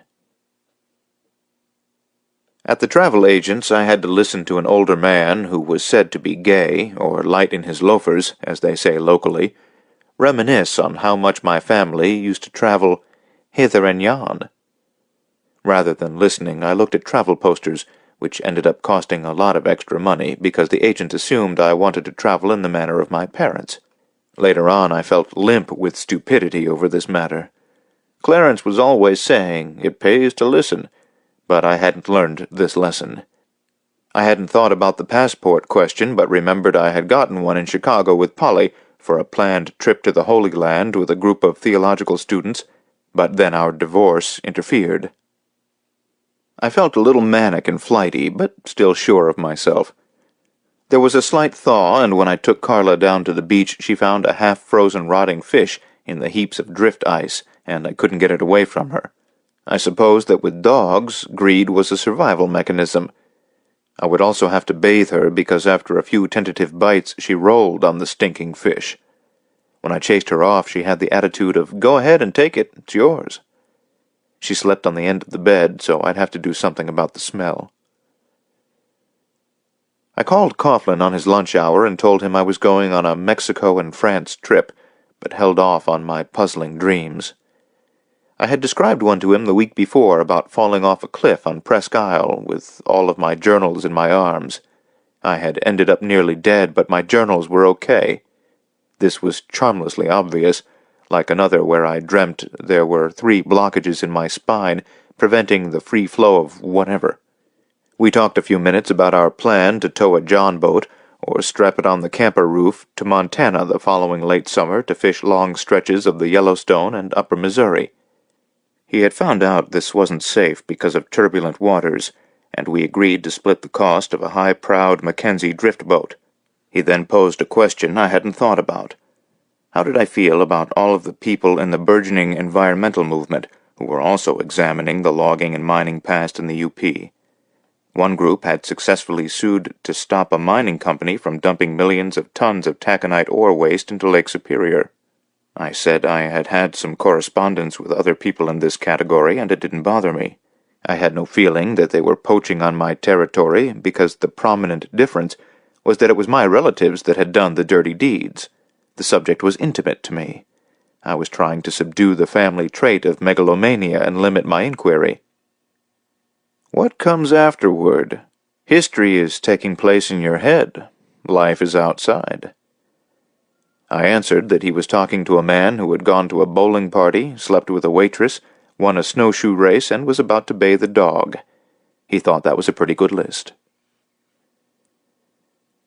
While I was bathing Carla, Riva called, and Carla jumped out of the tub and crawled under the bed, which I had come to think of as an intelligent way for any young mammal to deal with an unpleasant reality. All kids have looked up at those coiled springs and out at the shoes of the searcher. Riva said she had misplaced Fred's address, but after talking to her for a few minutes I doubted a lost number as her excuse to call. She told me that she had gone home for 2 weeks and run into her first love, who had been violent with her in high school. He seemed to have changed dramatically, so she slept with him and had become very distressed with herself. I couldn't quite believe that she seemed to be asking me for counsel.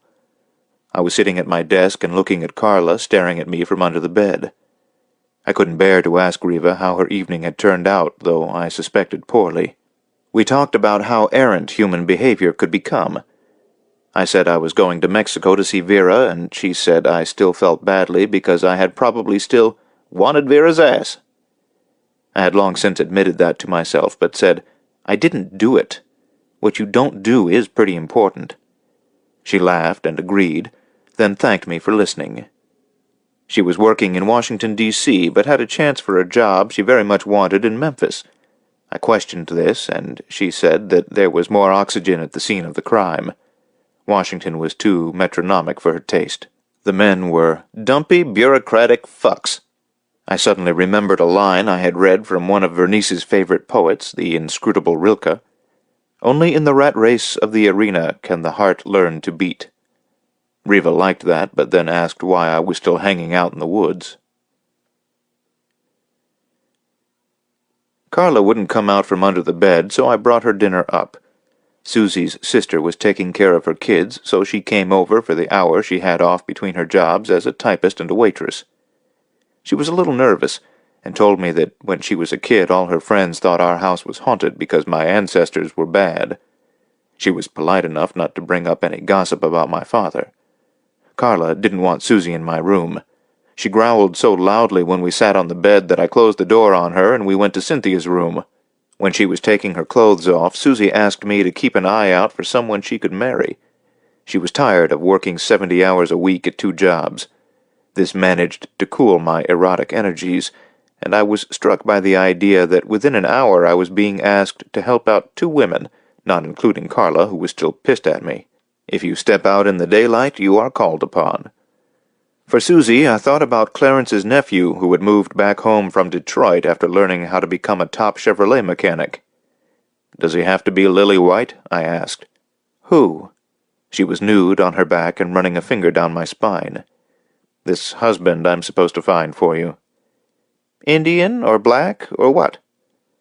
"I think his dad was part black from Sawyer, and the mother is mostly Indian with a bit of Finn thrown in. Sawyer is the local Air Force base." "That doesn't sound too bad. Is he cute?" "Not to me, but probably to you. He played the trumpet and basketball. About 6 feet with good teeth. You'll have to check out his dick yourself. I know he's looking." She laughed, which enlivened me. We could hear Carla baying in the other room. I had a strangely revelatory evening when Susie left. It was Mrs. Plunkett's night off, in which she took part in a seniors' bowling league. She was proud of the gold-colored bowling ball I had bought her for Christmas, though she admitted it hadn't improved her score. All of the girls on her team envied it. While I heated up some meatballs and sauce, I wondered at the idea of 70-year-old ladies still referring to themselves as girls. But they were. In December I had gone to a game dinner with Clarence. He said, "Us boys are gonna cook up some deer meat, partridge, and ducks." I went into the den for a few minutes and leafed through 1,000 pages of notes I had typed up on my old manual Olivetti for my project. I had abandoned them this winter in favor of simply seeing what had been done. I had stood on top of the false mountains of tailings in Republic with Carla and seen a long way. She didn't like it because there was no animal scent up there. I now saw clearly why the 1,000 pages were meaningless except as a nominal background. I recalled how when young I had dropped out of Scouts because I didn't like learning to tie knots and march. In winter we'd march up and down the gymnasium 10 abreast in each row. Once I carried the American flag. Marching was embarrassing, and so was group singing when my mother forced me to join the boys' choir at the Episcopal Church, or in school when we had to sing "Give My Regards to Broadway." It was all mechanistic, and so were my 1,000 pages of material, all technical in detail except for a sprinkling of anecdotes from old loggers and miners. There were surveyors' details, township and county grids, production graphs, shaded tree species maps, latitudes and longitudes, numerical rows of millions of board feet per family area. Back in the kitchen, I had to cook a fresh batch of noodles because the first had turned to putty. This time I stared at the boiling water and got them perfect. I speculated that maybe my project was a spiritual problem, though I cautioned myself against leaping to conclusions that might negate years of work. All of the numbers were not so much lies, but irrelevant in terms of the history of my family, not to speak of the history of other dominant families. At base, my battle against my father, and consequently my battle against my grandfather and great-grandfather, was described in the wrong language. Their language of conquest was the language of war, and my vocabulary, the language of my project thus far, was on the same level of discourse, which perhaps made it hopeless. I was abruptly sure that this was what Vernice had meant. I was dealing with the language of the enemy. Greed was a spiritual problem that gradually overwhelmed the economic realities of the area. My great-grandfather's warlike language of conquest fluidly drew God into his business tribulations. I stopped eating my spaghetti to find a passage of his in the den. "With God's help I will beat Felch to that 30,000 acres south of the Ford River." The fact that he failed in this particular case goaded him to further religiosity. A month later he won out against Felch by bribing corrupt surveyors who were supposedly working for the state of Michigan. If you won the right to timber something as minimal as a section, 640 acres, you invariably tried to cut the contiguous sections without the theft being immediately detected. The obvious spiritual crime was involving God in the predatory violence, as if he were directly cooperating in your theocratic trance. In reference to my awful dream, their behavior was obviously turning God into mere human shit. This all lacked the subtlety of my spaghetti and meatballs, my glass of red wine. I reminded myself to recheck Sprague's journal of his 1920 trip to France, where he compared many post-World War I landscapes, the massive carnage of the natural world, to the timbering areas around Ontonagon, where the landscape had been shredded of beauty. He had also compared an area of France, I think it was called Belleau Wood, to his own father's reminiscences about the Great Peshtigo Fire that had killed 1,200 people near the Michigan-Wisconsin border. It couldn't accurately be called a forest fire, because the area had already been timbered. What burned with inconceivable intensity were the leftover tops of trees and logging detritus. Local rivers were said to boil around the poor souls who jumped in, and a train full of escapees caught fire. Kegs of nails in a local hardware store turned solid after their molten state, and flaming birds crisscrossed the sky. The bones of many were no more than ash heaps. At times, when I read Sprague's journal, I thought of Vernice's aesthetic principles that allowed hyperbole if it read well. In contrast to my own notes and prose, and certainly including the journals and ledgers of my grandfather and great-grandfather, Sprague's journals reflected his interest in painting and art collecting. He had clearly placed himself by choice in a different category than anyone else in his extended family, and I supposed it was partly our similarity that caused him to will me his cabin. Sitting there with an extra glass of red wine, my brain began to get a little sore when I thought that people like Sprague, myself, and Vernice didn't deserve the compassion that one must generally apply to other people. We set ourselves aside. What were Riva, or Susie for that matter? How could I think of Susie as a waitress? Or what to call Riva, whose obsession was to help the poor? Susie and Riva were drawn into their lives with open hearts. Sprague cast the coldest eye on everything and everyone except his dead wife, while Vernice insisted that her calling was poetry and the essence of the act of language, and her obsession with the intrinsic playfulness of words dominated her life. I was startled reading in a Sprague journal a quote from the Constance Garnett translation of Dostoevsky that said, 2 + 2 is the beginning of death. At Michigan State, my professor of European literature, named Adrian Jaffe, had quoted us the same sentence and told us to write a 1-page explication. Jaffe spoke in ornate and convoluted paragraphs and intimidated all of us. Some class members met in a coffee shop and discussed the assignment until our heads ached. He dropped all of our papers in a wastebasket without comment. The quote became what Fred, in a recent letter, had called in his new practice a koan. When I read a note on 35 million board feet from Baraga County, which translates into immense acreage, I ran into the same wall. I put on a coat and took Carla for a late-night walk. It was in the mid-20s and windless, with the largest snowflakes possible softly falling, and when I looked up at them falling out of the darkness under a street lamp, Carla also looked up. The snow made a half-inch of icy film on the sidewalk, and, no longer worried about my ankle, I would trot and glide 30 feet or so. Carla, as usual, ran ahead to check for imaginary dangers. We went down to the harbor and looked at the mountains of ice piled up over the breakwater. The harbor was enshrouded with ice that wouldn't begin to break up until April, when from the city you could hear the ice break far out in Lake Superior like shots from big cannons. The lights of the business district 2 blocks away were baffled by the snow, so that the old brick and stone buildings were blurred in their outlines, except the granite Cohotes Bank. It was all quite lovely, and for a change, I felt attached to my home place, as if I were recognizing that some of the works of man were good indeed.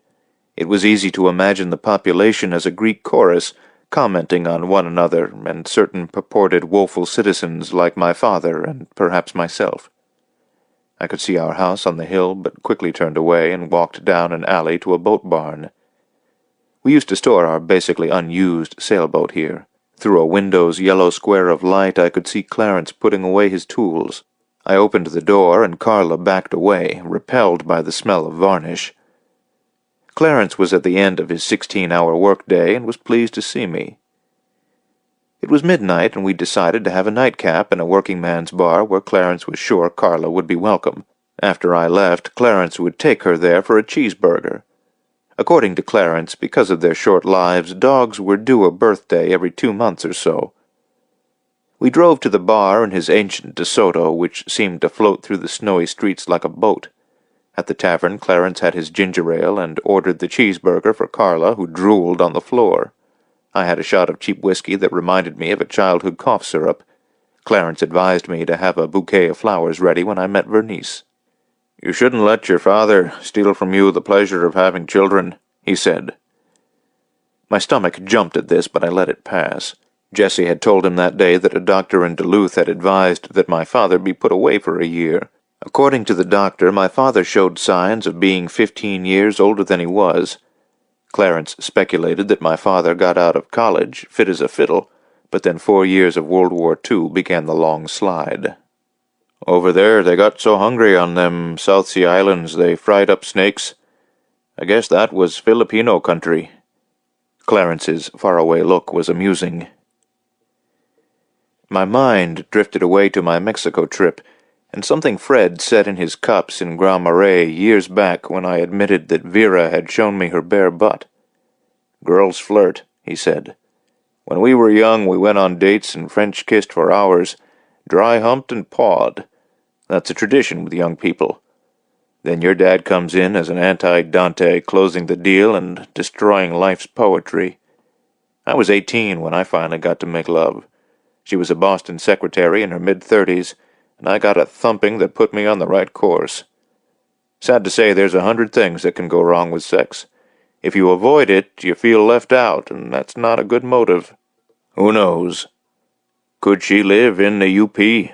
Clarence asked. "No." It was moments before I realized he was talking about Vernice. "Well, I doubt you could live any place else.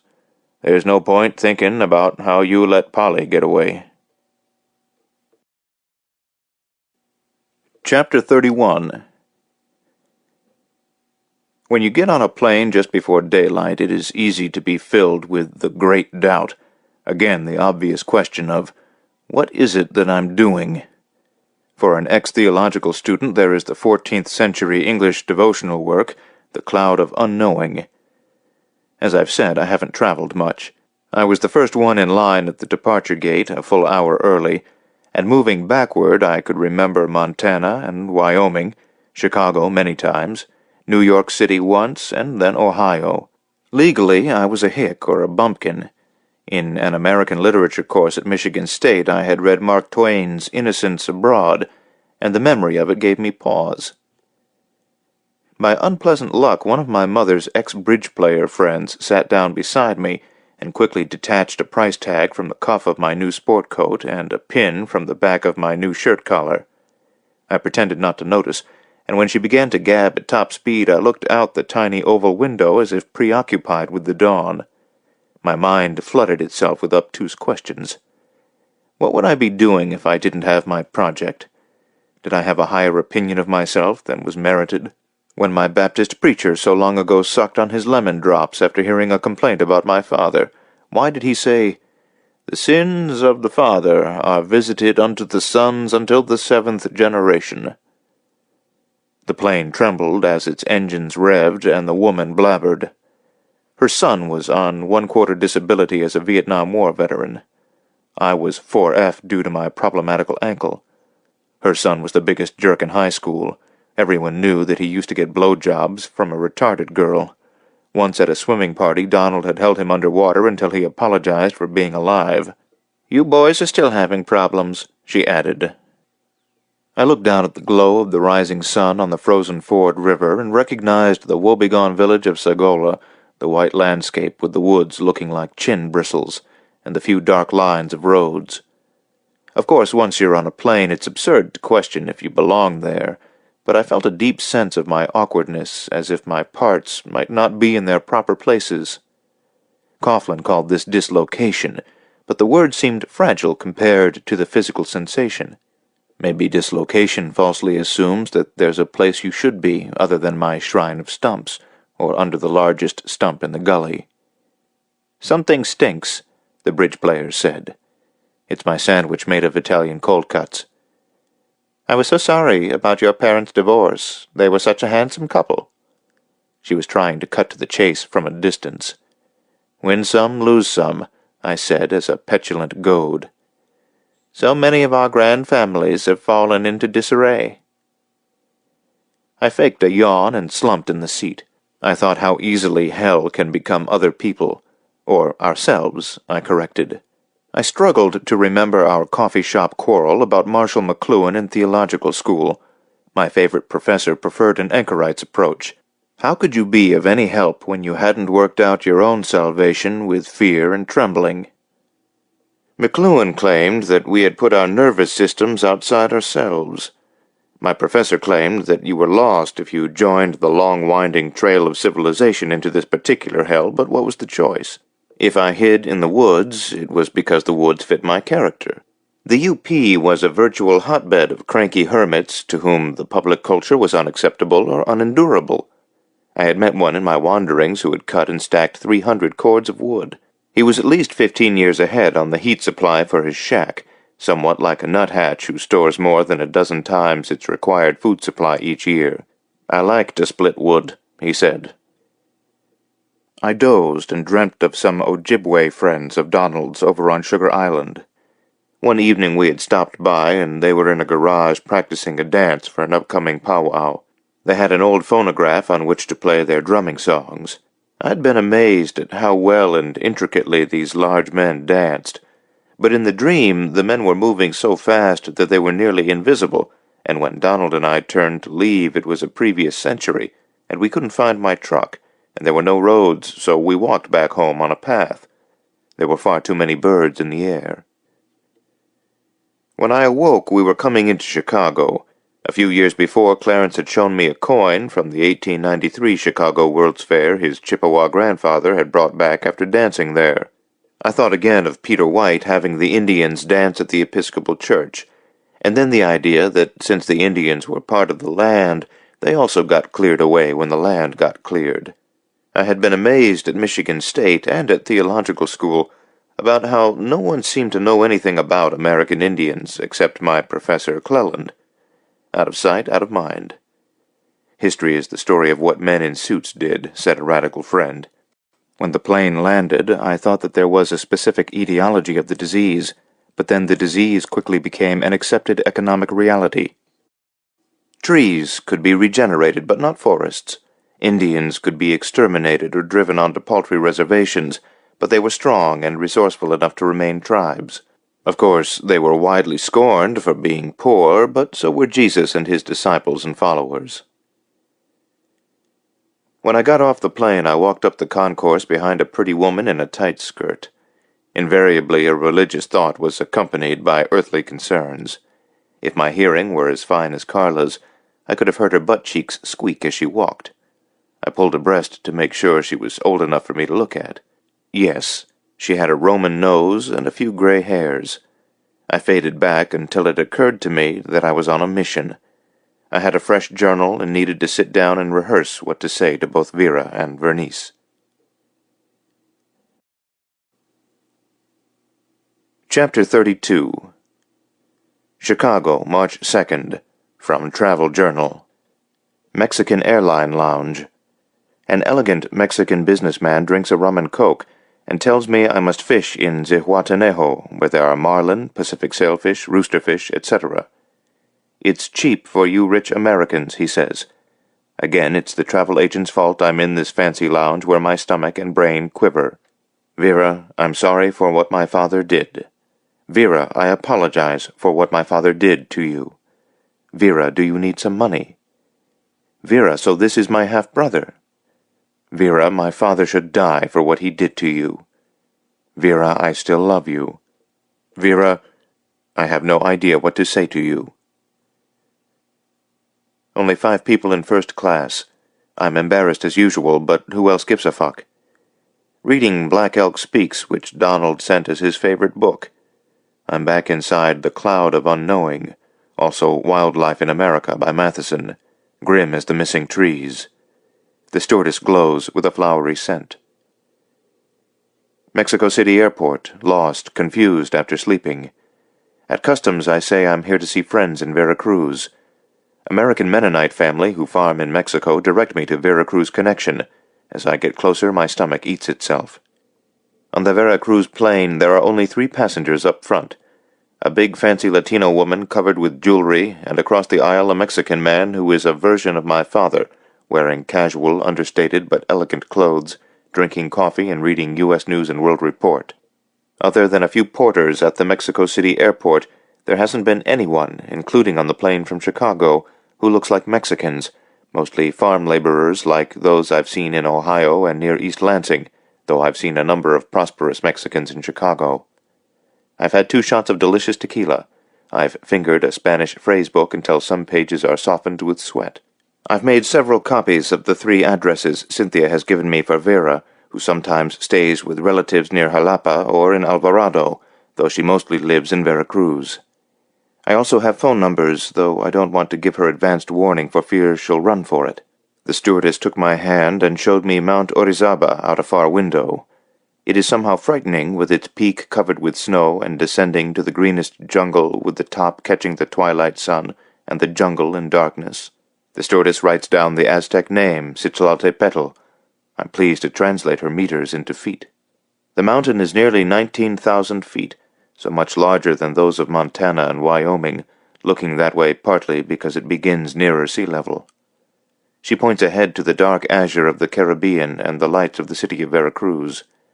She tells me that the jungle below is full of jaguars and snakes and an eagle that steals babies. The businessman smiles and rolls his eyes.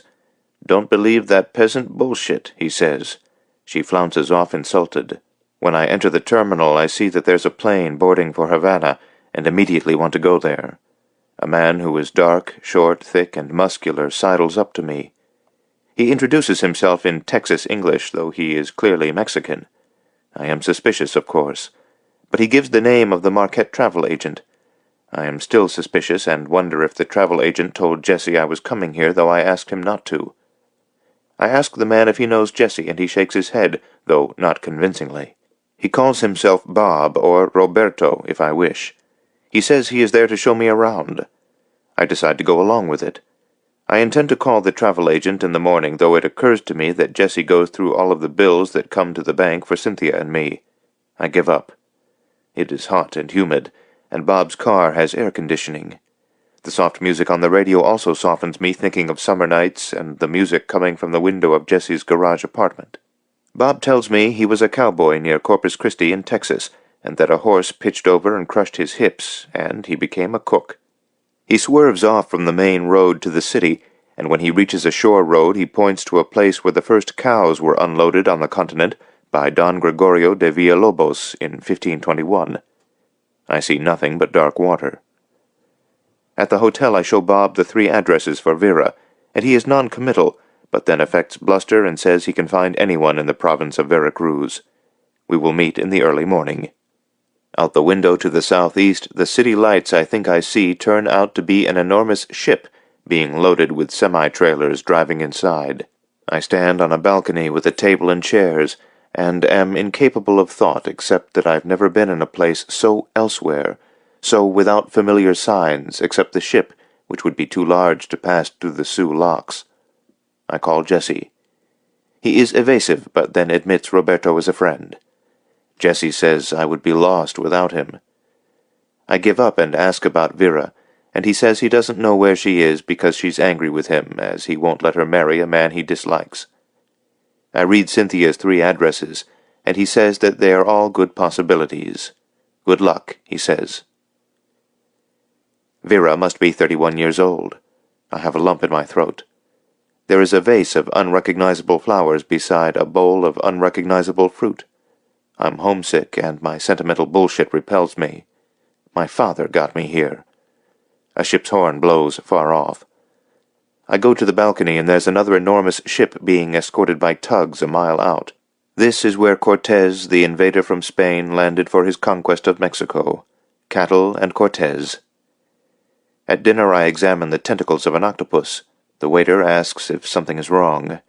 I say that I've never seen an octopus. He can't quite believe me. I eat a wonderful fish that is called snook in Florida. It is roasted with garlic and lime juice. It's called robayo here. Back in my room, someone has brought a bottle of Cuban rum, limes, and a bucket of ice with 3 beers. The card says Jesus, Jesse's real name. All the furniture is old, but nice. I want to take a walk, but I'm falling asleep. My shirt is wet, so I take a shower and have a drink. In an ideal world, I would call Vera, and she would come sleep with me. This is my ideal world, not hers. Veracruz, March 3rd. I get up at 4:30 a.m. to escape my dreams. I call down, and a young waiter who looks very much like a Chippewa brings me coffee and fruit. I sit on the balcony and watch the loading of the second ship. I'm trying desperately to be honest, if only for reasons of clarity and balance. I want the equilibrium of dozing against a stump with my hand on Carla. The question is whether I'm here to see my first love or to apologize for my father's behavior. An hour later, and the first glimpse of light in the east. The answer to everything is everything. She's sitting on my chest on the beach out near Presque Isle. She presses her sandy toes against my ears. Cynthia glances over, laughs, and stares at the sky. Then there is the screaming, and Mother and Cynthia are in the hall, and my father stumbles out with his wagging bloody dick. Now I remember he fell to one knee, not with wild, but with dead eyes. It's odd to remember something new. When it's light enough, I leave my Hotel Emporio, making sure I know where it is. It's only 6 a.m., and the city's not really awake. I walk south along a black sand beach for a half hour, then reverse myself to watch the ship being loaded while sitting on a bench on the Malecon. Suddenly I am struck by the enormity of what I don't know. Sometimes I think I know a great deal, but now on the bench it disappears. It is possible to loosen up and tighten at the same time. Bits and pieces of unconnected knowledge flow out of me and into the questionable water of the harbor. If the first cattle on the continent were unloaded here, it spawned hundreds of thousands of cowboys and much of the culture of the American West. For a long time there were more cattle than people. The alpha mogul, the predator, my great-grandfather and his cohorts, drag along 100,000 loggers and miners who now have a livelihood. Our young lawyer said they taught human geography at the University of Chicago, where people are and why and how they got there. Coughlin says our bodies are our truest homes. I'm here in Veracruz with my 180-pound home. I have eyes and a memory, and I'm looking for Vera. I'm unsure of how my parents got the way they are, but I'm pretty sure about myself. I understand Cynthia and Polly fairly well, less so Vernice and my dead Laurie. Clarence has stacks and stacks of gardening magazines and seed catalogues. He can recite ornamental shrubs and flowers by the hundreds. It's my line of work, he says.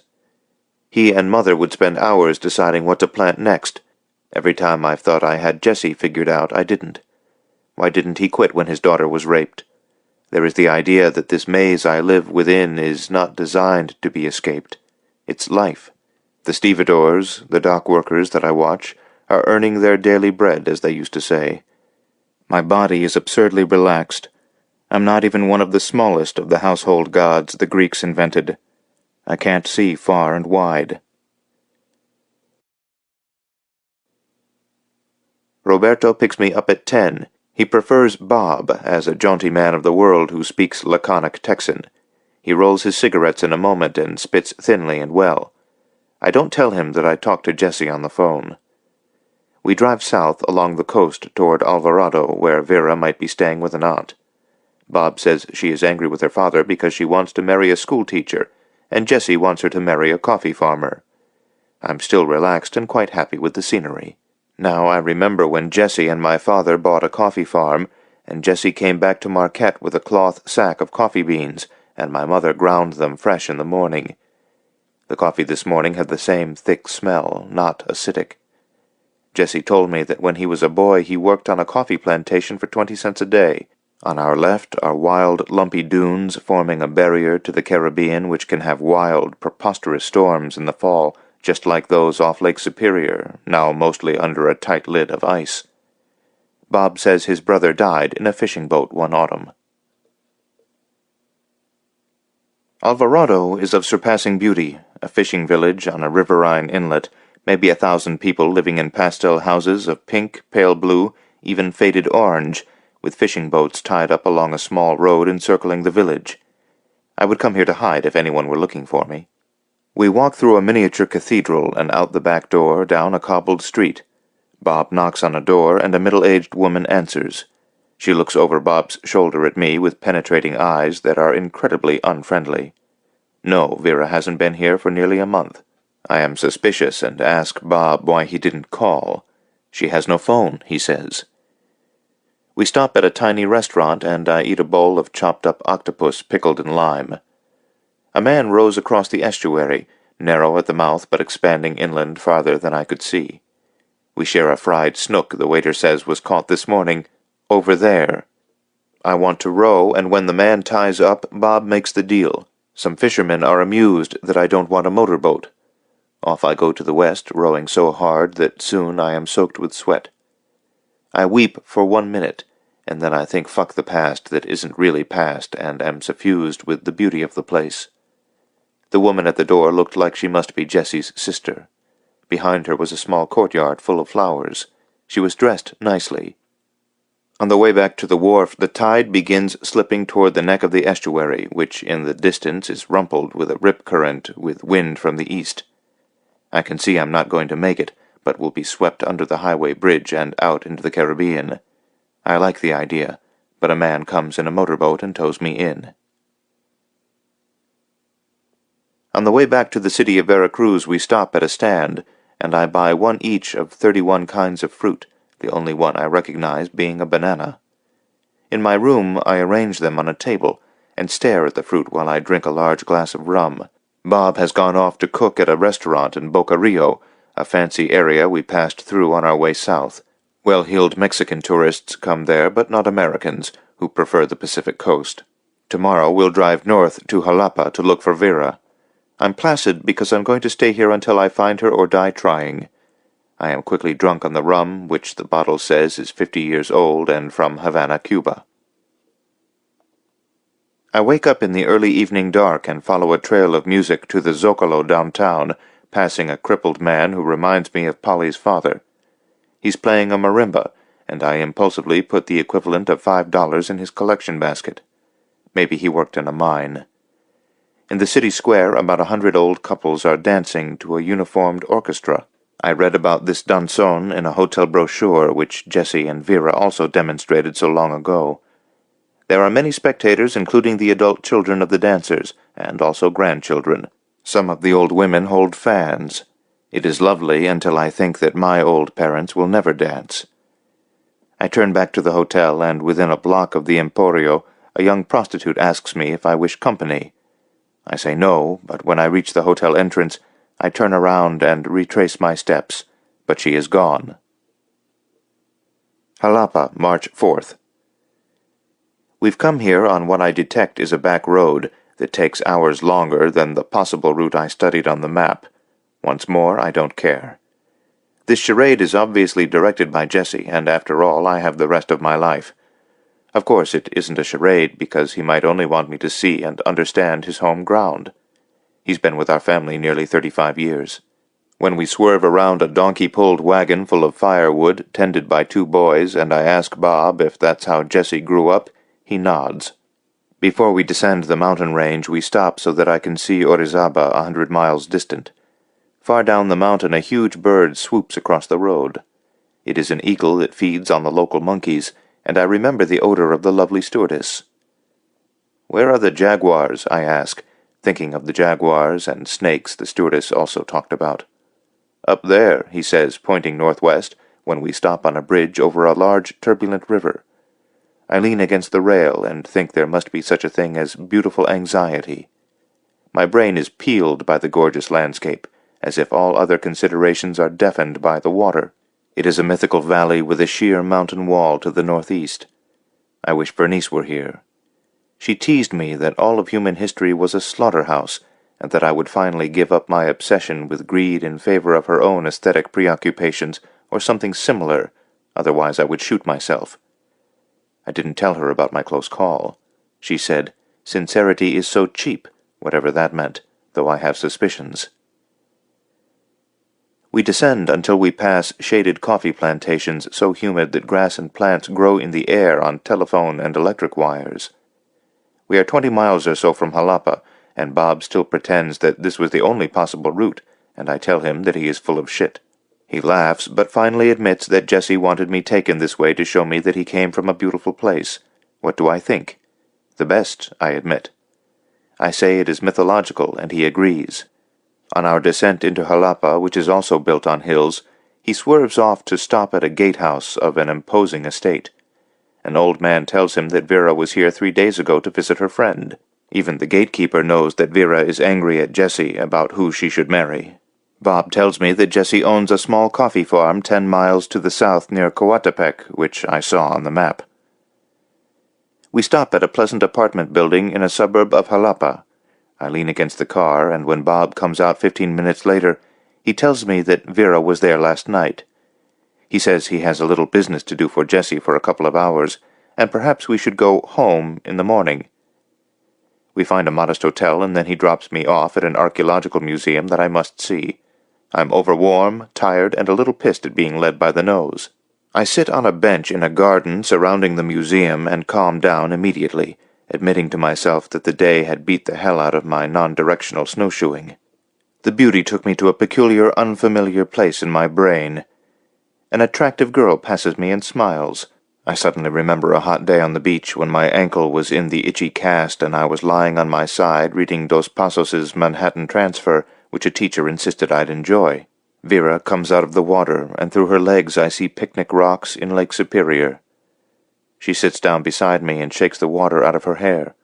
For no reason she stands and jumps up and down. She stops and places a cool, sandy foot on my stomach and slides it down my bathing trunks with a quizzical look. The arch of her foot is on my penis, and I lift her foot off. She flops down beside me and nibbles my ear. I'm not ready for this museum, but then it is questionable what I'm ready for. Professor Weisinger used to lecture on otherness, and here we have it. Walking through the door, I ache at my silly deficiencies. At the end of an early March day in the UP, I might note down 11 ravens, 4 kinglets, 3 chickadees, while this morning, between Veracruz and Jalapa, hundreds of species of birds were visible, not to speak of different sorts of wildly flowering trees. My Calvinism is possible only in a wretched climate. A one-directional mind is impossible in this climate. Professor Grabo read aloud from the Puritan bombast of Jonathan Edwards's Sinners in the Hands of an Angry God. Here his parishioners would have muttered, "What a fucking nitwit." My brain is melting. There are so many statues and figurines of the faces of women becoming the faces of jaguars. I have no idea what this means, but they definitely remind me of Cynthia. The museum isn't large, but I wander for a couple of hours, with my inner being becoming absurdly liquid. I keep returning to a 20-ton Olmec head that was dug out of a swamp near the estuarine area I visited near Alvarado. The question is how they hauled it there from the mountains 4,000 years ago. There are several of these Olmec heads, and none of them have the reassuring quality of Fred's serene Buddha. The only thing I can imagine them saying is, "You are born, you love, you suffer, you die." But maybe not that much. Their answer is nothing, and they make you feel foolish for asking a question. Out in front of the museum, Bob is asleep in his car. At the hotel, I call Cynthia from the desk because there are no phones in the room. She's harsh with me and says that tomorrow at 5 in the afternoon Vera will meet me in front of the Hotel Emporio, and then I should leave Veracruz, because Vera has been weeping since I got here. I keep this to myself and have a large glass of rum in my room. Near the hotel there is a canyon in the middle of the city, and Bob pointed out the women washing clothes by hand in the river down in the canyon. I wake up in the dark when Bob knocks, and we have a glass of rum and go to dinner, after which we meet his girlfriend at a nightclub that has no roof, and vines and flowering bushes are growing out of the walls. There are several hundred young people dancing to a 15-piece Cuban band, which is deafening, but also sensuous and melodious. A big woman in a tight green satin dress sings, according to Bob's translation, "This world is full of sharks, so you must learn to swim." Bob says most of the young people are medical students from the local university. There are no geometrical moves in their dancing. All the motions are fluid, as if they were made of running water. Bob must be 50 years old, and his girlfriend is a nurse in her 20s, who reminds me uncomfortably of Vera. It's hot, and I drink too much rum and count 37 beautiful women as if I'm counting stumps. I won't leave until 4 in the morning, which pleases Bob, who disappears for an hour with his beloved. They return glistening with sweat. I sit there like an Olmec head until I nearly piss in my pants. I've watched one girl who has danced nearly 2 hours without stopping. When the band takes a break, she continues without music. The crowd cheers her on. When I fall asleep back at the hotel, I still hear the music in vivid dreams of the cold north. Jalapa, Veracruz, March 5th. Woke up shivering with a cool north wind coming through the windows, amazed that I hadn't vomited, and rather happy still hearing last night's music in my head.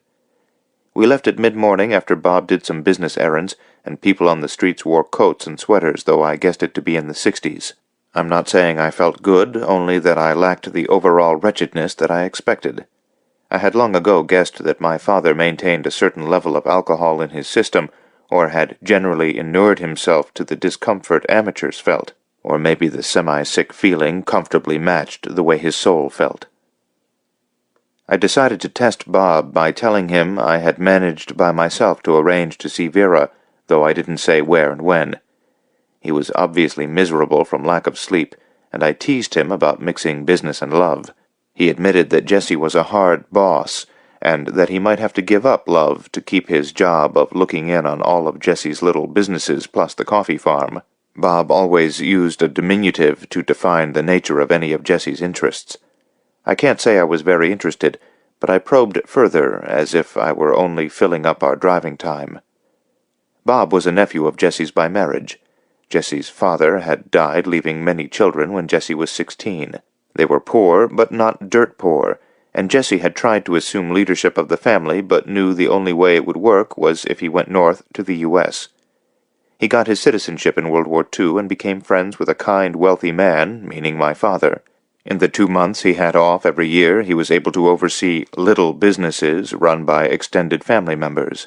I let the subject slide away with the cool north wind that was so vigorously brushing the green landscape and whipping up dust devils in the streets of the small villages we passed through. I didn't mentally disagree that my father could be kind, having heard of his Christmas noblesse oblige in Marquette and other incidents. I had had few close male friends, and couldn't quite imagine what kind of closeness could build up during 4 years of World War II in the Pacific. In this remote landscape I was able to achieve a clearer view of my family, so that despite the vulnerability of my hangover, I didn't feel any of the physical repercussions, the usual lump in the throat, the tingling buzz of rising blood pressure. I idly asked why Jesse was so obstinate against Vera marrying a schoolteacher. After all, she was old enough to be entitled to freedom of choice. Bob became morose. Of the 8 Sundays a year that Jesse was home, the extended family gathered at the coffee farm for a generous picnic. Out of Jesse's earshot, the families referred to these days as Sundays from Hell. Account books were opened for the dry-cleaning shop, the cafe, the butcher shop, taqueria, the auto bump shop, and so on. Exact plans were made.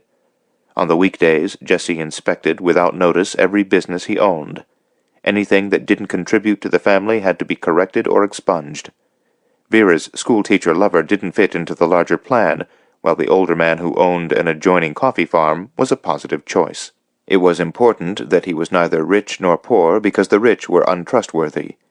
Naturally, everyone enjoyed the prosperity, but they were relieved when Jesse returned to his fine job in the north. Everyone in Veracruz knew that Jesse was money loco, and that was why his wife had run off to Mexico City with another man. Jesse had then taken his daughter north, where she had become regrettably pregnant.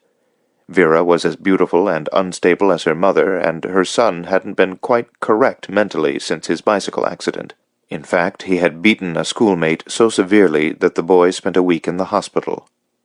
I wasn't sure I wished to know all of this, but here it was, and I reflected on how it contrasted with Clarence's family. Jesse had turned out to be not quite benign in regard to his own people, and I wondered at the complications when you lifted the lid off any particular family. When we were still short of Veracruz, I asked Bob to detour so I could see in daylight where the first cattle were unloaded onto the continent. Of course, someone was going to do it, but the enormous consequences were intriguing. Coughlin had told me that China was now almost completely denuded of trees from logging, but once had been heavily forested. I was in the anxious position of never having had to completely support myself, except when I chose to out of stubbornness. Many others shared this vantage point, which did not make it less questionable. Throughout history, there had been economic conquistadors that made everyone nervous, even on Jesse's minor scale. It made you wonder about the word livelihood. I sat at the window looking out at the harbor for several hours waiting for my meeting with Vera. The north wind made the harbor choppy, and I could hear the waves slapping against the wharves and watched the small boats bobbing restlessly. The large ships were impervious, at least within the confines of the harbor. I was settled into an uncomfortable, nothing state of thinking about Vera and how her father had brought her to northern Michigan for a better life. The mother had fled. Her friendship with Cynthia, my controlled infatuation. My father raped her. She had a son. Her father trading in his probable rage for money, pure and simple. But again, what would I know about being the means of support for dozens of people? The waves I was looking at were not Lake Superior's, and I had a jolt of insufferable homesickness that was followed, ironically, by not wanting to go home and resume my normal life.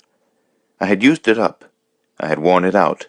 So much that I thought I had found in the depths had disappeared in the shallows of this trip. I had become too narrow too early. I couldn't understand my family's part in the whole because I didn't have a clear enough view of the whole.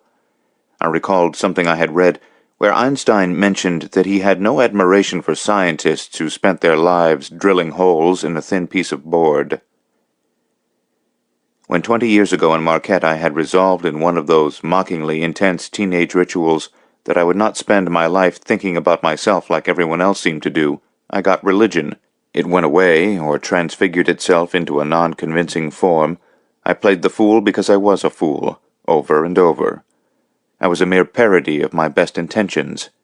How can you be both slave and captor? It's evidently easy. Reading many of the books Vernice had insisted on made me feel quite ordinary. I liked William Carlos Williams because I could understand him, and Rainer Rilke because I couldn't understand him. I suppose it's better to accept the mind's disorder rather than make a daily wild attempt to screw the lid on tight. For instance, right now, down on the Malecon, a priest with windswept hair is gesturing and lecturing to a group of inattentive 10-year-old boys. I am convinced that Catholicism is best suited for this rather ornate culture and habitat. The next step, of course, for someone who has occasionally disappeared up his own asshole, is to wonder what sort of religion, if any, is suited to my own habitat. At this point I remember a childhood radio program starring Edgar Bergen, the ventriloquist, with either Charlie McCarthy or Mortimer Snerd sitting on his lap, or both. I smile, thinking I am all three. About 10 minutes to go. I have my wristwatch, the pocket watch from my briefcase, and the room clock on the table before me, all within 3 minutes of one another. My mind and body are full of butterflies. I go down early in hopes of settling myself before her arrival, but she's already there, across the street from the hotel entrance. She's leaning against a spiffy new car, and dressed very nicely in a pale green dress, a slight man in a trim blue suit standing beside her. The son, with my father's jaw, sits halfway out of the back door, glowering. She sees me and crosses the street with the wind whipping her dress. I step off the curb as she approaches. She is still unbearably handsome, but her face is taut, her eyes furtive and unfocused. You can't be here. This is impossible. I know your heart is good, but this is impossible. I take her hand, but then she withdraws it. I'm so sorry for what happened, I begin to say, but my voice catches in a cold knot. Yes, but you did nothing bad. I wanted you to be my boyfriend, but I was too young. This is impossible. Embrace Cynthia for me. Goodbye. and then she turned and walked back across the street. Mexico City, March 6th. Of course I wept, so much so that my eyes were swollen and I didn't want to leave the room. I ordered a fish to eat, a snook again, but didn't touch it. I thought absurdly of taking it with me, this mysterious creature that led its entire life underwater. I made a few calls and left the hotel abruptly. I spent the night on the top floor of a hotel in Mexico City where they were playing tennis on the courts above me. I fell asleep on a bench in the gardens of the hotel next to a bush with blue flowers that had a strong odor of the sea. A guard woke me around midnight, and I had a nice bowl of soup in a cafe where young, well-dressed Mexican couples were drinking French wine and laughing. A girl of surpassing loveliness looked like she could be a younger sister of Vera. I was naturally thinking of the fatal structure of life that allowed people who cared for each other to separate forever. The idea somehow achieved a latitude above my father being the cause. It was haphazardness of love that doesn't overcome the rest of life. I thought of Polly and how love conquers itself. I didn't leave my room until I went to the airport, amused that the whole trip was costing me more than I ordinarily spent in a year, and the sheer idiocy of my visit to the travel agent, which was as uncomfortable as going to a lawyer, into a bank, or visiting a doctor. On the plane, an Air France flight, I devised 3 different letters to Vera before it dawned on me that it wasn't allowed. There was no way to re-enter her life. The only solid relationship I had with a female was my dog Carla, who seemed to equally adore Clarence. My mother was mostly a pleasant ghost in Evanston, and despite the fact that I was older, I would always be Cynthia's little brother. Polly was married with 2 children, and a second chance was unlikely. When I was dropped off at the Mexico City airport and had passed all of the airline desks, it occurred to me that my upcoming attempt to solidly connect with Vernice was comic at best. 1 down and 1 to go. I could board a flight to Los Angeles and become a movie star, or a flight to Montreal and become a French voyager and fur trapper. I didn't feel the least rejected by Vera, only that I didn't belong in her company, not even as a memory. A stewardess in a pale blue suit kept pouring me a delicious red wine that I recognized as one my father liked. He couldn't very well be wrong about everything. He had lived for a year in Paris when he was 5. It was a fatuous story. My grandfather had sent 2 local Marquette men to North Dakota to shoot several hundred pheasants for an enormous feast he was planning. When they returned late one October afternoon, he had posed in hunting clothes with the pheasants, as if he had been on the hunting trip. This struck my grandmother as disgusting, and off she went to Paris with my father and Richard, who was an infant at the time, and Mrs. Plunkett's mother, who worked for her. I liked this story because it bespoke the careless freedom of adults and had confirmed my early convictions of their untrustworthiness. Gradually, when I would come upon the picture of my grandfather with the lawn full of pheasants in a photo album, I admitted to myself that this man looked like the consummate asshole that he was.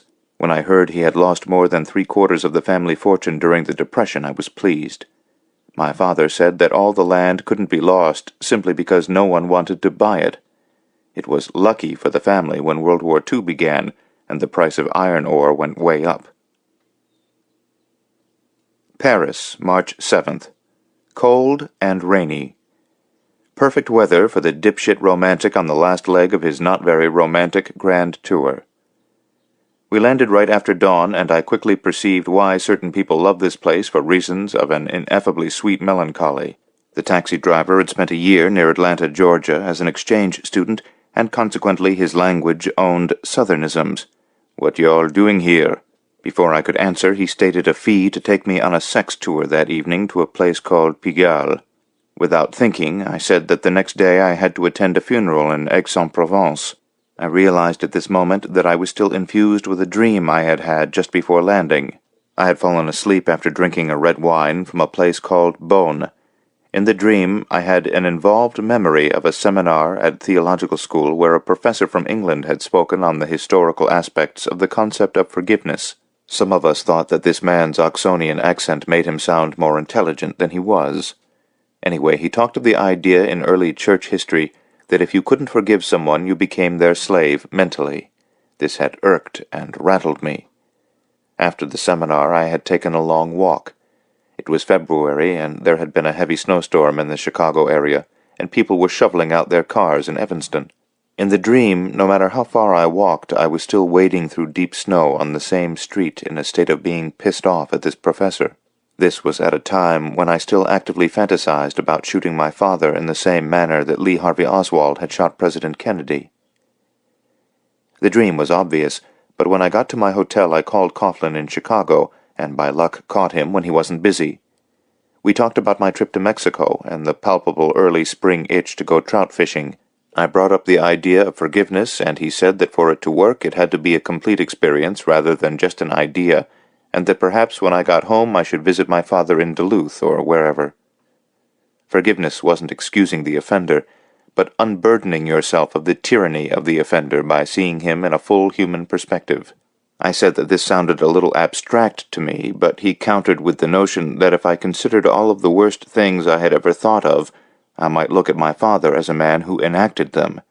I paused, recalling that after I had seen Vera's bare butt in the upstairs hallway, I felt lustful for days. Coughlin then said that his own father had told him he had forgiven the men who smashed his hands, mostly to avoid traveling back north to Belfast and shooting them. If he had shot them, he would have lived a life of rage in prison far from his family and also from the pleasure of trout fishing. At the hotel, my room wouldn't be ready until noon, so I drew a grubby rain parka from my duffel bag and got a map from the desk man who marked the location of the hotel, looked at me closely, then wrote down the Hotel de Suede's address and phone number for my wallet, fearing I'd get lost.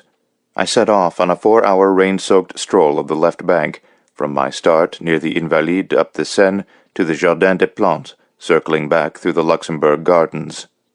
At the outset I was a little blind to my surroundings, because when we closed the conversation Coughlin had advised that I try to be slow and judicious with these feelings about forgiveness, because there was no available safety net.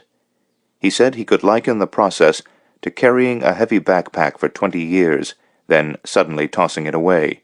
To do so would be to abandon much of the energy, however faulty, for a large part of my life. For instance, would I give up the project that had been central to me for so long? Jesus Christ, I thought, walking swiftly along the Seine. No, I wouldn't give up the project, because for nearly a year I had been walking or snowshoeing in the outback without my vision becoming self-referential. What is overcomes what was. I didn't functionally believe the humdrum drone of knowledge is power, but gradually I seemed to be acquiring a topographical view of the maze. It had become more important to me to understand the entire maze than trying to limit myself to comprehending my family's part of it. In January, near Segola, I had been lost in a snow squall for a brief but modestly frightening half-hour just before dark, and then I suddenly teetered on a snowbank and slid down onto the county road, on which my truck was parked to the north of me. In the driving snow I nearly walked into my pickup before I saw it. The long wet walk in Paris lifted another layer off my confusion. Some rich and powerful men obviously had a firm aesthetic sense. This was far less apparent in urban areas in America than it was in Paris, where you came close to not believing your eyes, and your skin prickled as if you were looking at a great painting. There was something historically troubling in America's geo-piety that allowed her to become proud of the destructiveness of her creation of ugliness. The capacity to cut all of the virgin timber in the state of Michigan became a source of pride. Somewhere in the puzzling streets between the Jardin des Plantes and the Luxembourg Gardens, a little fresh air entered my mental wanderings. Vernice had tried to peel away the filmy blindness of my own sense of beauty, and hadn't quite realized, as I didn't earlier, that my obsession with the landscape was more aesthetic than scientific. This idea was fresh enough to me that I tried to push it away for the time being. In the midst of my obsessiveness I had rejected many of the forms beauty can take. My depression over my father's wrongdoings, and consequently those of my ancestors, had prevented me from living a life of wholeness as surely as greed had blinded them. It was now about noon, and my pants were soaked and my shoes squished. The wind had clocked to the south according to my map, and when I passed a restaurant called La Closerie des Lilas, I stopped and asked myself, how can we be so wrong? This feeling was a little bit silly, but the restaurant reminded me of my father's admiration for Hemingway and his book A Movable Feast, which I had read. I never cared for Hemingway, but that was beside the point at this moment. In college, the young men I knew who loved Hemingway tended to wear flannel shirts and seemed to affect a heartiness I never felt. I didn't know it at the time, but I recognized it later that I was too possessed with questions to think that manliness was an answer. Besides, when you came from the Upper Peninsula, you were scarcely mystified by the big woods, because you were born and raised within it, and with proper caution it wasn't threatening. My father presumed to see a different Hemingway than I did. When I read his early work, the writer seemed as fragile as I was. What was nagging at me now like a virus was that what the war had done to my father wasn't simple and literary. When you added the history of family malfeasance, the war had pounded my father into a monster. My grandfather had been an officer in World War I, but never left Washington, D.C. He had made war on Germany as surely as he had made war on the land. The 4th of July marching music that I dreaded helped us forget the dead and maimed. I had been at war with human nature so long I had forgotten to live a life. I was walking splay-legged down Montparnasse because my wet pants were chafing my crotch now.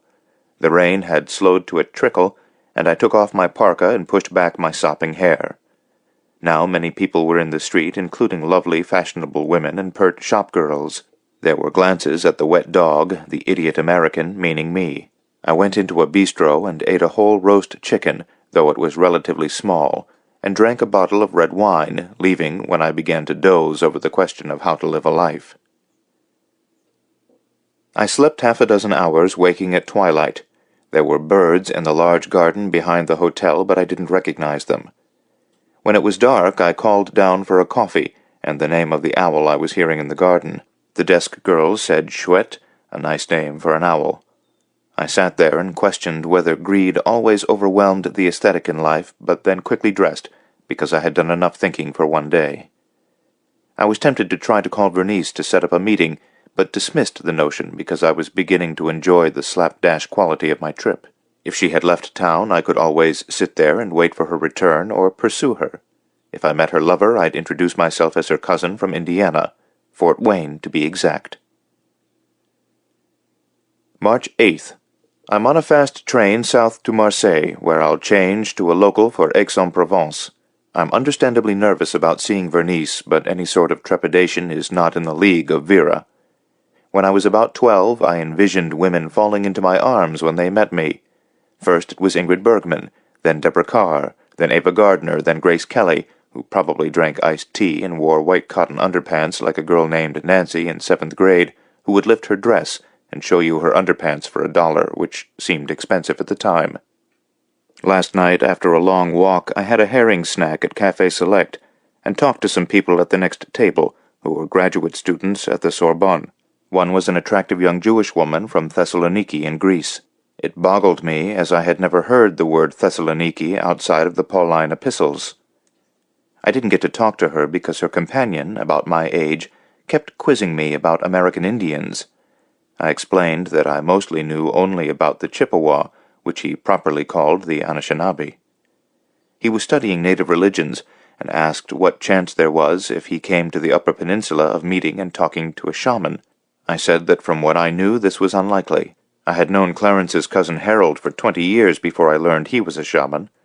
I explained that it wasn't really an open society when it came to religion. I added that my brother-in-law Donald had wished to talk to a shaman who wouldn't have anything to do with him until he sat for 3 days and nights without food, water, or shelter. Donald had made it 2 days, but intended to try again. I added no wine, which they thought was funny.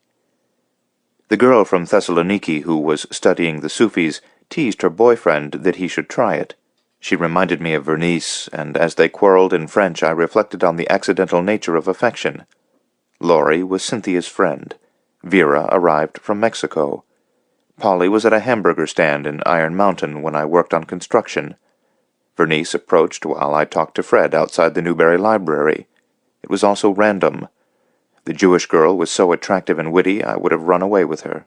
To cap it all off, a beautifully dressed middle-aged woman in the far corner of the cafe bore a passing resemblance to my mother. The scholarly couple asked me if I wanted to go with them to an American jazz club, and I said I couldn't because I was leaving early in the morning for Aix-en-Provence to look for someone. They advised that I simply sit at a cafe called Deux Garçons, and I'd eventually find my prey. Untypically, I changed my mind, and went to the club where the jazz band turned out to be from Detroit. The young woman sat between us, and when he went to the toilet she put her hand on my leg and gave me her phone number. Sweat popped out on my forehead. I realized again how comparatively inexperienced I was for a man of my age, but then I was unaware of the statistics. You meet very few women in the woods, plus what affections I had were manic and limited. I left after an hour, and on my way back to the hotel decided that the main problem of cities is that you couldn't see the stars up in the dark.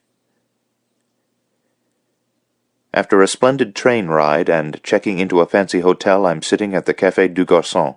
I have this idea of returning to France at some point with a small suitcase and spending a couple of weeks riding trains. It's 2 in the afternoon now, and I'm prepared for a long wait, despite not quite knowing what I have in mind. What would I do if Vernice threw herself in my arms, screaming, "I want to have your baby"? Though this is indeed unlikely, anything is possible except world peace. I have started some sort of log rolling down a long hill. For instance, this morning I decided to visit my mother and see if she has forgiven my father, and then visit my father to see if he is willing to explain his life.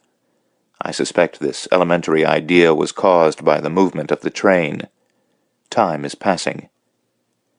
But Vernice. Once I was sitting on the deck of our unused sailboat, and my father and some friends were on the slip dock. I was attempting to ignore their talk about a pretty young woman who had just walked by and boarded a large cabin cruiser down the wharf.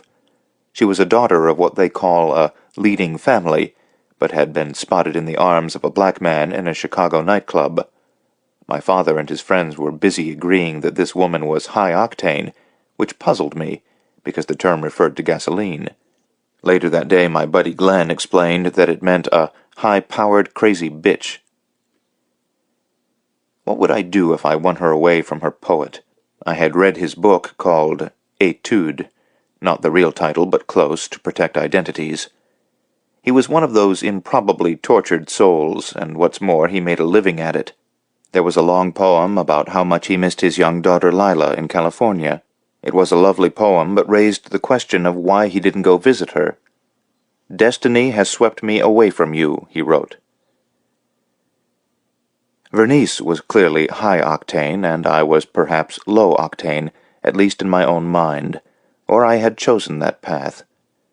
Sprague in his journals had seemed a little nervous about what he called the privilege of idleness. After his young wife died, he had dedicated himself to a life of service by school teaching. He had donated his checks, but after a number of years he had become so repelled by the lack of curiosity in high school students that he quit to pursue his interests on the art of the Pueblo peoples of the Southwest, which struck me as an interest as far as possible from the family. I had never been idle, which was not to say my preoccupations were truly worthy. The idea of privilege was another matter. I have heard that some realtors refer to clients with inherited funds as lucky sperms. Sitting in Du Garçon from 2 until 7 became comic. After a large number of customers left following the late lunch hour, the outside tables were largely empty because a chilly wind had come up. I was a little anxious about taking up space, so I kept ordering a bit of this and that after eating delicious chicken with lemon for lunch. Wine, fruit, coffee, cheese, tea, more wine, chocolate cake. Finally my waiter, a pleasant older man, told me that it was permissible to sit there without constantly ordering things. I had been thinking about Polly's father, whose legs had been crushed through improperly maintained machinery, a cost-cutting maneuver, twisted into fleshy pretzels. I had read very little detective fiction, so I couldn't come up with a gambit to isolate Vernice. Wait until dark and see if there's light in their window. Keep calling until she answers. Hang up if he answers, or say I'm a cousin. I was hopelessly inept. A girl with an armload of schoolbooks sat close by, drinking coffee and chain-smoking. I ordered a pack of cigarettes, the first in a long while. Her legs were lividly bare in her short skirt, and I got an erection. Had I come this far to fuck Vernice? I loved her, but that didn't preclude the former. Was I a vampire that could get life only in the company of women? Probably. The company of men only exacerbated my own sodden concerns.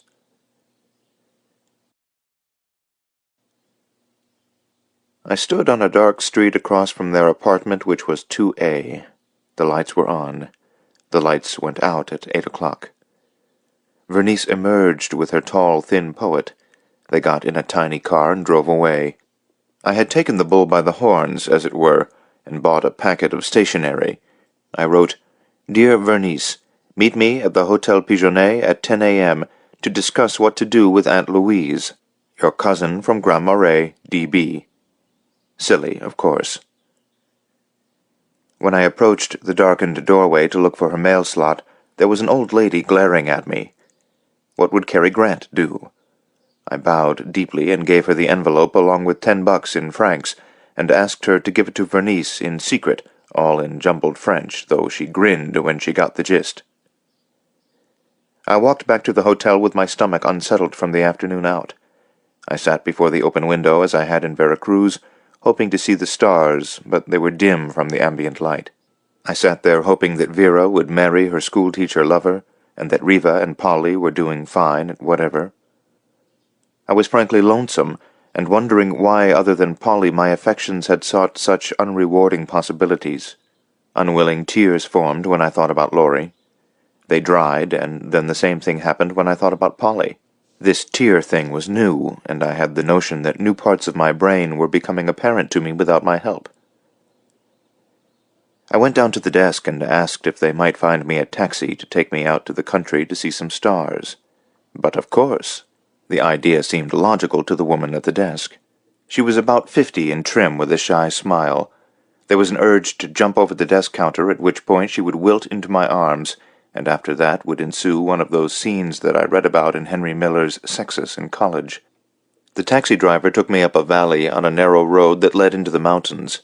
He paused a moment and pointed at a small darkened house, saying, "Cezanne Studio," at which point I remembered why the name of the city of Aix-en-Provence was familiar.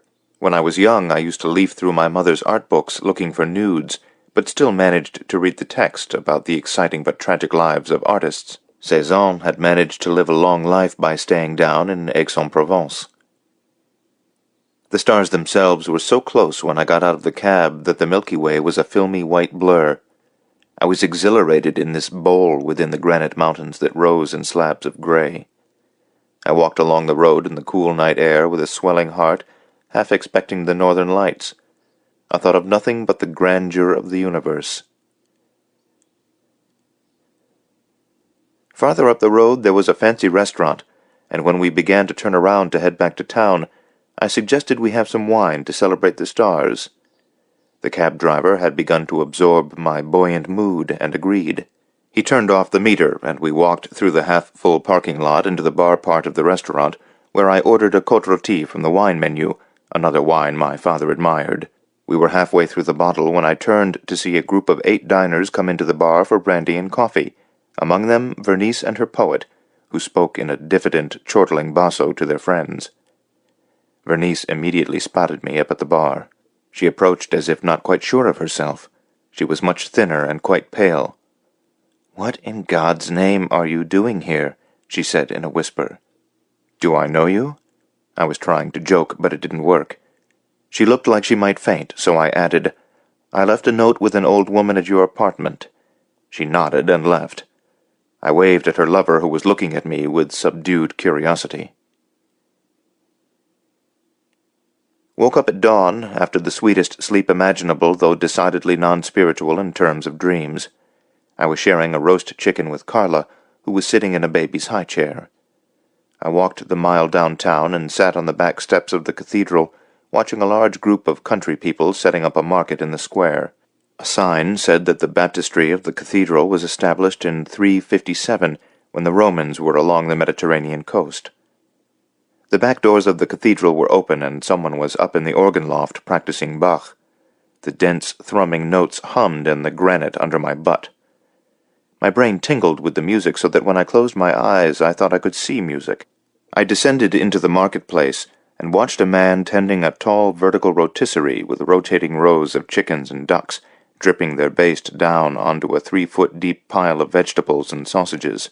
I thought that Marquette could certainly use one of these gizmos. Back in my room I sat before an open window wishing I had a French bird guidebook. It was 2 hours before Vernice was due, assuming that she intended to see me. Both optimism and pessimism seemed irrelevant, though I doubted if she did come that she would fall into my arms. I meant to put my entire house in order, but to leave all of the doors and windows wide open. If I had a Bible and a concordance, I would look up all of the entries for forgiveness. I would see my mother first, and then my father.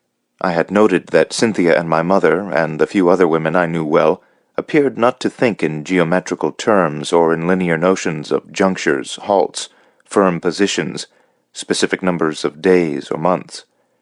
As a man, I had a great talent for order that was unrelated to reality. If I threw away my wrist and pocket watches, it was likely that I'd still always know what time it was. I seemed to lose my questionable abilities regarding time only while trout fishing, or during one of my thankfully rare trances. At 9:45 my mind began to burble, but not with the dread with which I had anticipated seeing Vera. Life was chock full of errant possibilities. I would marry Vernice immediately, but that was as likely as my climbing Mount Everest naked. She had the same iron self-determination as Cynthia. During a drinking period in college, I had read for an assignment for a religious course Idris Shah on the Sufis, and despite my supposedly high intelligence, the experience was like sticking my head in a snowbank. Later, in theological school, I tried again, and made minimal headway, but Vernice may as well be a Sufi. Our 8 days in the cabin had been a succession of alarming surprises, and now I began to think of her as having been my unlikely savior. She gave me a violent shove in the dark. Did I want another or need one? Naturally, I would have given anything, as people say without knowing what they mean, to retrieve that physical ecstasy, but I could see in the bar last night that it wasn't going to happen. And it didn't. The meeting was unclouded with desire except on my part. The desk woman called up, and then there was Vernice at the door, looking thin and brittle in slacks and a shaggy cardigan, her face a tinge of gray as if she had used ashes in her makeup. There didn't seem to be a trace of southern Indiana left in her. Anticipating my concern, she said she had had the flu twice since October, which allowed her childhood asthma to return. She was discouraged about life without cigarettes. It was harder to write.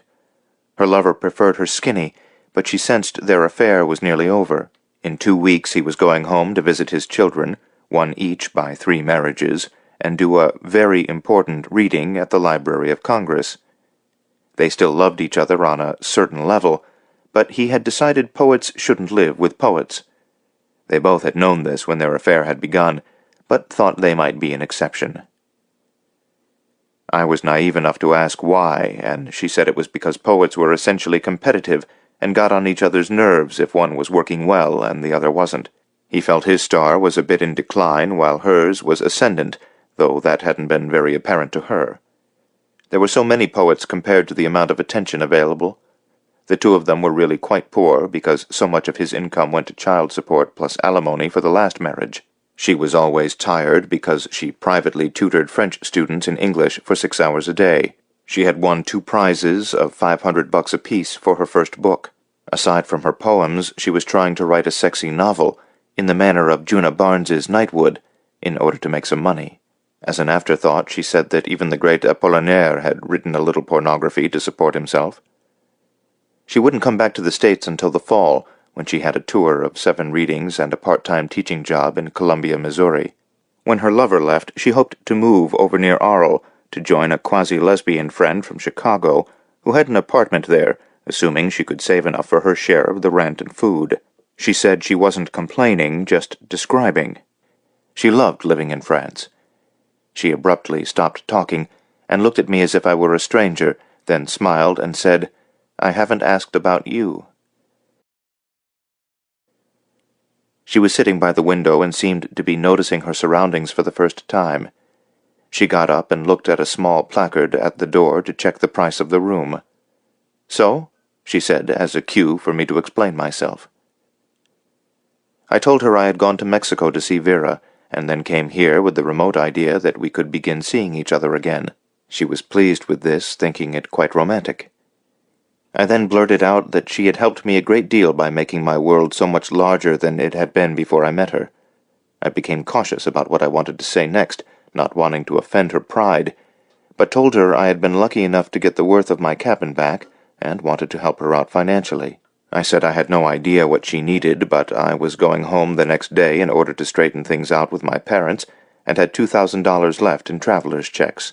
It wasn't much, but I could send her something every month until she got on her feet and perhaps sold her novel. Now she was looking at the wall a foot in front of her face. Why would you want to be my patron? I repeated that she had enlarged my life and I was in her debt, plus I didn't give a shit about money and it pained me to see her in distress. You really mean that, don't you? I forget how matter-of-fact you are. She walked over and looked into the bathroom. I haven't had a shower in 6 months. We only have a tub. Do you mind? I sat there embarrassed that a relatively small amount of money could mean so much to someone so deserving. I didn't bother rehearsing the extravagances of my family. It had been rare for me to have the chance to do someone else some good. I opened a bottle of wine I had stowed in the closet in an ice bucket for a possible aid to seduction. My face burned and my fingers trembled. I stupidly thought of Mickey and Sylvia singing "Love is Strange," but my mind heard Cynthia and Laurie singing it. Had I intended to stay in France if Vernice had consented to be lovers? I thought far ahead about the wrong things. I ruminated like a cow while Laurie and Cynthia jumped around singing and dancing. Now I trembled over a love that was out of the question. Vernice emerged from the bathroom fully clothed, spied the wine bucket, and laughed. "Where are the roses?" I momentarily felt huffy, and it didn't help when she gave me a chaste kiss on the cheek. "You'll have to wait until October. 1 at a time is more than enough." She drank a scant ounce, and then we walked to her bank, because the desk didn't have the cash. "Why don't you just go to a college bar in Marquette and pick someone up?" she teased. I said that my tastes were too specialized, and they didn't include college girls. After the bank we held hands a few minutes, then kissed goodbye. It was cool and breezy, with the wind seeming to push her down the street away from me. Back in my room, I packed in minutes in order to take a cab to Marseille to make the connection for Paris. I felt a little murky, but at the last moment I called the young woman from Thessaloniki in Paris. Her name was a variation of Mary that I couldn't quite catch. Miriam, I think. My morale rose when she said she had hoped I would call. She would stop by the hotel when she got her work done in the evening. On the train out of Marseille, I figured I had to see my mother, and thought I might drive all the way to Tucson with Carla. My mother thought of herself as Christian, and I would ask her if she had forgiven my father. It was clear that she had been far more sinned against than me, but that was on an abstract level, and there were no scales on which to balance the matter. I had recently developed an urge to go against a culture which wishes to come to conclusions in order to rush on to what's next. "We must move forward," was pounded into us. This, however, was radically different because I was now almost 35 years old, and I wasn't much more than a child when I perceived that something was terribly amiss. My entire project had been pure stuttering, and I was slowly learning to speak. While waiting for Miriam, I looked out in the night garden and listened to the chouette owl. The desk girl told me that sometimes the garden is visited by a larger owl called the Grand Duc, who comes there to feed upon the ample supply of pigeons, an angel of pigeon death.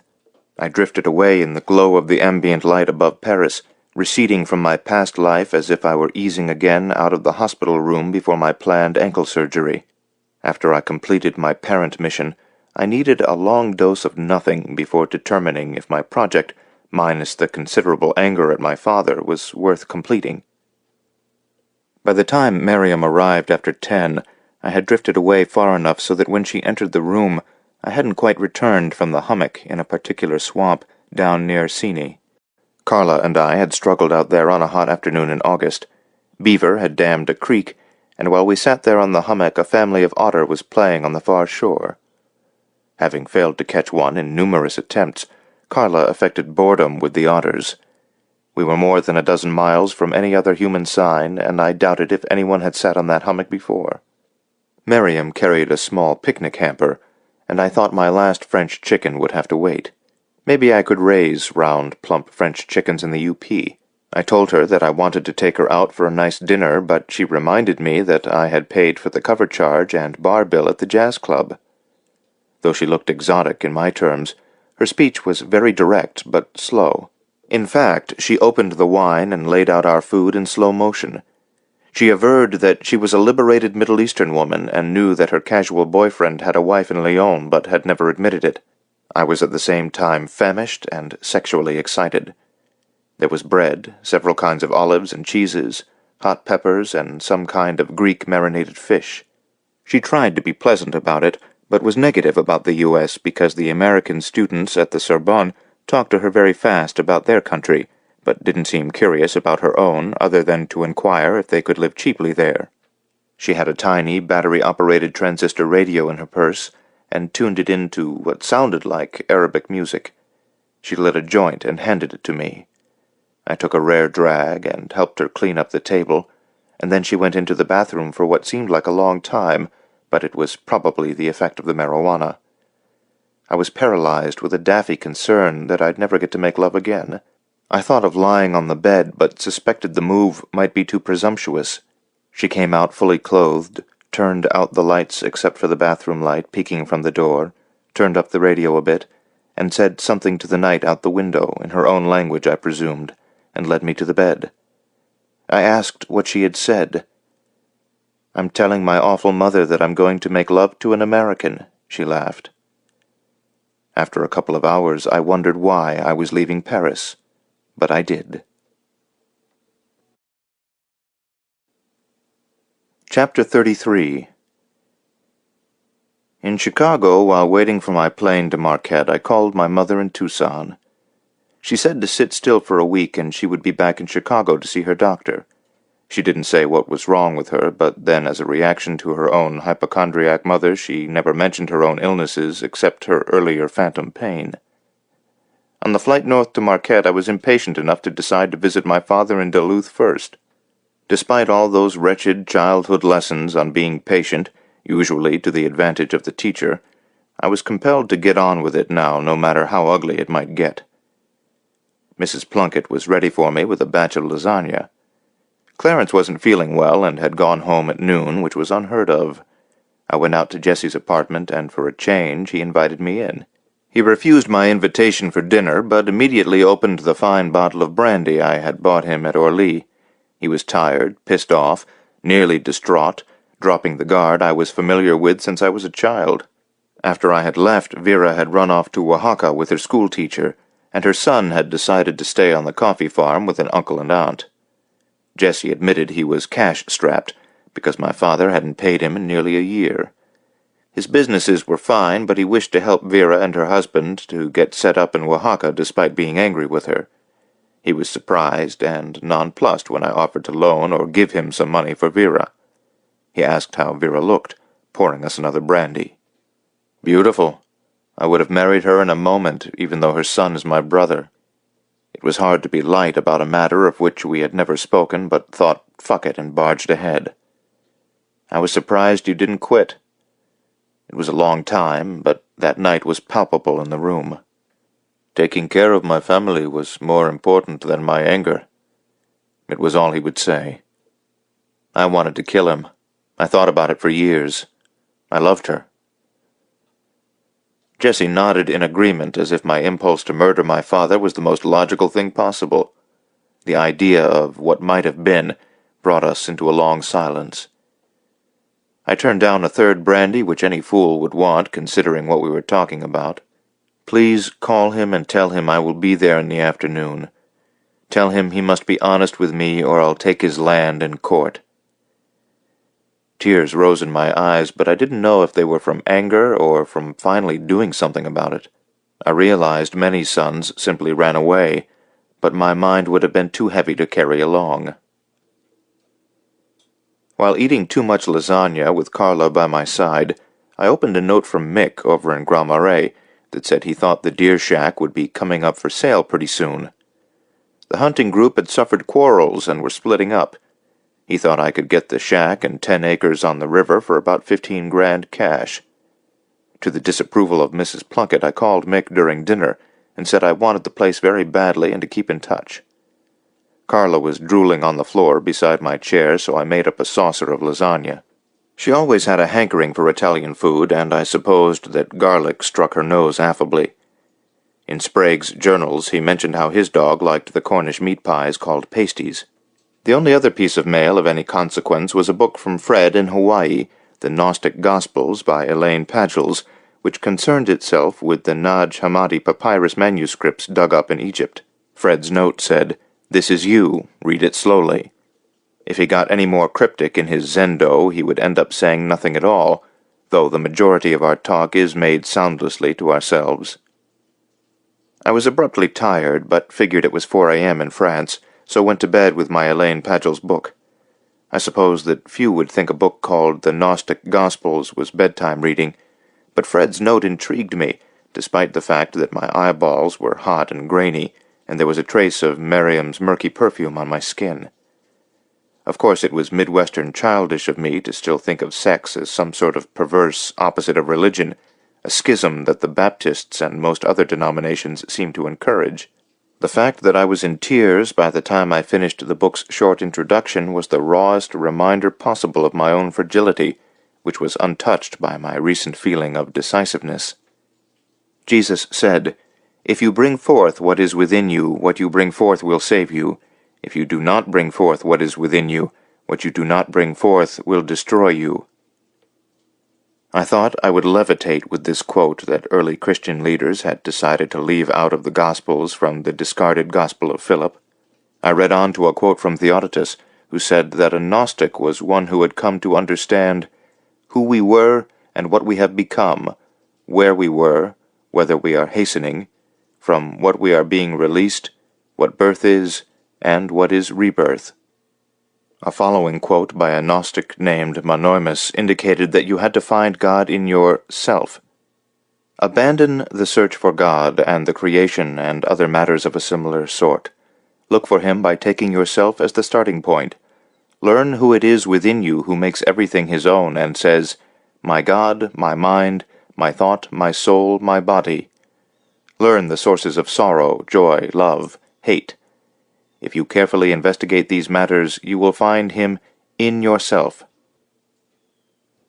I paced the room like a forlorn geek in my underpants, with sleep beating against the window. This was a form of Christianity where the Church was not allowed to become a remote and dictatorial parent. My spine was still curved into a question mark, but there was the suggestion that remedies were close at hand rather than a matter of galactic communication. Carla was irritated at my restlessness, and I petted her good night with the quizzical sense that the earth was a far more fascinating place than I had allowed it to be. I was not inclined at the moment to blame anyone else for the number of ways I had been single-minded in the wrong direction. I put myself to sleep by thinking of trout fishing and my favorite stumps, but not far away was the proposition that a woman's ass was also the glory of God. Chapter 34. Before heading to Duluth, I had breakfast at the diner with Clarence and Jessie. They got there first, and I could see that Jessie had told Clarence that I was headed to Duluth to see my father. They were both in their mid-60s, and quite suddenly they looked as if life was wearing them out. Clarence said the doctor had told him that his heart was weakening, and he could no longer work 16-hour days. What worried him more was that his mind was loosening, and he had made the same order twice for shrubs to be planted in April. My mother hadn't been around for 20 years, but they still consulted over the phone about landscaping. Jessie was frail, but I suspected he would recover now that he had lost his marriage quarrel with Vera. I knew that they were both curious about my intentions for my trip to see my father, but I couldn't say anything other than that I hoped to settle some matters. On the way out, I slipped Jessie a check to get Vera and her husband settled in Oaxaca. At the last moment, Clarence wondered if I had time to drive out to Presque Isle, and though I was impatient, I couldn't say no. We parked and walked the last half-mile through crusty snow that would support us for a few steps, and then we would break through. We reached the grave of his great-great-grandfather, who was said to have lived from 1798 to 1901, Chief Cobogam. Clarence said a few native words, then turned to me and said it was bad medicine for me to go too hard on my father. He's too old for you to kick his ass. You might have done that way back when and left town, but now it's too late." And that was that. I drove him back home, where he intended to spend that afternoon with Carla and his flower and shrub catalogues. I was halfway to Duluth when I recalled a line that Vernice liked from some poet I hadn't read. "The days are stacked against what we think we are." Everything was in question, and the feeling reminded me of the day Carla had found a dead wolf in a dense thicket over south of Republic. Her hackles rose, and she retreated growling. The wolf's muzzle told me that it was very old. At the time, I wondered how a dead animal could seem so much more than a dead animal, but then wolves were rare enough to seem heraldic, and a dead one in a thicket resonated the idea that the natural world is far more, rather than less, than we think it is. Coming into Superior, Wisconsin, I recalled the goofy remarks Fred had made after a visit to the club about what a harebrained nitwit my grandfather had been. Given a certain amount of drinks, Fred was an across-the-board expert on economics, especially the historical aspects. Great-grandfather was the prime mover, the great acquisitor, and grandfather the solidifier of the holdings in timber and mining, but also one who thought his expertise was unilateral. By the time he died, however, late in the Depression, he had managed to diminish the family wealth by 3/4, mostly by pompously thinking that his expertise in mining and logging was easily spread into other areas. The trouble with this in my own mind was not my grandfather, but Fred's notion of really rich, that the primarily theological bent of Fred's mind was still making numbers sacramental. He had taken another path, but was easily, in his cups, drawn back into the fact that he was a dud in my mother's family, and that his early interest in literature had made it plain to his own family that he was cut from the wrong cloth. Fred made a fetish out of pretending he was poor, though I knew it to be otherwise. It took me a long time to figure out that the church pension for his mental breakdown was fiction. What struck me there in the car was his struggle to find a comfortable way of being that did not include his relentless sedation with alcohol. He had enough of his mogul father in his system to wangle grants with the flick of the wrist, as Reva had pointed out, but that still left him in a world in which he was ultimately uncomfortable. His latest attempt at Zendo life made me wish him success. Naturally, this thinking narrowed itself in my case to hoping my own liberation would become more complete. Drawing closer to Duluth, I felt strong enough to know that I couldn't create a life in terms of reaction to the father I was about to visit, that bringing forth what was possibly within me was not a matter of rebounding off someone else.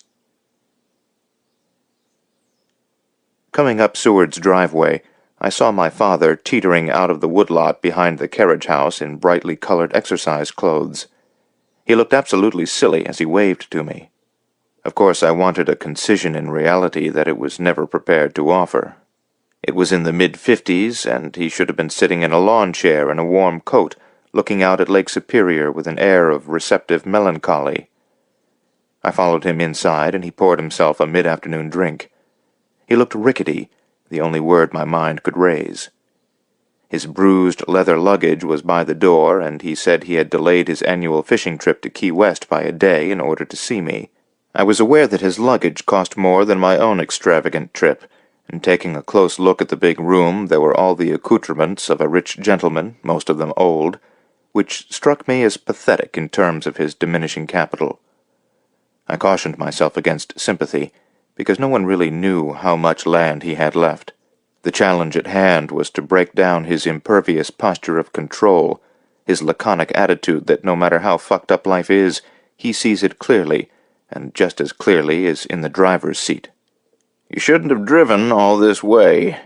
If you would condescend to visit the bank and our lawyers, you would know that for each piece of land sold, you and Cynthia get your share.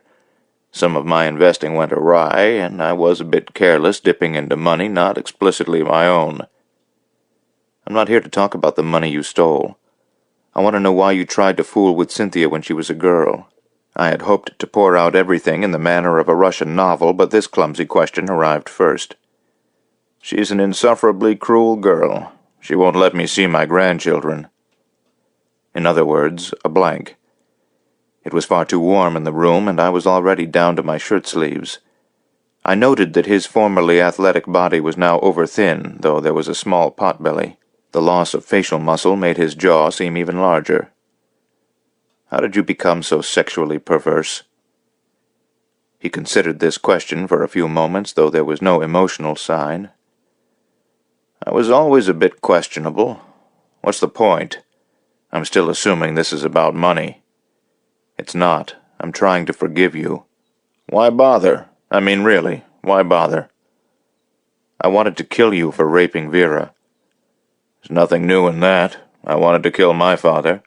He was a mean-minded, self-righteous asshole. The ultimate bully to Richard and me. After being raised by him, World War II was a relief. He was in his late 40s before he fathered us. We were inconsequential.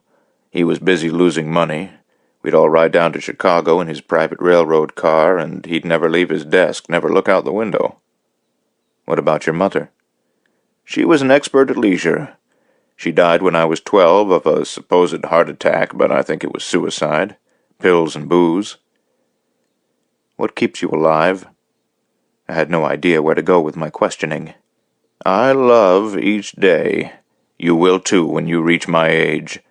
He said this without irony. Why did you rape Vera? I recall that I was drinking. It has to be inside you when you're not drinking. I mean, there were many others. Well, I've wondered.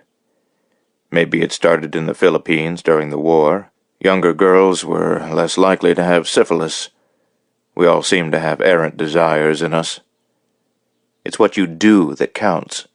True, but where are we going with this? Few of us have more than nominal religious feelings, unlike you or your Uncle Fred.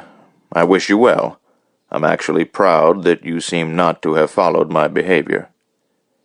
My throat filled up. There was nowhere to go from here.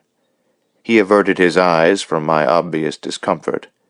He wasn't going to say, "Forgive me for raping your girlfriend," any more than he could ask Vera for forgiveness. I was the odd man out. The language I wanted from him didn't exist in his world. I got up to go. I couldn't talk and I couldn't swallow. I wished then that I had brought Carla along so we could take a recovery hike, though it would be a long one, maybe a year or so. I marveled that we were both speaking English. Is this your old Jesus thing? I mean, I now think you drove over here to try to forgive me. You're worn out with thinking about it. Jessie said you went all the way to Mexico. You can't forgive what I did. Don't even try. You could forgive me for being a bad father. It couldn't have been otherwise.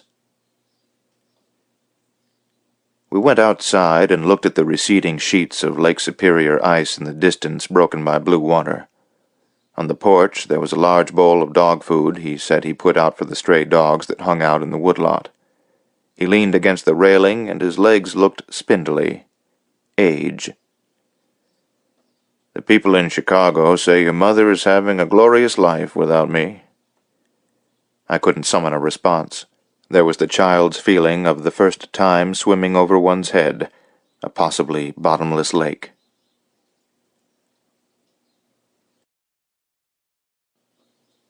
Chapter 35. I had some diversionary luck. On the way to see Mother in Chicago, I stopped in Kalamazoo to close the deal on the river shack. Sensing my eagerness, the price had gone up to $20,000. I was amazed at the purchase meeting with the two principal owners to see a native name on the original deed, also to hear of the inane squabbles that had broken up the deer-hunting group.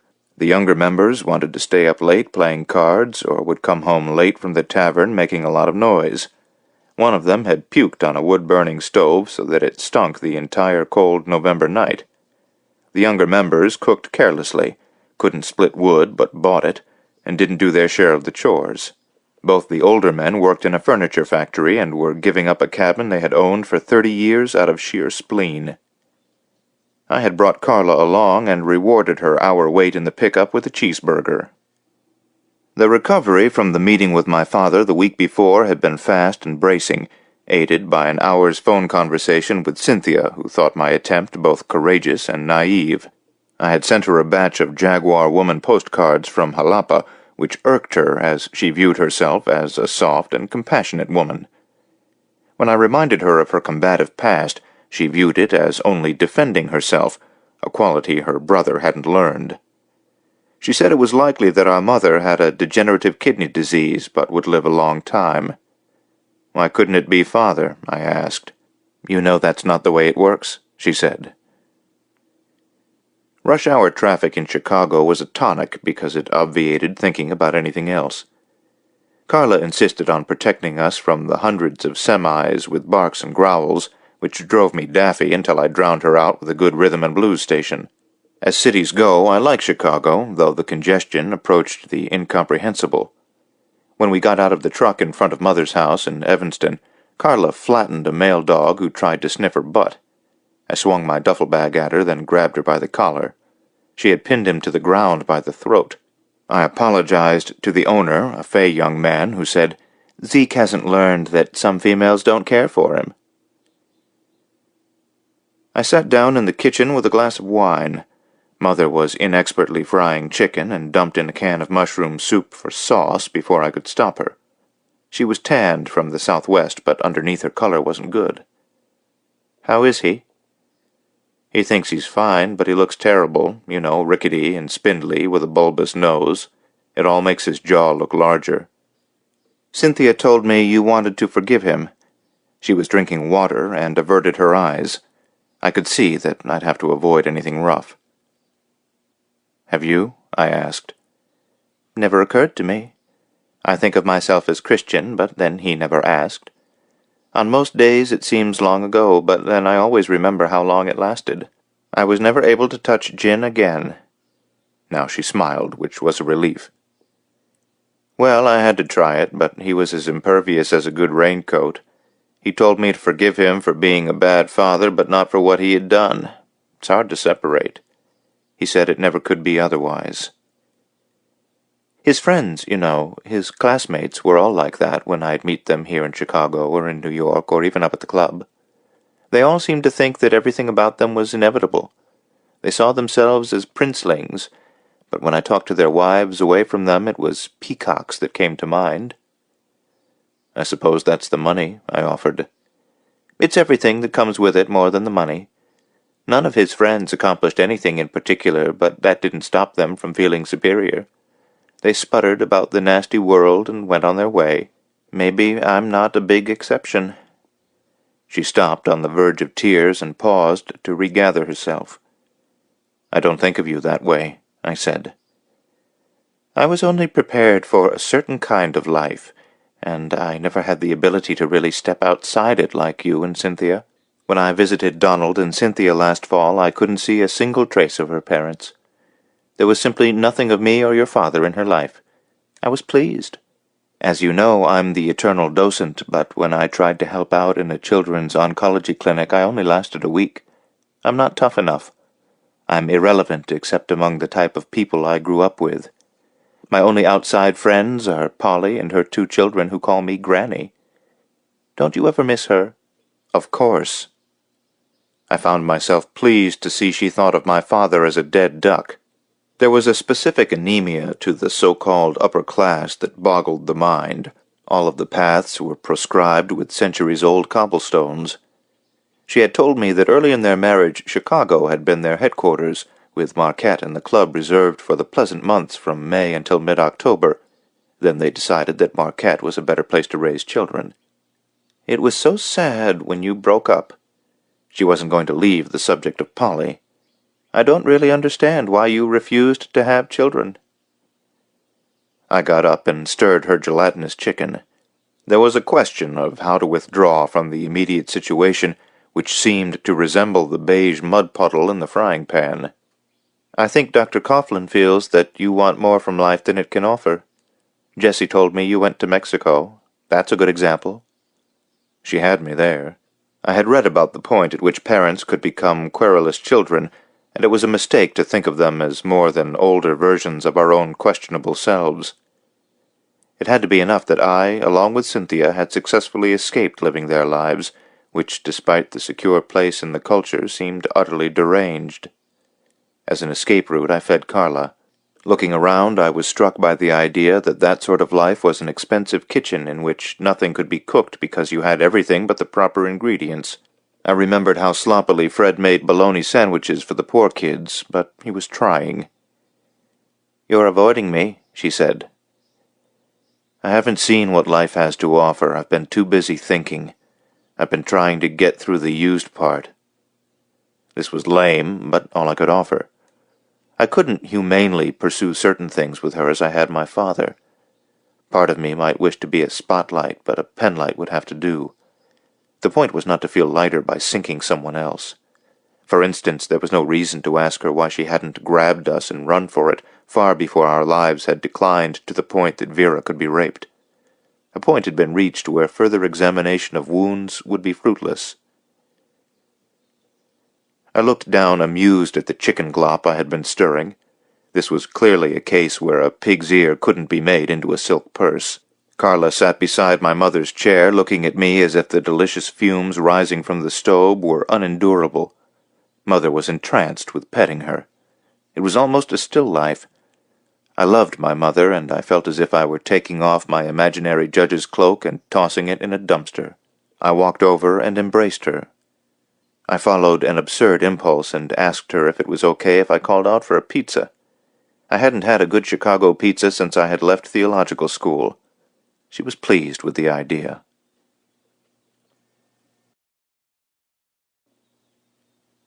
Chapter 36. I fell into a state of serene collapse. After dinner, Mother went to bed, and Coughlin came over so that we could begin mapping out our trout expedition later in the summer. He had previously teased me about eating too much of the world without spitting anything out, so when he arrived and asked me how I was doing, I said I was busy spitting out my excess world, of which there was a lot. I had intended to leave the next morning, but my sense of urgency had fled, and I spent it with my mother and a neighbor lady digging holes and planting shrubs. At one point I found my mother beginning to call me Clarence, but then she caught herself, stopping at Claire. In the afternoon I went down to the Newberry Library and stared a long time at ethnological maps of the northern Midwest, but I couldn't concentrate because I was still full of the pleasure of digging holes and the notion of following in Clarence's footsteps. When I left the library I stood for a moment in the place where I had met Vernice. There was a cold wind off Lake Michigan whipping through the streets, so I couldn't quite recreate her summer dress. When I left at dawn the next day, Mother got up to fry me eggs solid as a tennis ball, and see me off in her old blue robe, which she used to wear wandering around our early morning yard, talking to Clarence about what to plant where. I drove hundreds of miles out of my way in order to look at the Mississippi over near La Crosse, Wisconsin, my progress slowed by Carla's toilet stops, though it was still better that she ate Mother's chicken than if I had. I thought of stopping in Madison to check out a program in the new academic discipline of human geography, but reminded myself again that I had to pull back and gather some oxygen around myself. When we were talking about our fishing trip and looking at maps, Coughlin had mentioned my natural cognitive disarray in trying to figure out why people were where they were in the United States. It was far simpler in Europe, in southern France, for instance, where a locale was virtually the birthplace of the Occident. I found a good place on a pasture hillside north of La Crosse and sat there on a big rock looking at the ice-laden Mississippi while Carla roamed a pasture. It was warm enough, close to 50 degrees, to sit there comfortably, and I recalled how a wonderfully cynical history professor had pointed out that when we came to America we were always discovering something like the source of the Mississippi that the natives were already well aware of. But then our attitude to the natives was not unlike Hitler's attitude toward the Jews. And the history of my family was not unlike the history of the United States. We were among the leading conquerors of a region, and when we had thoroughly depleted its main resources, we mythologized our destruction.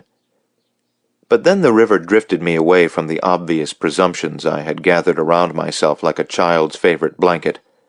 Almost too perfectly, there was a group of crows hitching a ride south on a large fragment of drift ice, with a single crow at the far end hopping and squawking at the others. I had to smile when I thought how my father hadn't denied anything, but thought his crimes of insufficient interest to talk about. This was a welcome mat to his reality. I had read that even crows had specific ethical concerns, and sweeping my eyes over human history, sociopathology was as rife as the common cold. I sat there for nearly 2 hours, with Carla close beside me, having been frightened by a feral barn cat in a nearby thicket. It was the strangest feeling possible when the primary obsession of my life began to abandon me. Every filament of my musculature began to loosen, and it was as though my brain had liquefied and might begin to leak. I was struck by the irritability of my hate for my father, and now that it had begun to recede, I realized how strongly we wished to love our parents beyond childhood. The vast river before me became incomprehensible with this perception, and I wanted very much to give up trying to understand the world, at least for the time being. I scratched Carla's ears. She was enervated by the feral cat, who had now emerged from the thicket and was glaring at her from 50 yards away. In respect to Carla, it was comic to think again of Cynthia's gift for intimidation while I walked through life leading with my chin. On occasion, I had unwittingly tripped over life herself on my myopic solo descent into hell. It now struck me as so simple, in that looking backward I saw how, fueled by a singular obsession, I couldn't see clearly where I was walking. Meanwhile, Carla was stiffening, and there was a rumbling in her chest, and then she burst toward the cat, who shot up a slender tree at the edge of the thicket. On the way back to the truck, Carla was full of herself, prancing absurdly, and she seemed to grow larger. As for myself, I was the same size, but not quite the same man. Dinner in the hotel dining room was discouraging, but I met and talked at length to a red-haired bus girl who wanted to be a writer. She had pale skin, the grace of a ballerina, a high, clear voice, and the vivid speech of a precocious or junior Vernice. She asked if I wanted to get together after she finished work, and I became excited at my good luck. But then she said she would call her father and tell him not to pick her up if I would give her a ride home. I asked, "You don't drive?" And she admitted she wasn't old enough to get a license, which meant she was under 16. My scalp prickled, and I said I couldn't see her later. I took Carla for a walk, and when we returned I could see in the window from the motel lawn. The girl was finishing up her work and looked a little downcast. I put Carla in the room, and then went into the back door of the bar adjoining the dining room and had a double whiskey.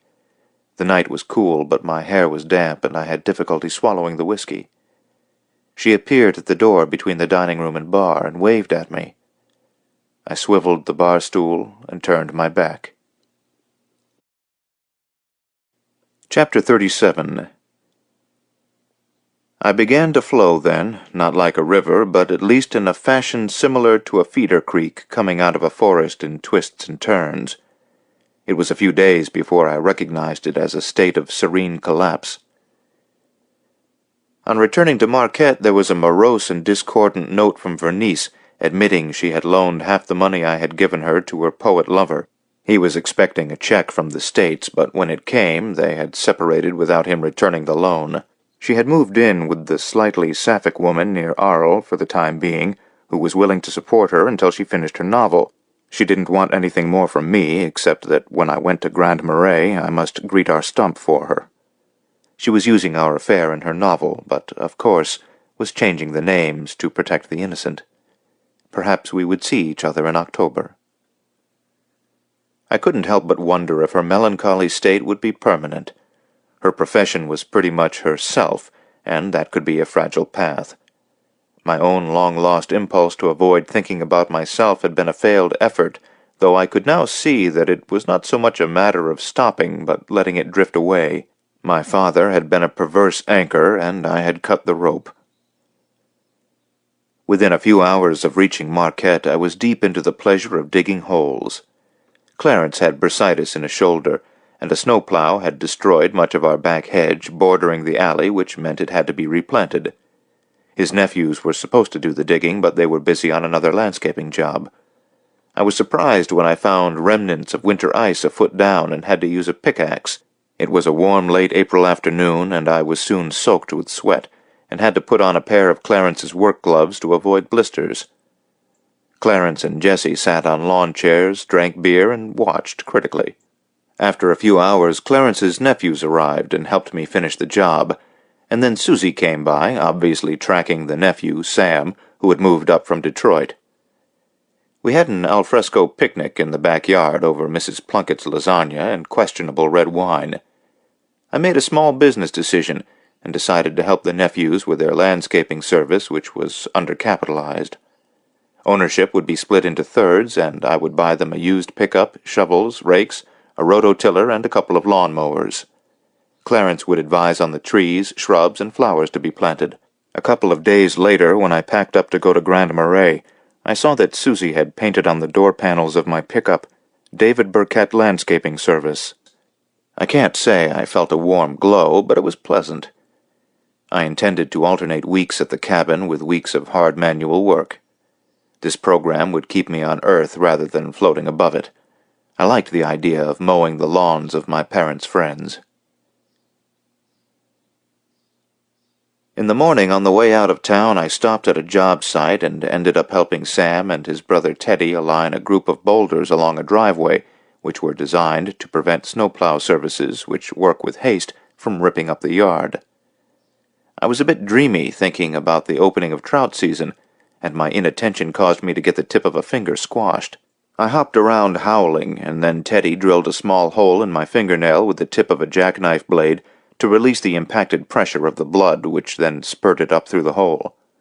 Because of the nerve ending in the fingers, the pain was more intense than fracturing an ankle. I felt it more strongly with each heartbeat. Teddy and Sam sat there drinking coffee from a worn thermos and looking at me with empathy. I rose above my absurd pain far enough to reflect on how battered they appeared, though they were only about my age. It wasn't just the accelerated aging I had noted in Clarence and Jessie the day before, but the hardness of life within the lower regions of the economic scale. Teddy had had considerable experience as a Golden Gloves lightweight, and after that as a medium, obnoxious street fighter with cauliflower ears and eyebrows lumpy with scar tissue. Sam was less scarred, but with the gristly appearance of one who had worked in a Detroit drop forge, also auto plants. He had lost some of his hearing and came close when you spoke. I, as a well-heeled ideologue and history zealot, was relatively smooth and unmarked, having recovered from my ceaseless winter walks, but then my hardships were those of choice. On the drive to Grand Marais, it occurred to me that you were not likely to feel compassion when you had become totally self-sunken. I was obsessed with my family's crimes against nature, less so with the human victims of logging and mining. Maybe the survivors had to mythologize their work to make the past bearable. The implicit ideal of my great-grandfather and grandfather would be to get people to work for nothing, as in the practice of slavery in the South. The rich invariably knew how the poor should live, just show up for work, humbly. Off the main road and into the cabin on a 2-track, I had to break through a few crusty remnants of snowdrifts, though it was 2 days before the beginning of May. The woods were still gray, but the trees were beginning to bud, and the dead grass in the openings showed a little pale green working through the beige. My finger still throbbed, but I felt an almost unnerving lightness, which I compared to Carla's fidgety eagerness on the seat beside me. This was clearly her favorite place. Early in the morning I had thought of calling Coughlin about this sensation, because waking in the night I thought I might levitate. Walking down by the river in front of the cabin, I wept freely. One can scarcely question tears.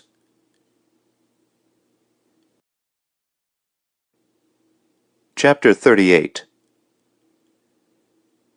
I was swept along with time in a new manner. It was a pleasant form of crazy, as if the vacuum left by my father as a primary concern was filled by a repressed goofiness. The river was too turbulent from the spring runoff to fish, so I walked with Carla and rowed in the bay or on Osable Lake, though the cold air rising from the water meant you had to dress warmly. I caught some whitefish from the pier with a group of geezers who shared their bottles of schnapps with the flavor of the snuff tobacco from under their lips.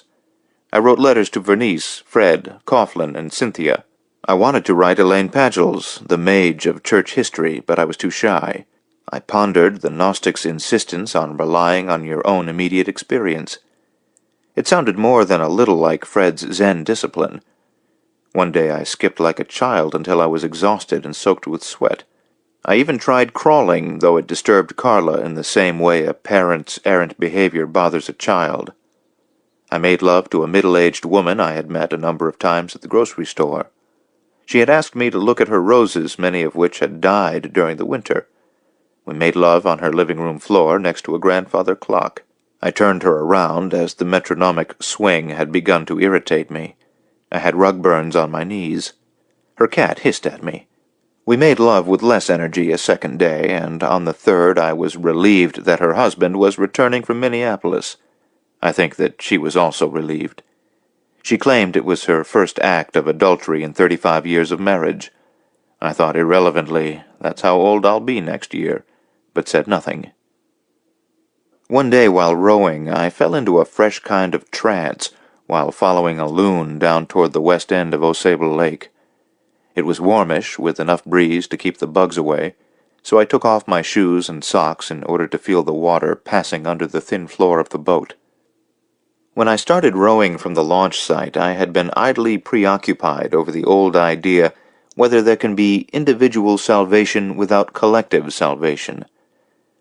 This thought arose when I had awakened at dawn thinking about Sprague's journals from his trip to France soon after World War I. After visiting Verdun, where 800,000 men had died in 10 days, he speculated that the battle site raised the largest question mark in the history of mankind, followed by, "No answers can be fairly raised." Thus I began rowing in a rather light-hearted state, because all of existence seemed clearly beyond my comprehension. With each stroke I'd think of something, say how all religions seemed to imitate and sacrifice themselves to temporal political powers, thus allowing greed to wrap itself in a semi-holy mantle. Then after each strong stroke there was a long glide, when I'd become utterly submerged in the sheer thingness of life around me, and be incapable of thought, let alone comprehension.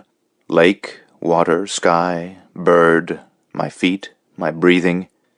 Something similar had happened when I went west to fish with Coughlin, and in Nebraska had seen my first buffalo close up. We had been talking about my project that morning before we stopped at Fort Niobrara near Valentine, and I was still distracted when I got out of the pickup and was face to face with a buffalo behind a sturdy fence. A ranger told us that this buffalo was one of the largest in existence. My skin prickled, and the rest of the world, including myself, faded away with the perception of its immensity, its odor and the sound of its breathing, its baleful pinkish eyes.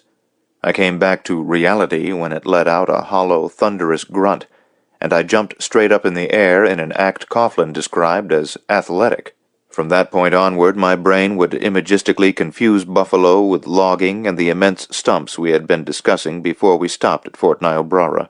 As a boy in Ireland, Coughlin had been obsessed reading about cowboys, Indians, and popular culture renditions of the American West, and knew that perhaps 75 million buffalo had been killed, with a remnant of a couple of hundred left to maintain the species' existence.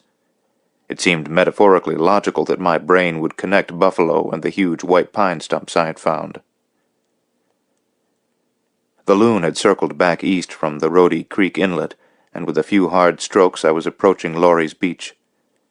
This time my mind drifted to my childhood collection of bird feathers, thence to Laurie's vulva. Maybe no one is prepared for how warm it is inside. Glenn and I were about 12 when we snuck up on a couple making love one spring in a college woodlot. We recognized the girl as one we had seen frequently on 3rd Street when we would ride our bikes past groups of college girls who all looked mysteriously attractive to us, unlike our shrieking classmates.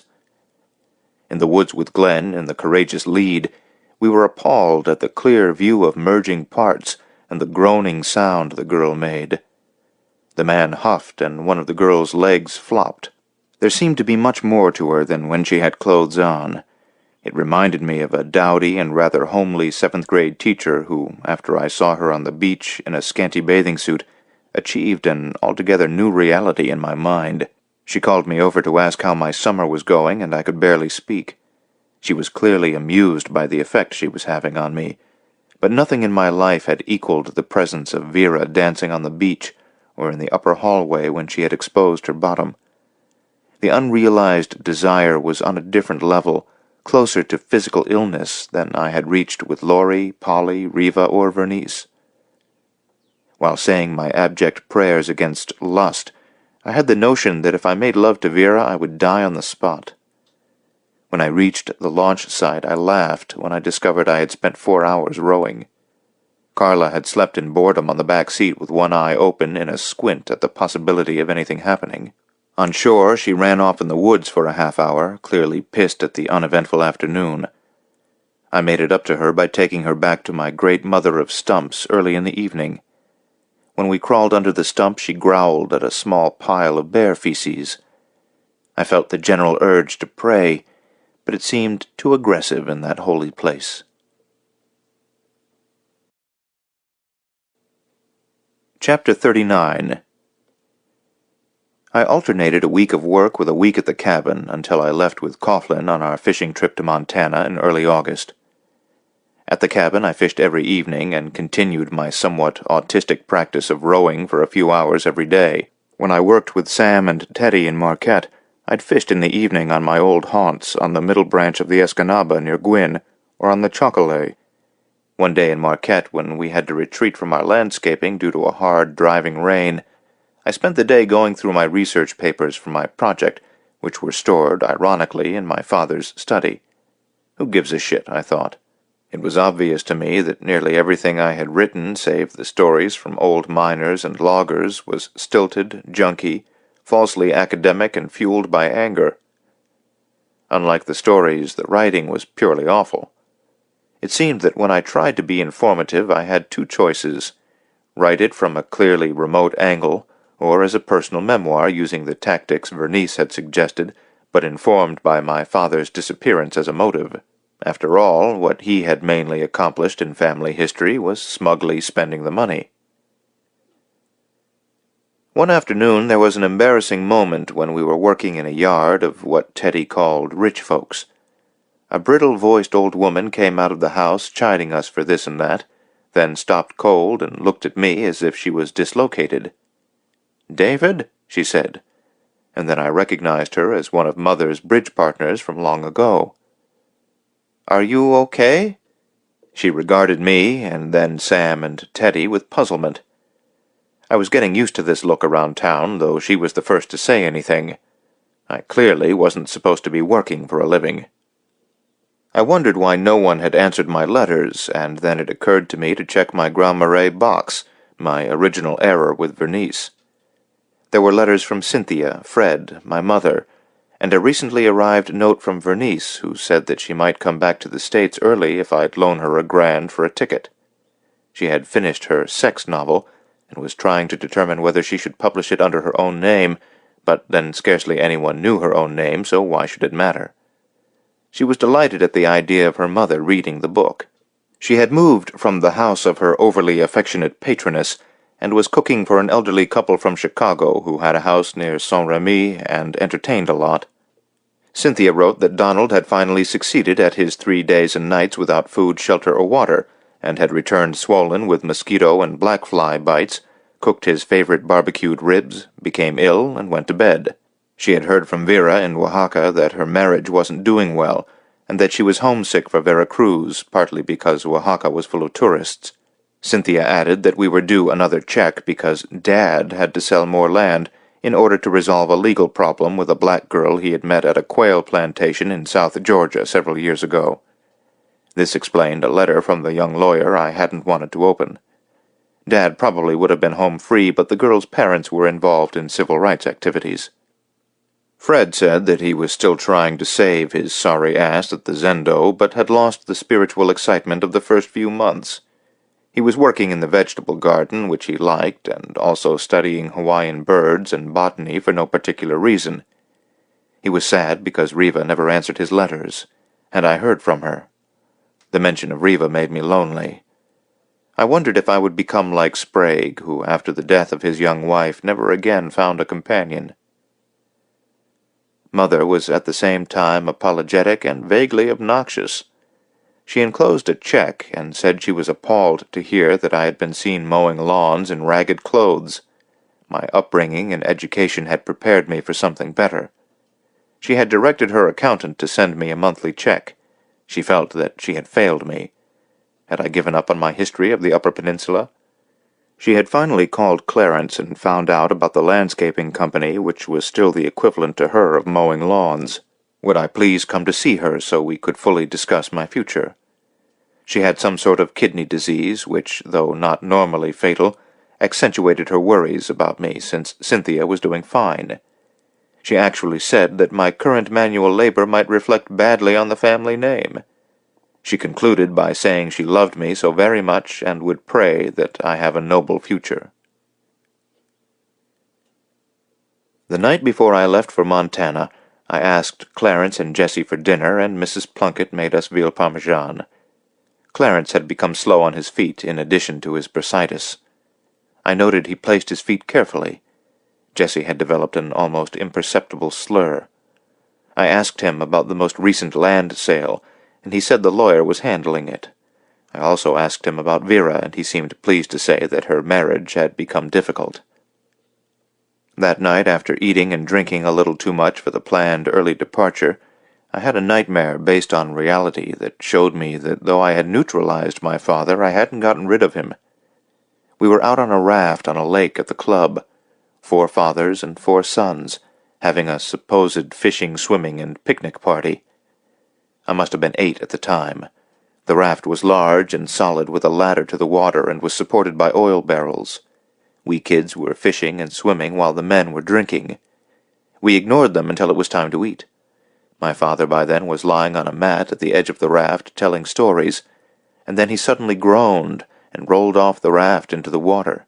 Everyone reacted in panic. 2 of the men who swam well jumped in to look for him. I was a good swimmer and dove in, but when I came up for air I was yelled at and told to get back on the raft. My drowning father might pull me under. After 5 minutes, the 2 men got back on the raft, with one of them crying, saying it was a lost cause. It was then that my father called out in a basso voice, saying he was in the land of the dead. He had lodged himself up in a space between the barrels where he could breathe. The men were furious, and I couldn't stop crying. In my nightmare, my father never came back up on the raft. I dove down to the bottom where he was holding on to a sunken log and wouldn't let go. Air bubbles came out of his mouth, and then there were none. I was hysterical because I couldn't save him. I was too young and weak. I awoke sweating and thrashing. Carla was alarmed and jumped off the foot of the bed. It was 4 a.m., and I tried to sleep with the lights on, but it didn't work. I read some late poetry of Yeats, but the elegant cynicism drove me further from sleep. I kept thinking that throughout the world there are sons and daughters with distorted wishes for what their parents should be, or hopeless wishes for what their parents should have been. Some of the most critical of us are afflicted with a paralysis over this, our brains too active with resentment to solidly function. At least I had created my garbled history. The fact that I could be so thrashed in the hands of a nightmare about my father startled me. My reaction had nothing to do with anger or curiosity, but a mute acceptance of the human condition, the brain spinning tales before which we are quite helpless. Chapter 40. We took a tortuous route west to satisfy Coughlin's curiosity to see certain places he had read about as a boy in Ireland. This included Teddy Roosevelt's ranch in North Dakota, then south to Belle Fourche, where we cut northwest on 212 to pass through the northern Cheyenne Indian Reservation, and arriving one early evening at the Custer battlefield near Crow Agency. I was boggled by Coughlin's knowledge of native history, trying to imagine an Irish boy in Sligo making his own personal map of history. Coughlin said that whether you are brave or foolhardy depends on whether you win, and Custer had lost disastrously, so that he stood there not alone in military history, as one who had followed his daffy ego rather than sensible strategy. I brought up the idea that you can seem normal to yourself because you are who you are, and have become accustomed to your oddities. You hope to be rewarded for what you are, whether you deserve it or not. Even where you live takes on the warmth of a personal nest. Coughlin tended to think of the Upper Peninsula as a mini-Siberia, pointing out that the forest that begins in northern Michigan continues on through the UP, Wisconsin, and Minnesota, becoming open prairie only 1,000 miles later just short of Grand Forks, North Dakota. He suspected that many people who moved west were claustrophobes. I added that within the dimensions he had described, 53 million acres of virgin timber had been cut. "You sound lonely when you say that," he said. I was embarrassed with this plaintive sensation, and asked how I could hope to get rid of it. He suggested that I likely should finish my project, but not to dawdle, then figure out what I might want to do with the rest of my life. He sensed that I wasn't really a natural bachelor, and someone might come along whom I couldn't drive away once I had lost my obsessiveness. Naturally, I had told him about my marriage to Polly, and had been surprised how completely he had sympathized with her. We picked up our riverboat in Livingston, Montana, and spent a day with a guide named Danny who attempted to teach us to handle the boat in such a way that we wouldn't imperil ourselves on the Yellowstone River. He suggested that we keep to the stretches downstream near Big Timber, where the currents of the huge river were less tricky. Unless you're in a dead, relatively fishless stretch, you row backward in order to avoid turbulence and protruding boulders. It wasn't easy, but then how could you expect to learn a portion of someone's difficult livelihood in a day? Danny was a caustic ex-logger who turned to guiding after a shoulder injury from a falling tree in the woods. Later in the evening, Coughlin described him as an autonomous man, a specialty of America that you see less in Europe. In the boat, Coughlin had suggested that we stop talking about logging and just fish and learn to row. I had been appalled to learn that a clear-cut area up in the Absaroka Mountains, Danny had pointed out, would take 300 years to fully regenerate due to the lack of moisture relative to Michigan. We fished for 5 days solid, including through a violent thunderstorm where we beached the boat and lay flat in a pasture, avoiding the cottonwoods along the river that would attract lightning. I covered myself with a poncho, and it was oddly pleasant to lie there in a warm, grassy puddle. As the storm passed, a group of Angus calves inspected us closely to the point that I was able to scratch the nose of a bolder female. The male weanlings stayed farther back with little snorts as if we posed a threat. On the evening of the 5th day, Coughlin received and made a number of calls over the illness of his younger sister in London, and that was that. It was likely that she had pancreatic cancer, and I drove him to the Bozeman airport at dawn after we had talked most of the night. There is a curious attribute to days of solid fishing in that you wipe your mind relatively clean and return to ordinary reality with begrudging steps. Pancreatic cancer is always mortal. Coughlin's sister lived alone after 2 bad marriages, and as an aspiring painter she had refused to have children. She was a pretty good painter, but not good enough, Coughlin said, adding that this put her in the highest category of the almost, and made her a clear example of the wretched and mysterious lack of democracy in the arts. "Many are called, but few are chosen," he concluded, pouring himself an amber glass of malt scotch at 2 a.m. I had quit drinking earlier in the night out of fear that my mind was spinning backward to a familiar place I didn't want to return to. Coughlin's sister had set herself aside like Vernice and myself. I had asked him before how he could bear to be immersed in the problems of so many people, and he had said, "But that's my life's work." Now he was obviously distressed to see his vacation end prematurely, but that was a very small item compared to his sister's illness. I couldn't quite imagine Cynthia needing me, but if she ever did, I'd get there as soon as possible. Coughlin was far from drunk, but had loosened up considerably. He reminded me of my brilliant college professor Weisinger, who on occasion would utterly unload on his classes to the extent that we were numb when the hour was up. Coughlin's night speech was the verbal equivalent of the Bach solo I had heard that dawn in Aix-en-Provence. He moved from loneliness to time to death to the nature of our private religions. I got out a journal to make some notes, but he asked me to put it away. Other than small pushes in the right direction, he wanted me to work out my own path. If I listened to him too closely, I would only be a follower. I joked that he sounded like a Gnostic teacher, and he agreed. I dropped him at the Bozeman airport close after dawn, then drove to Big Timber, having decided on a solo trip down the river to clear my head. We had traded the rowing chore while the other fished, and now I intended to beach the boat on sand spits and islands to fish certain riffle corners we had passed too quickly. It was a very warm morning, and at the launch site I watched a girl help her boyfriend pull a rubber raft off a trailer. I felt nervous when he admired my boat and said he was saving up for one. She was wearing a sleeveless blouse and aqua-colored shorts. Her legs and bottom were uncomfortably perfect as they pulled the rubber raft into the water. In fact, she had the loveliest body I had ever laid eyes on. My heart actually ached, and there was a silly tremor in my nuts as they floated off. She had affected my concentration, and the bow of my boat glanced off a boulder in the first few 100 yards. I rowed hard until I reached the first riffle I intended to fish. I was streaming with sweat and discovered that I had forgotten to bring along water, or lunch for that matter, and it was 5 hours before I would reach the spot the shuttle service had dropped off my pickup and trailer. After I left Coughlin at the airport, I had been sunken in the urge to drive home and trash 9/10 of my project, clear the deck, as it were, and then start again when the autumn's cold weather arrived. I couldn't very well drink the river water because the cattle along the banks spread giardia into the water. There was a single desperate bag of potato chips in the cooler, but that would only make me thirstier. I daydreamt and fished and watched a big thunderstorm to the south. While taking a dip in an eddy, I saw a golden eagle chasing a sandhill crane. They passed over a hill before I could see who won. The passing water put mortality in the best possible light. How could it be otherwise?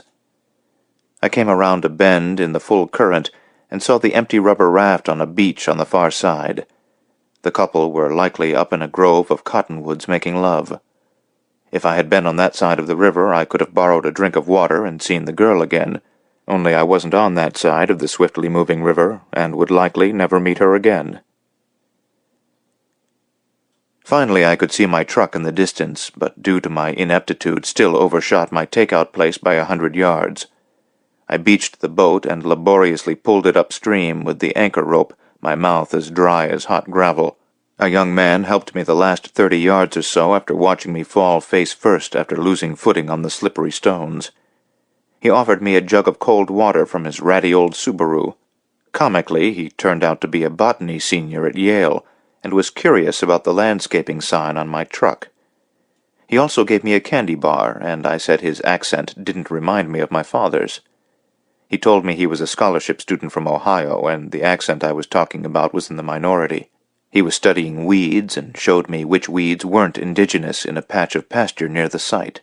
When I said goodbye, I added that he had helped me to partially remove another aimless prejudice, and he said, "Every day, I wonder how many things I am dead wrong about." Chapter 41. I was in Marquette only for a day in late August when Bernice called from her parents' house in Indiana. She had a few free days, and was I interested in buying her a ticket for a visit? Of course. She had come home early from France in order to try to sell her sex novel to a New York City publisher, but it was hard to pin anyone down in August. Thus far she had received 2 rejections, with the only encouragement being a single phrase, "Elegant but not very erotic, too literary." She had been forced to accept a temporary job teaching at a junior college in Indianapolis starting in late September. A minor light bulb lit itself in my brain, and I said that it would make more sense if she would allow me to support her for a year or so, with her only duty being to help me edit my project manuscript. This idea seemed to delight her, and she said that we would talk about it. I went off and helped Sam and Teddy mow and trim hedges for a couple of hours. I was forced to talk for 10 minutes to the owner of the home, a prissy old retired insurance man who teased me that it must have been more than 100 years since anyone in my family did an honest day's work. I held my tongue, but wanted to say that the insurance industry had never filled me with admiration. That evening, Cynthia called me from Rochester, Minnesota, where she had accompanied Mother while doctors did a week's worth of tests on her kidney problems. I could tell Cynthia had been crying, and held my breath for the bad news until I was dizzy. It was unlikely that Mother could live more than another year. This didn't seem possible from what I had heard, but Cynthia explained that our mother was from the old school, where a woman could discuss her medical condition with another woman, but not with a man. A son wasn't an adequate exception. It was a warm evening, but I felt numb and cold when I hung up the phone. I was swept with anger that my father would likely outlive my mother. At the same time, Carla was barking at me because while I talked to Cynthia, I had nervously twirled the world globe near my desk. For unclear dog reasons, Carla hated and was frightened by the twirling globe, and her barking mixed with the terrifying news seemed appropriate rather than irritating. I left the house with icy guts and walked Carla out to Presque Isle in the dark. It was a starry night with a slip of the new moon, and we walked a full hour before I stopped and cried. For a new and curious reason I couldn't detect, I didn't think of my situation as unique in regard to the unfairness of who death selects. I had nowhere to go with my childish anger that Mother would leave the earth before my father, though there was a split-second urge to drive to Duluth and strangle him, but then I remembered Jessie said he was out on the Apostle Islands in western Lake Superior, sailing with his cronies. On the way back from Presque Isle, I was soaked with sweat and stopped on the beach to take a skinny dip with Carla. I was reminded again of the errancy of the human mind, because at one moment in the soft, watery darkness, I was thinking of the fact of my mother dying, and the next moment there were passing images of Vera in her scanty bathing suit on this self-same beach. Vera with lilac scent on her neck, Vera with sand sticking to her wet legs, Vera sitting on my chest, Vera's foot on my bathing suit, and then Mother drunk on the lawn, Mother shaking the toaster so it would work, Mother stooping before flower beds with Clarence, Mother nude in the bathroom, Mother in her moon mask with her breath sweet with gin. I nearly swam out too far in the cold water, but Carla turned back, and I followed her. A happy note. Coughlin called from London very early in the morning. He was jubilant. His sister was recovering from a rare pancreatic infection, and it wasn't cancer. I worked brutally hard with pleasure with Sam and Teddy until late afternoon, when I cleaned up and drove to the airport to pick up Vernice. She was still too slender, but looked healthier than in Aix-en-Provence. It was Mrs. Plunkett's day off, so we stopped for groceries like a married couple. When Vernice took a shower before she roasted me a chicken for dinner, she allowed Carla to join her, Carla, who hated being clean. We had a fair amount of good wine and talked idly about her career. I was quite careful, realizing that nearly everything I could say would be either flat wrong or simply uninformed. She was obviously very tired, and I was disappointed but not surprised when she asked if it was okay if she slept alone. I said she shouldn't ask, and she teased that she felt like a courtesan writer, and that it was her responsibility to please her patron. This upset me, and she sat on my lap until the blush left my face. I kissed her good night at the door of Cynthia's room, and was mildly irked when Carla decided to sleep with her. Sleepless and alone, I recalled that Miriam at the Hôtel de Suède in Paris had said that when the French were troubled, they often referred to it as black butterflies in their brain. On the edge of sleep, a butterfly wore my mother's face as if I was still a child who couldn't quite separate the species. Certain dogs in the neighborhood seemed to listen to me carefully when I talked to them, though not as attentively as they listened to Cynthia, who always carried biscuits with the keys in her red purse, and a brownie camera around her neck. Vernice joined me at first light. I heard the door open, and she came toward me with a slow-motion lassitude. We made love without much energy at first, as I imagined true adults did, though my own energies gathered in volume toward the end. Afterward, I thought how different we appeared to be compared to our first time together, and at breakfast, when I mentioned this, she laughed. People can learn to love living with their suckhole mental problems, and when they get over them, they often are lonely without them. Luckily, they remember and don't go back. She said this while eating an entire muskmelon. I seem to be in pretty good shape for a change, I said. So I noticed. My own problems are only professional. Why did I choose such a hard thing to be? Sometimes I wish I was still simply a cook, but when I started writing poems, the process seemed awfully similar. But with you, I still can see a wide streak of melancholy. I told her the news about my mother, and while we packed up for Grand Marais, she told me that when she was a child and her favorite uncle died during a stock car race, she couldn't believe it, even though she was there with her parents. The race was at the county fairgrounds, and for amateurs only, and the usual safety rules weren't enforced. Her uncle's car had busted through a wood fence, rolled over several times, and burst into flames right in front of the grandstand. Her uncle had turned his head toward the crowd as he was enveloped in fire. She still couldn't imagine that he was dead, and when she went into his garage, she smelled his work clothes hanging from the door. She stole his lunch bucket and kept it on her desk full of her writing pens and lucky stones and marbles. Her mother had told her that her uncle had gone to a better place, and she had answered, "No, he didn't." With death, her favorite man had disappeared.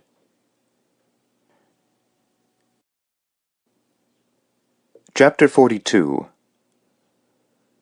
Grand Marais was experiencing a not-so-rare late-summer heat wave with a slight breeze carrying the heat north from the interior.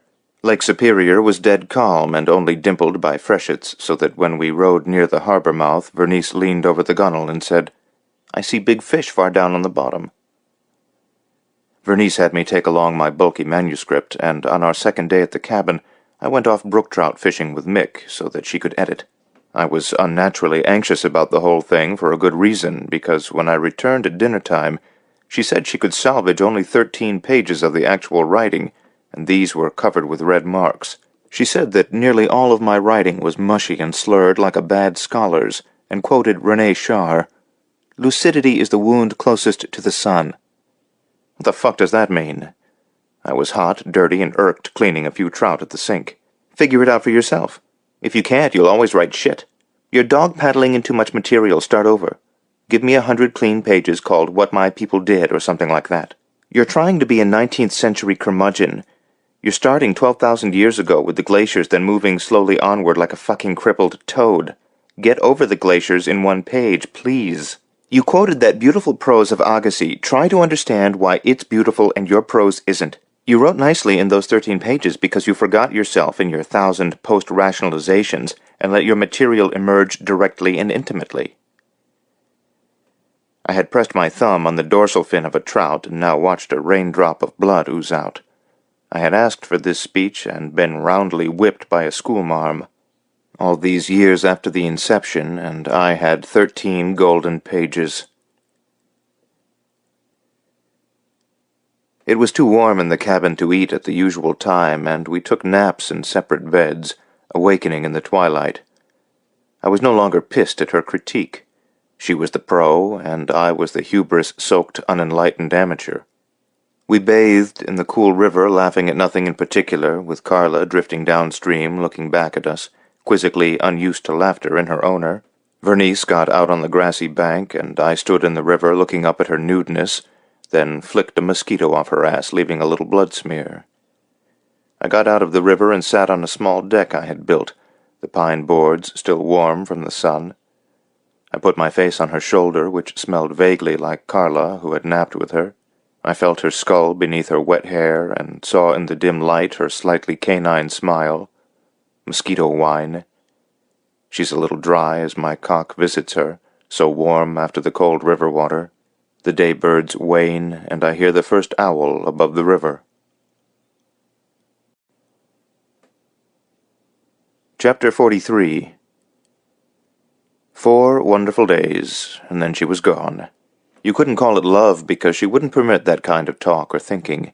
With my help, she was resigning her Indianapolis job before she started and getting a studio apartment in Chicago. I adored her, and she agreed to 1 visit a month at most. When I took her to the Marquette airport, my heart and brain were lumpish with the leave-taking. Much of the oncoming loneliness would be less sexual than the enlivening grace of her company. One morning while drinking coffee on the riverbank, I described to her what the river would have been like before its path had been gouged by thousands of giant logs during the timbering era. She said that I was cursed with this knowledge of a pre-Adamic Eden, and that the river looked fine to her, and so did the forest. I said that the river had achieved an explicit nature in the 12,000 years since the glaciers, and it had been shameful to destroy this nature in a few years of logging violence, adding that she could clearly see what was wrong with prose and poetry, and I could see what was wrong in the natural world.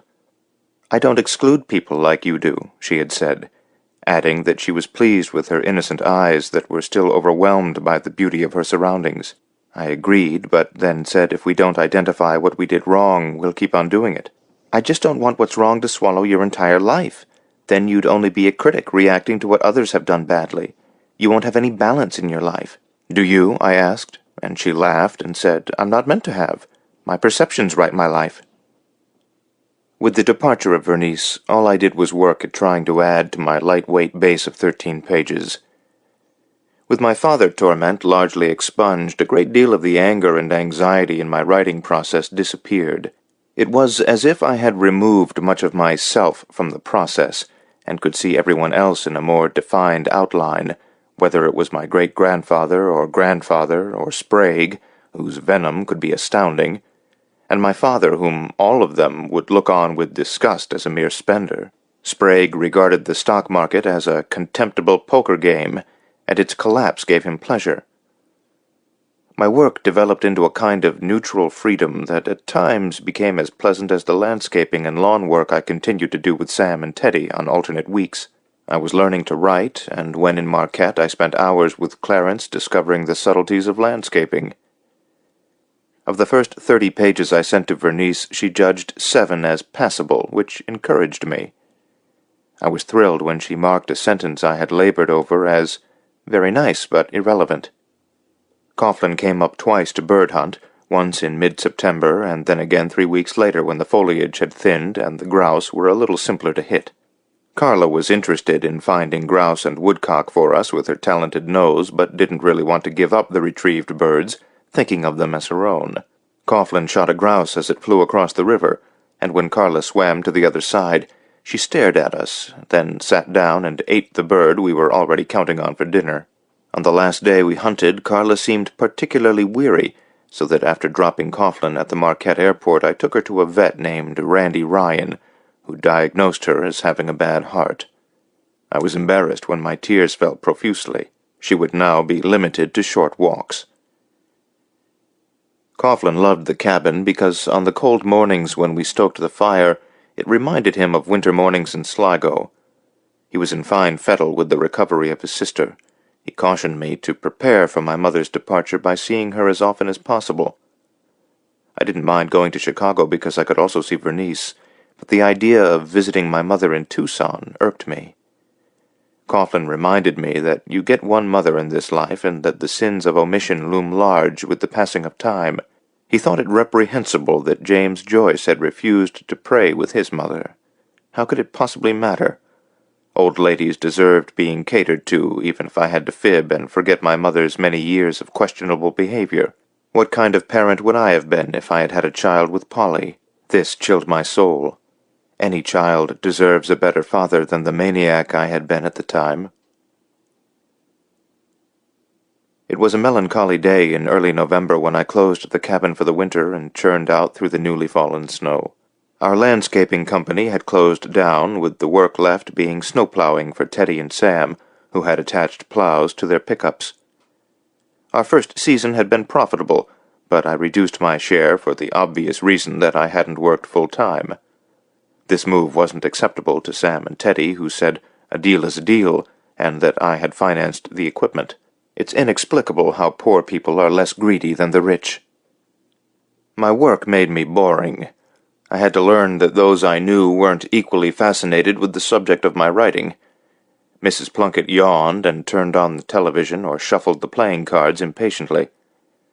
When we had an end-of-the-season dinner party at the Northwoods restaurant, Sam and Susie tried to be attentive to my ramblings, but Teddy's barmaid girlfriend Myrna, who wore furry white knee-high boots, told me blankly, "I don't understand nothing you're saying."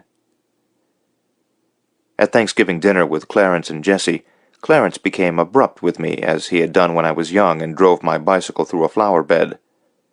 "How were people supposed to live without work?" he said. "Everyone had to log or work in the mines. People died young because they didn't have enough good food or because they couldn't afford doctors.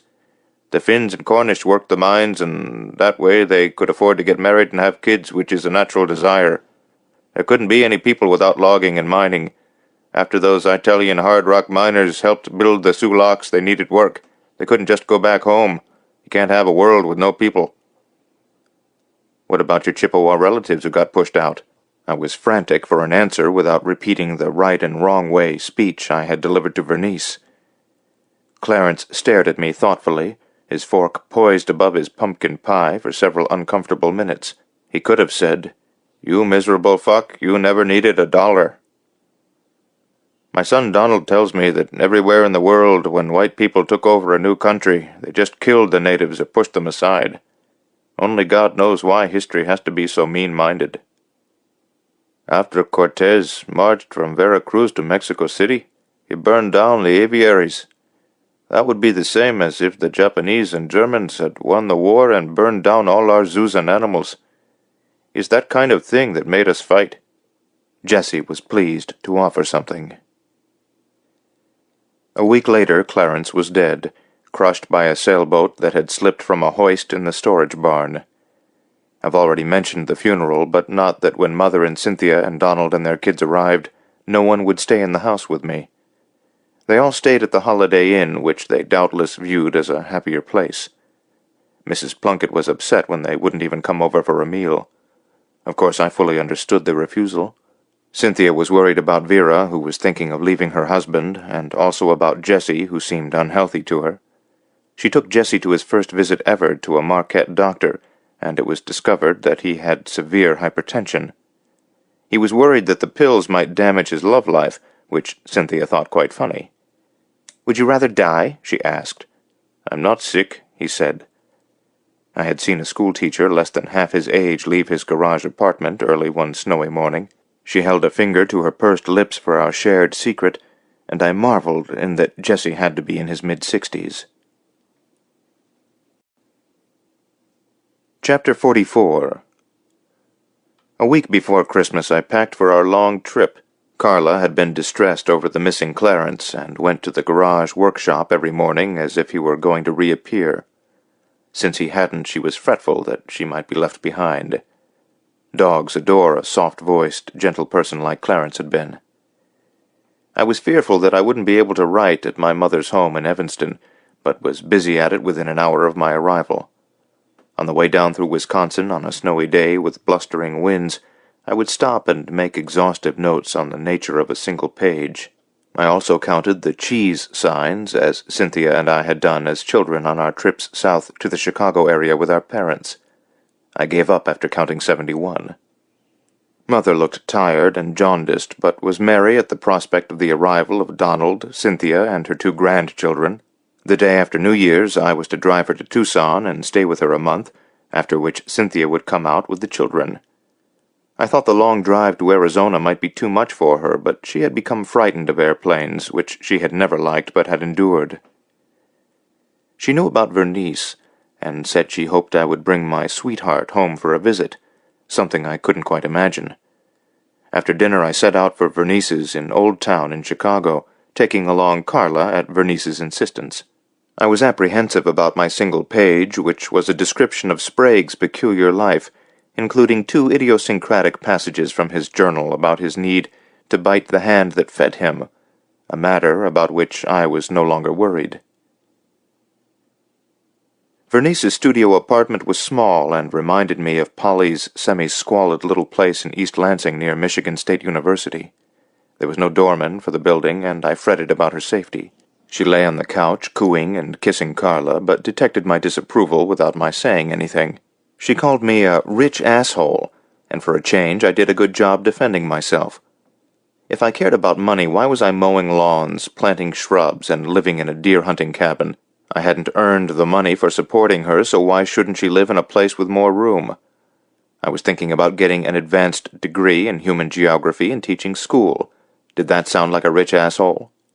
She liked my indignation, and we made love as we had passionately as on her first trip to the cabin. Afterward, when I asked her if she would think about getting a larger place, she said MYOB, which we used as kids, meaning, of course, mind your own business. She looked girlish when she said this, and I backed away. We went out to an old-town bar where I had a calming whiskey and Vernice ate an enormous cheeseburger.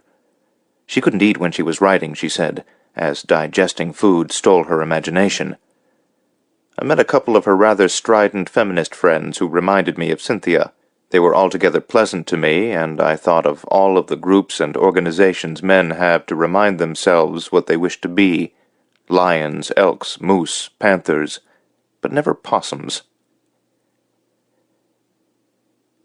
Mother was waiting up for me when I returned after midnight. She had been worried about my nighttime trip to Chicago, but the true reason was that she had decided to tell me she was dying. She stumbled over her prefatory words, so I told her that Cynthia had already let me know. We sat in her breakfast nook in the kitchen, and I held both of her hands. An electric clock hummed. Her hands were dry, and I had a sense of human mortality that I had never experienced before. My throat filled with tears, but then she leavened the moment by showing me her brother Fred's holiday card from the Hawaiian Zendo. It was a photo of Fred leaning against a hoe in a large vegetable garden. There were two attractive women with shaved heads standing beside him. Fred looked tanned and slender, though his nose was still bulbous. Mother still referred to him as my little brother, though he was now in his mid-50s. He had told me in a recent note that he had one more year of being totally dry before Reva would agree to see him. She had sent him a cryptic postcard from Jackson, Mississippi. When I hugged Mother good night, she said it was strange to think she would be celebrating her last Christmas. She was looking out at the falling snow through the window above the kitchen sink. I couldn't think of a response, but was saved when she wrapped a piece of cheese around Carla's bedtime heart pill. It was strange, looking at these two females whose bodies had doomed them to early departure. I meant to allow myself to celebrate the birth of Jesus and not dwell on how Christianity had been used as a club to beat the world into shape. I could not collect in a single place what was left of my religion, except that I had acquired some compassion by looking outward rather than inward. The fact that I somehow still believed in the resurrection was neither here nor there. As one among a few billion people, I had allowed the world to become much larger, and the glittering spray of stars so visible in Grand Marais, though only a memory in the ambient light of Chicago, reassured me that efforts to move away from strictly private concerns was the right thing to do. Chapter 45. Driving west toward Arizona with Mother and Carla dozing on the seat beside me, I thought of waking Mother to see the Mississippi when we crossed it at Davenport, Iowa, but refrained because I was struggling to regather my equilibrium from the day before. It had been sunny but cold when I took a morning walk with Cynthia down to Lake Michigan. It all started innocently with talk about religion and politics. She felt a little envy for Donald because his religion was based so firmly in his locale, where his people had lived possibly more than a millennium. There were a few Christian elements thrown in that didn't bother him in the least. She had warned him when he recently became more involved in tribal politics that he'd have to be careful to avoid the politician's trap of repeating things that weren't quite true countless times until you believed them yourself. With Indians as surely as whites, the culture demanded its leaders to say things that everyone knew weren't true.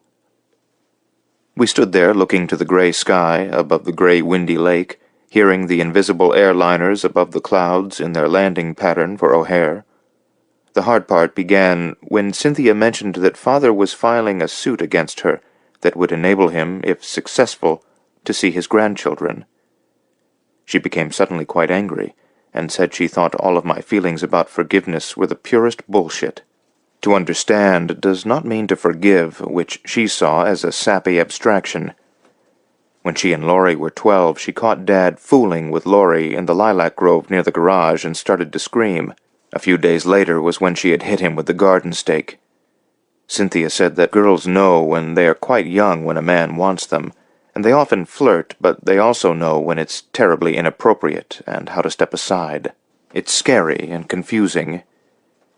She had told Mother about Dad's attempts on Laurie, but Mother ignored her. Cynthia had been pleased in the 8th grade when she found out Dad was having an affair with a waitress, but it hadn't lasted long. She very much wanted him to be normal. She had actually thought of cutting his throat during one of his drunken naps on the sofa. One evening in Rochester, Minnesota, when they were at the Mayo Clinic and Mother had become sure she was dying, she told Cynthia that perhaps Dad had pushed his brother Richard, who was swinging at him. She had rehearsed so many versions in her mind, and now that it was more than 40 years ago, she could not feel confident in any of them. She felt partly guilty because she had slept with both brothers, and with one gone, she had felt compelled to marry the other. Cynthia said that Mother totally broke down when she said this.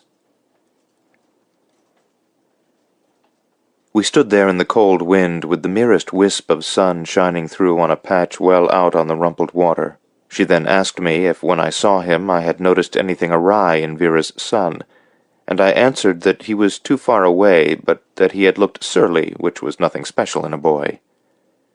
Cynthia said Vera had left her husband and moved back to the countryside south of Jalapa rather than Vera Cruz, because her son had become occasionally violent, but was peaceful in the country. His nickname was Mañoso, which meant cruel. He had no friends, and he spent all of his time exercising and working to make himself strong. "Why do you create hardships for yourself?" Cynthia had asked, adding that I seemed to spend my life attacking the impossible, whether it was my project or women. She admitted that a few days before, when she had said she was going shopping down on Michigan Avenue, she had met Vernice for coffee, and they had speculated on my behavior. They wondered why I didn't find someone I could marry. "How far did you go with Vera?" Cynthia asked abruptly. "Nowhere," I said. "I told you that before. I just wondered if you weren't constructing your life as a penance for you and Dad." I felt helplessly irritated with my teeth clacking in the cold wind.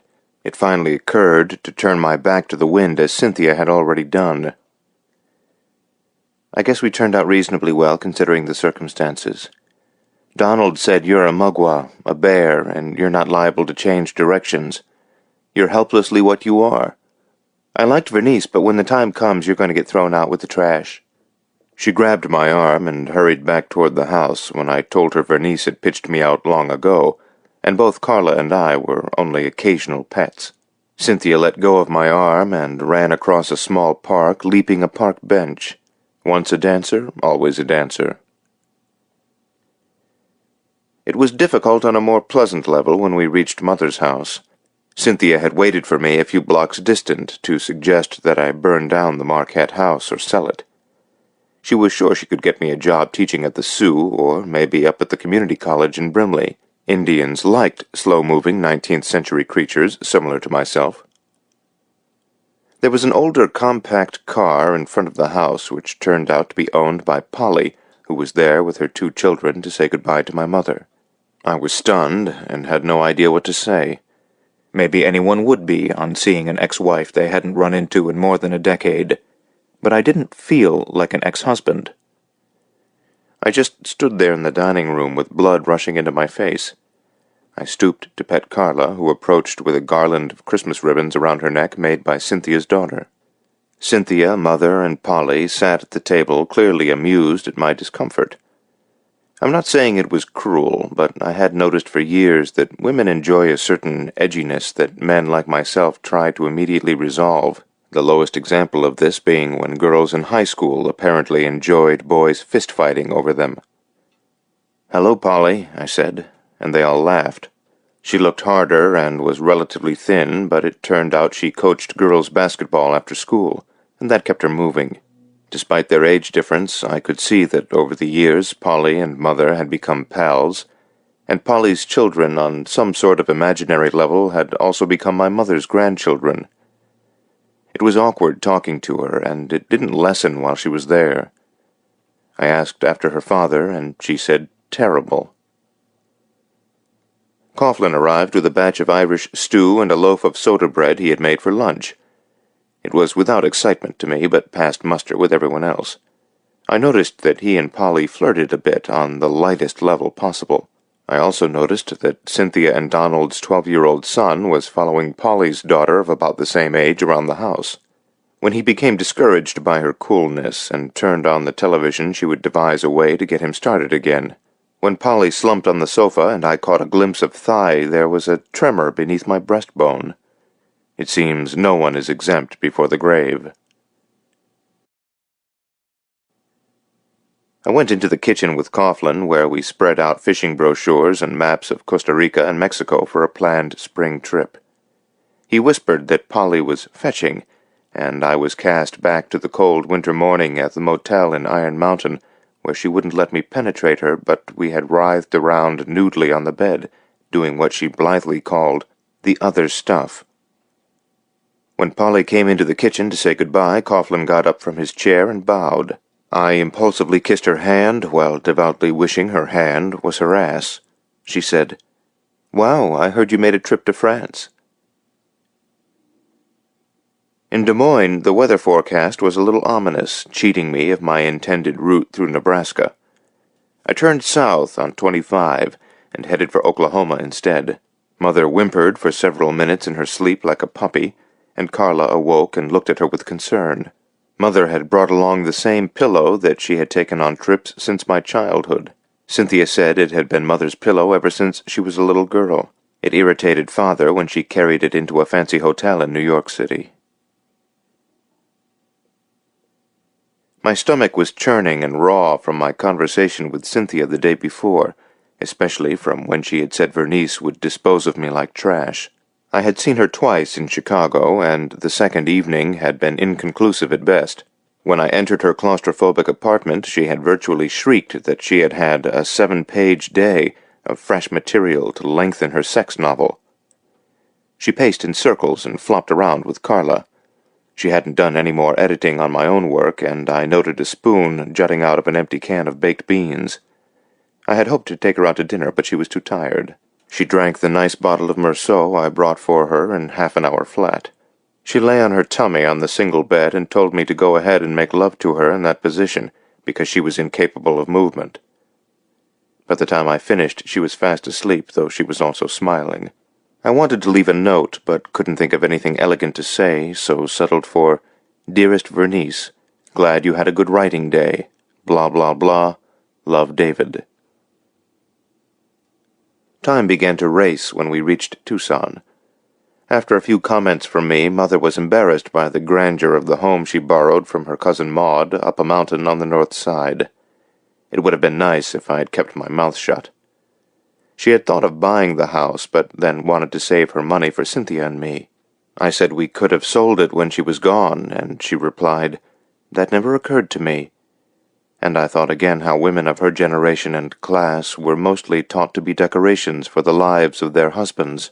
Her notions of money were basically distorted, and I knew that her family would never let any of her money go to my father for his screwy investments. Like a kid, she referred to her income as an allowance. I set up shop in a little guest house beside a swimming pool in a far corner of the yard.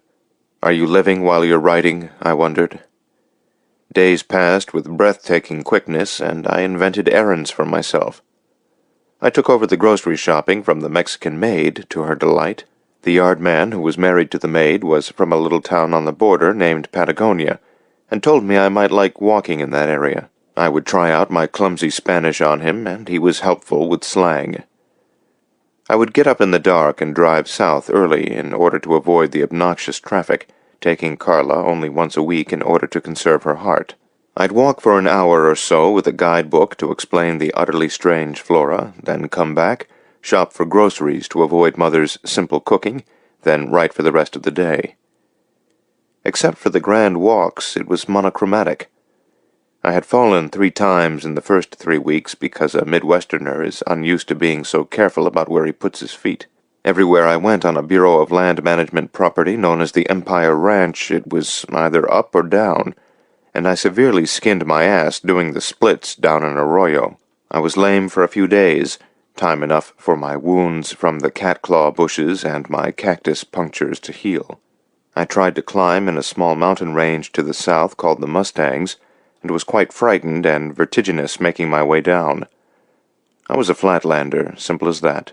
One day I ran across a biologist disassembling a pack rat nest in Midden, and he said it took years to learn a new landscape. Years later, I can still be brought to tears when I think of a particular morning in early February. It was close after dawn, and I was taking a short walk with Carla up a remote canyon. It had rained the day before, and small amounts of water had collected in rock pools. Carla barked farther up the canyon. She was wise enough about her condition to trot rather than run. When I reached her, I saw that she was growling, having found a fresh set of mountain lion tracks. I beckoned her in the opposite direction back toward the truck, and when we were almost there, a large, gangly jackrabbit burst from a patch of catclaw. Carla gave chase at top speed, and though I yelled, she continued on for a couple of 100 yards until she fell and rolled. I ran toward her still body, knowing that she was probably dead. She was. I sat down beside her and wept. I remained several hours with a hand on her cooling chest. How could her eyes become so suddenly lifeless?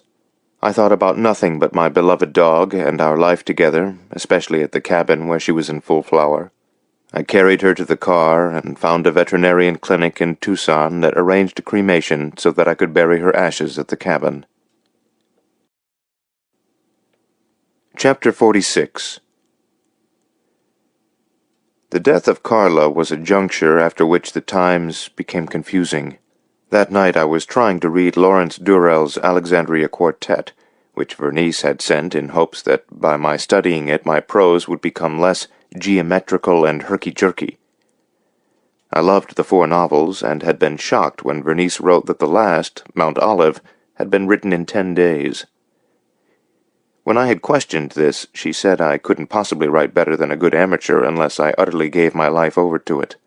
This seemed unlikely indeed, but that night reading the splendor of Durrell, my eyes kept blurring with the sight of Carla skipping across the pages, Carla resting under our sacred stump, Carla swimming in Lake Superior, Carla floating down the river as if sightseeing, Carla crawling under the bed when irritated with the world, Carla following Clarence as he gardened, as if she were helping, Carla's form of prayer which was watching me as I ate and hoping for a bite of something more interesting than dog food.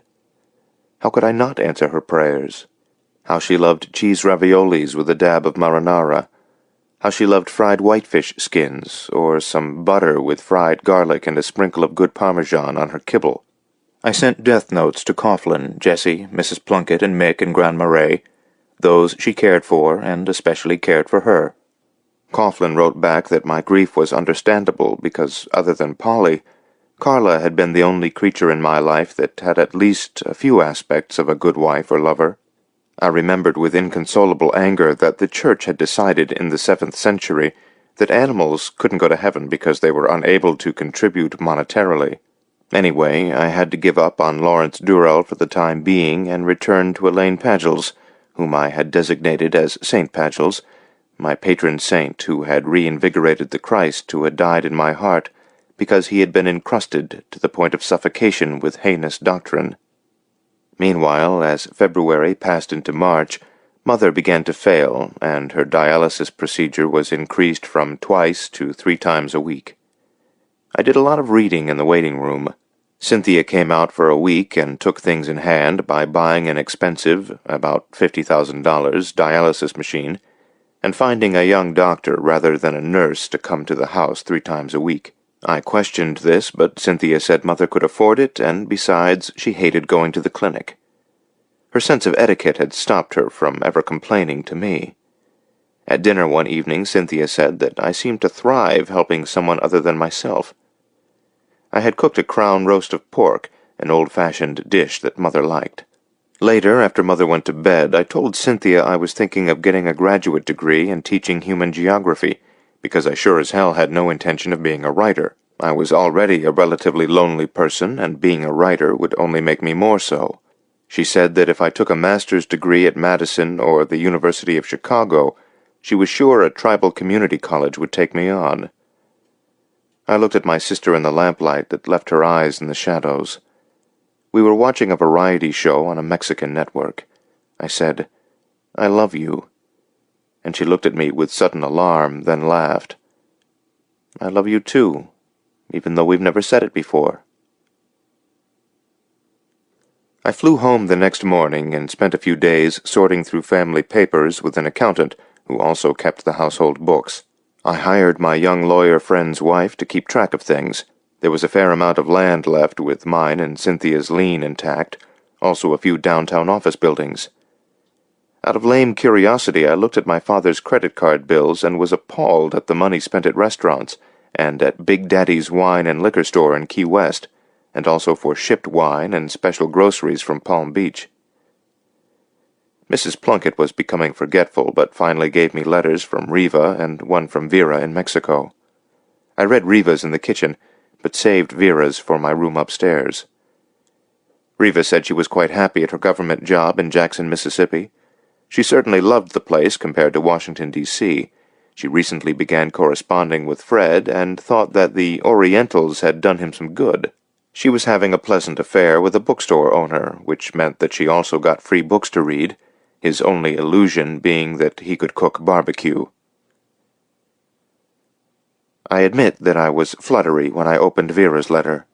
In the back of a locked desk drawer, I had a photo of her in her blue bikini that I hadn't allowed myself to see in years. In an act of daring, I looked at the photo before I read the letter, and then stupidly wondered how the photo could retain its power after the passage of so many years.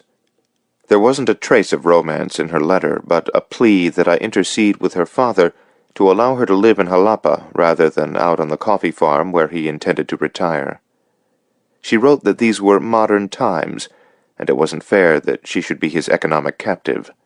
She would rather kill herself than be a farmer's wife, and could I possibly loan her $2,000 so that she could get an apartment in Jalapa and perhaps find another husband? Her son, who had been so unhappy in the city, loved the farm and would stay there. She ended by saying that perhaps one day I might wish to visit her in Jalapa. Of course, the last suggestion made my ears hot and my heart race, though well back in my brain there was the slightest neural pulse that told me the idea would be disastrous. How could you make love to a woman who had given birth to your father's child? I would send her the small amount she requested, but I certainly wouldn't go to Jalapa, I insisted to myself. Mrs. Plunkett wasn't feeling well, so I wanted to cook Jesse our last dinner together, but he decided he preferred to go out to the diner where he had taken so many meals. We had a stiff drink in the den and edged our way down the icy hill with caution. Jesse liked the idea of going home and being truly warm for the rest of his life. By tacit consent, we decided to keep the evening light, and my father never came up. We ate the simple meatloaf special, which was covered with gravy of indeterminate origin, using up a fair portion of a small bottle of Tabasco. We talked of Clarence and Carla and Cynthia, whom he admired without bounds, though I noted that what he loved in Cynthia's feisty nature he found unacceptable in his daughter's. We had several rum nightcaps in his garage apartment listening to Veracruz music. It was melancholy seeing his packed luggage. There were only 2 suitcases, nice leather luggage my parents had given him one year for Christmas. We finished a third of a bottle of rum, and there was no point in going on. I would take him to the airport for the earliest flight, and he would reach Veracruz late in the evening. When I opened the door to leave, he did a little jig and said, "I've taken care of my family." That night I had a revelatory dream that began as a nightmare. I was working deep in an iron mine over near Ishpeming, and a bell rang, which meant that work was over for the day. I drove home through a forest with stacks of pulpwood along the road and was served dinner, meatloaf, by a middle-aged woman I didn't recognize. I woke up then at 5 a.m., just a half hour before the alarm was set to go off. It occurred to me that I should have written my 100-page story from the viewpoint of miners and loggers, but that was out of the question because I never worked as a logger or miner. In my working days, I realized this was easily solvable, and spending a year at each profession wouldn't be that hard to accomplish. By the time I got downstairs to turn on the coffee machine, the whole idea seemed less clear, but still possible. Before I had flown from Arizona, Vernice, in a letter, had questioned if my 100-page draft might be better in the first rather than the third person, with the story now told by a not-so-old ancient mariner. The prospect of a new load of work hadn't disturbed me, because what else was I doing, besides looking after my mother and taking walks in the desert and mountains? The act of writing filled up life until I could find something better. Vernice had liked my idea that when she felt my essay was finished, I would merely publish it in a number of newspapers throughout the Upper Peninsula, leaving the book form for real writers. Chapter 47. Time rushed on, as it does when life is full of work and duties. It was easy to see helping my mother as more meaningful than my writing, especially the chore of turning the project into the first person.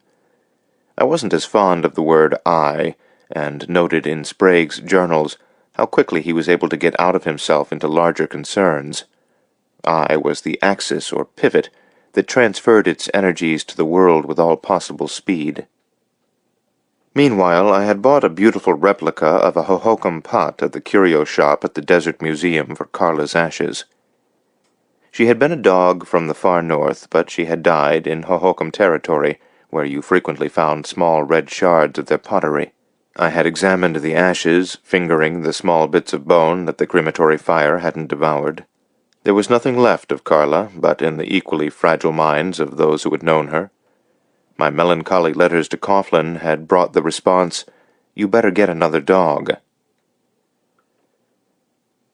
On a warm early Saturday morning in late April, when I had nearly finished the packing for our trip home, I was sitting out in the yard with Mother trying to figure out what kind of migratory songbirds we were seeing, when the maid Inez alerted us to a phone call.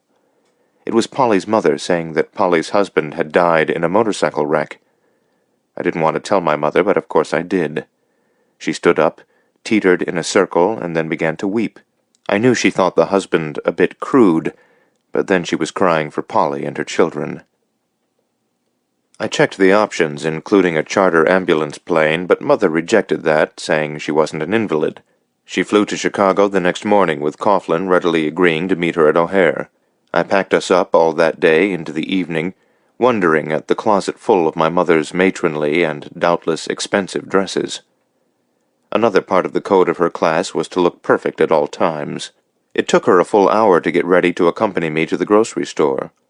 Once, when she had quipped, "A lady doesn't eat garlic," I asked her who she was going to kiss, and she laughed, saying that the year before I was born she and Clarence had kissed, but that was as far as it went. This sounded so unlikely that I had to ask her why, and she answered that Clarence was the only manly man she had ever known, and that at the time he reminded her of her favorite movie star, Robert Ryan. I loaded the truck in the middle of the night and headed for Chicago. I thought of driving straight through, but that would only enable me to attend a funeral I didn't want to attend. I reached Mother's house late in the evening of the day of the funeral. Polly was there with her children, and her parents, the latter of whom were staying with my mother for a few days because it was awkward for her father to stay in a hotel, and Polly's apartment was small. Her father moved crab-like in his walker, but to my relief treated me warmly. We had a drink in the kitchen, and he referred to my mother as an angel. He hoped Polly would move up home and get out of the hellhole of Chicago. It had been her husband's hometown, and now there was no reason for her to stay. The next morning I took a walk with Polly on the same route to Lake Michigan I had taken with Cynthia, only now it was a warm spring day, and the lake actually looked friendly. I didn't have to bring up her moving north with her children. She said that she had been tired of Chicago for several years because you had to make so much money to live decently, and that excluded teachers. Their insurance hadn't covered her husband on a motorcycle because he had had 3 previous accidents. I caught myself saying that it would have been nice if he had been driving a car, then blushed at my ineptitude. She looked at me gravely, shook her head, and then smiled. We sat down on a park bench, and she said she didn't want to teach in the Iron Mountain area because it would be too close to her parents, and her father's bitterness would be hard on her children if the exposure was frequent. Escanaba would be okay, and so would Marquette, because then her kids could go to college locally. I said that I could buy her a house, and she corrected me, saying that maybe she could borrow a down payment. She didn't know it, but it was a moot point, because I knew that she was included in Mother's will in an amount that would more than take care of a house. This was a true daughter-in-law, and my mother wasn't abandoning Polly because her son had. We said nothing for a full half-hour, though she held my hand loosely before she said that she didn't want me to get the idea that we ever could be married again. Between me and her dead husband, she had had more than enough of marriage. I didn't have anything to say to that, though I considered that the upheaval of the past 4 days must have been terribly confusing. "He had 4 expensive motorcycles," she said. "Now it's 3. We were always making payments on motorcycles. I think he also had a girlfriend up in Kenosha, but that's neither here nor there. I think I loved him for a while, and he was a good father, or at least a fair one. He certainly beat the hell out of you in the husband category." That was a long time ago, I offered lamely. Of course you're different now, but that's irrelevant. Most women crave a good provider, but I'm not one of them. Of course I'll need some affection once in a while, and I remember you're not bad at that. Chapter 48. Looking backward, it was by far the strangest May and June of my life. It was good to see again the slow greening of the Upper Peninsula landscape. Cynthia had taken a leave from her teaching job and assumed my role as mother's caretaker. On the phone, she bridled at spending May in the Chicago area. I opened the cabin, and Sam and Teddy got our landscaping business started for the season. Polly quit her job and moved to Marquette in mid-May. I loaned her a down payment on a small bungalow about 3 blocks from my house. She asked me to steer clear for a few weeks so as not to further confuse her children. She had become so generally angry that she gave the remaining 3 motorcycles to her dead husband's friends. Vera wrote that Jessie had intercepted and sent back the $2,000 I had sent for Vera's escape to Jalapa, which clearly wasn't far enough away in the first place. This was a raw point, but I realized that any further interference on my part at the time might be disastrous. She wrote that she might marry the farmer after all because he was kind to her son, my half-brother, and could control him.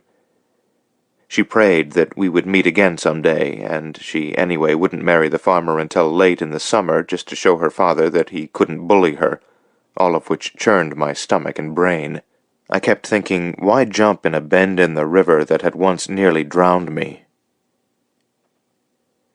My biggest comeuppance arrived June 1st, when I published my 100-page essay, What My Family Did, in a dozen UP newspapers, 10 of which I had to pay for its inclusion. Vernice had pretty much given up, describing my last draft obliquely as so-so. I had simply exhausted her interest. In mid-May she had written that she was moving from Chicago to Boston to be nearer publishing circles, and to help take care of her poet-lover who had been hospitalized for acute depression in a private hospital in Cambridge. Nothing of consequence happened after the publication of my essay. I don't know what I expected. Here is the concluding paragraph as a sample of my pomposity. Nothing is more ignored by the human race than its own historical record. It's as if our forefathers wrote the true story in ink that would disappear in their own lifetimes, so that their descendants would not be burdened by the woeful behavior of the past. Our timber barons in the Upper Peninsula virtually denuded the area, leaving less than 0.01% of standing virgin timber. There is the question whether greed may be quantitatively measured, because what mathematical figures can add the blighted lives of those who follow? The book is still open on man as the most virulent of all predators beside which the cancer cell is relatively innocent. These considerations are remote to most of us because knowledge of this sort is lost in the netherworld between generations, and lost even in terms of emotional content to scholars, who so willingly adumbrate the record to continue to assure their own living. In the course of my study I needed only to unearth the history of my own family, and offer it to the citizens of the Upper Peninsula, whether they cared to look at it or not. Having done so, I can't say that I'm at peace, but only that I have a shred of hope that these dark chapters might offer a corrective for the future. It occurred to me again that life wasn't going to be what I wanted it to be, whatever that was. I received a total of 19 letters, most of them fond reminiscences of the old days, which totally missed the point. A few were cranky and nasty. Nice to see a rich fucker crying over spilt milk. I was asked to speak to 3 environmental groups and 1 meeting of librarians in Escanaba, all of which I declined. Polly told me that the experience was probably like the postpartum slump a woman feels in the period after she gives birth to a baby. I said that my pregnancy had lasted nearly 20 years, to which she only shrugged. When we finally made love one evening the week before my mother died, I lasted less than a minute. Fortunately, when she dropped off the dog I had bought for her son the next morning, we tried again on the sofa, and it was wonderful. Her years in Chicago had made her more abrasive, and after our love-making she patted my sweat-damp hair and said I was a good little soldier, perhaps a holdover from being married to a veteran.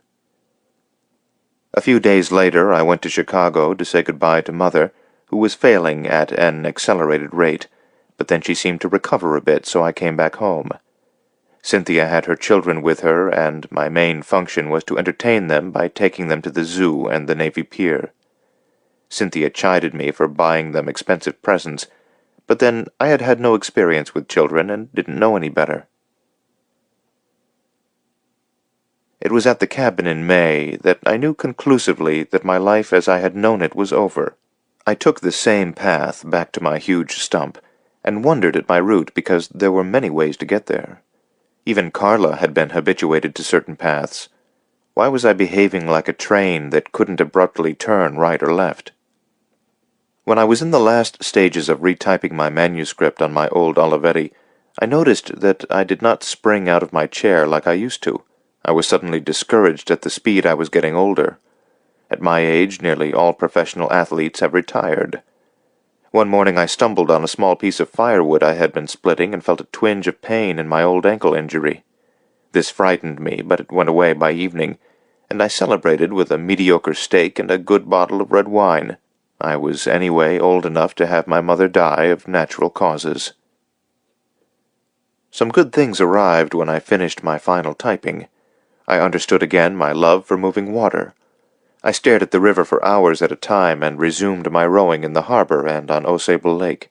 I seemed to have lost all my depths of perception in the shallows of busy work, but when I finished the project my perceptions began to enliven. So much of my old life had been fueled by resentment against my father, and had become vivid only when I somewhat emerged from myself. At the cabin during certain moments the world became so huge I felt vertiginous. I realized that nothing good came to me from the romantic I that apparently had its origins in the Europe of the early 19th century, or so I remembered from the university.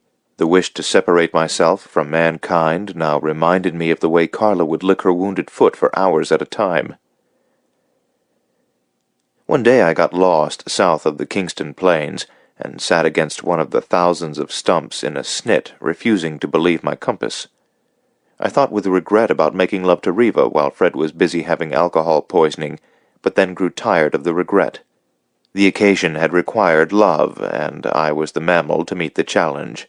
Whomever I loved was totally another being, a private universe that was not me, a simple fact that is hard to learn. When I thought of the women that I had loved, Vera, Polly, Bernice, I understood how I could not be central to their lives, considering my character. I had never believed I was in love with Laurie, but there was the question that there was no specific name for what we meant to each other. Sitting there against the stump on a deeply cloudy day without the sun to correct my disbelief in my compass, I thought that the natural world wasn't meant to be soothing, which was only an abstraction. People were nature too, and it was schizophrenic to try to separate them from what we ordinarily thought of as nature. When you allowed your view of the world to vastly expand, the questions expanded with it.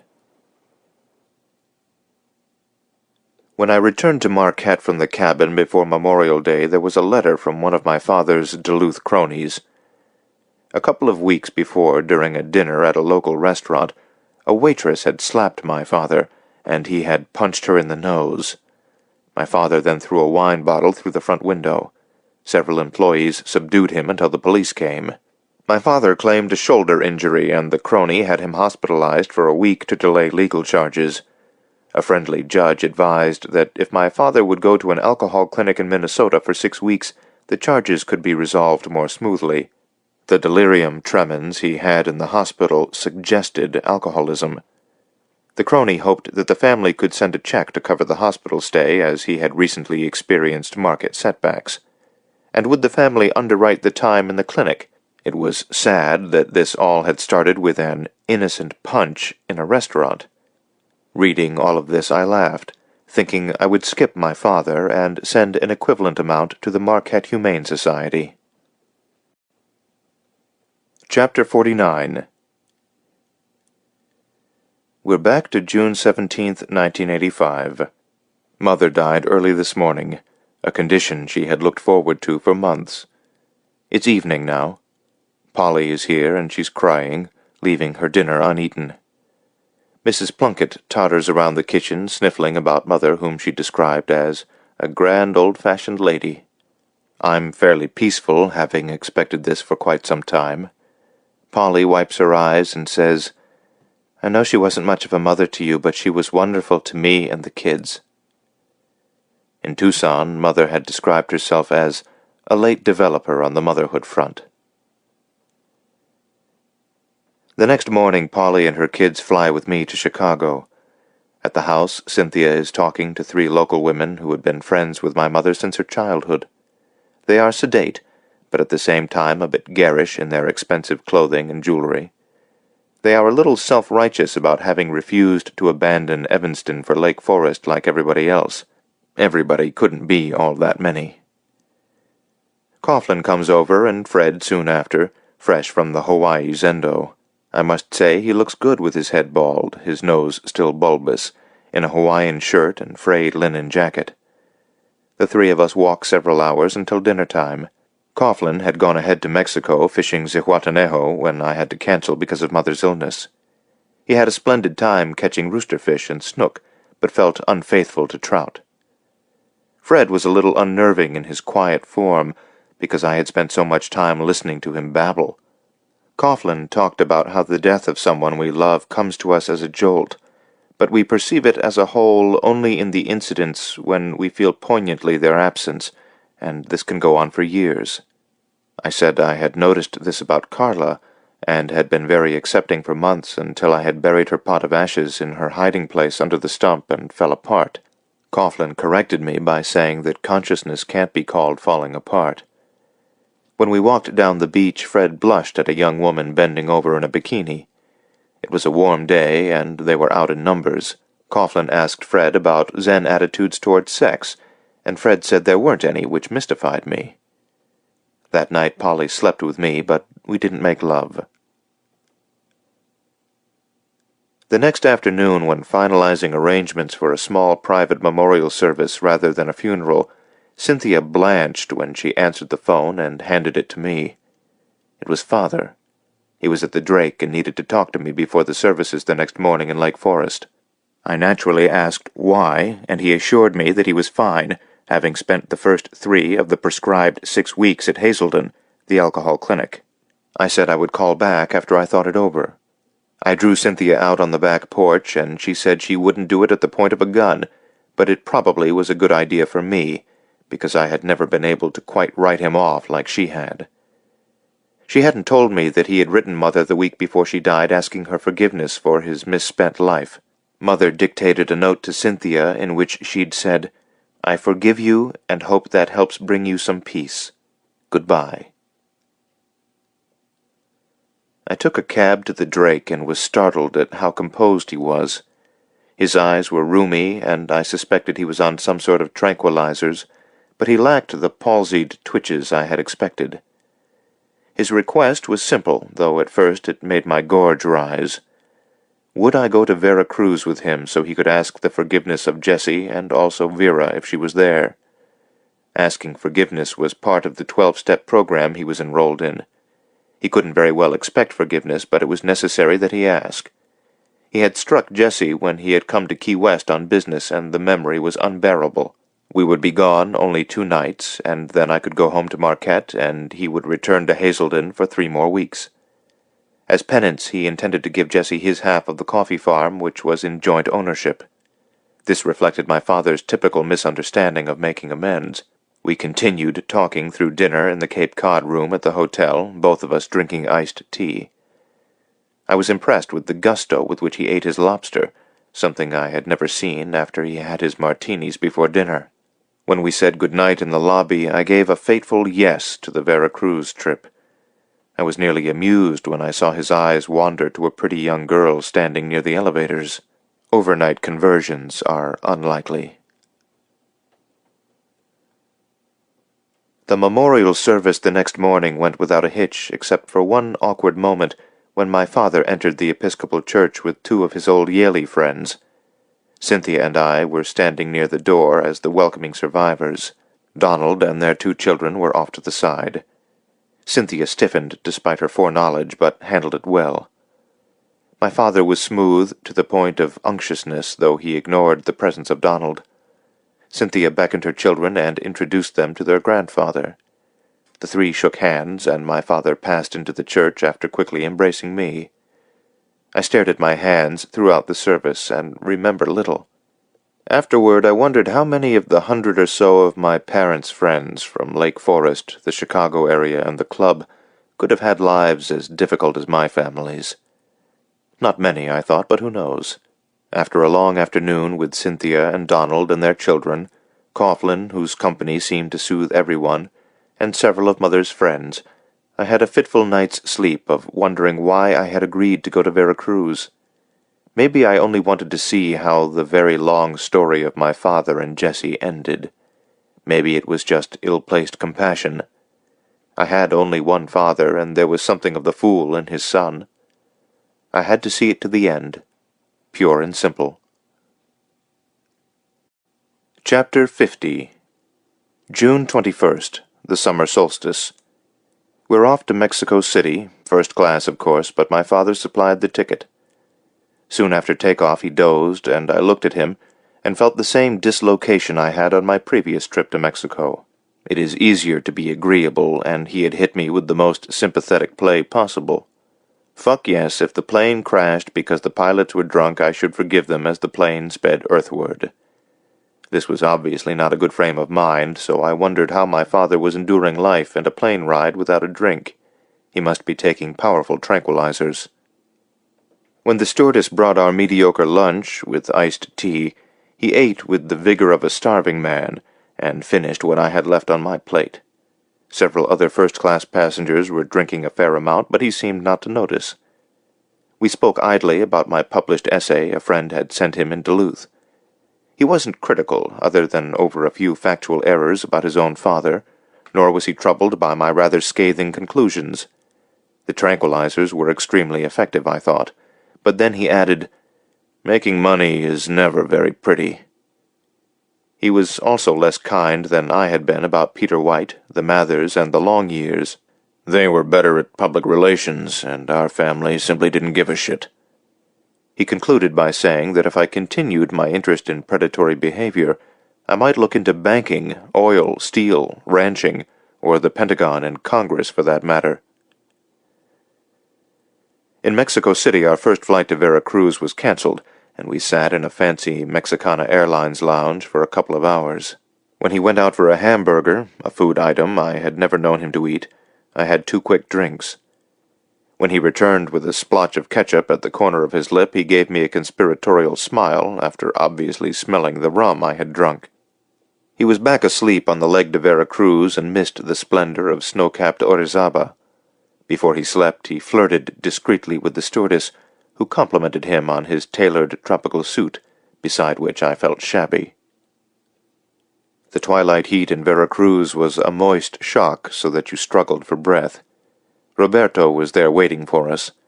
He was warm to me, but formal and non-committal to Father. He took us to the Emporio and said he would pick us up at 8 in the morning. I told my father I wasn't hungry, said good night, and went to my room and ordered a snack and a bottle of rum. It was the same lovely room I had before, and I sat on the porch in the darkness, drinking rum, and watching a huge ship depart the wharf, wishing very much that I was aboard.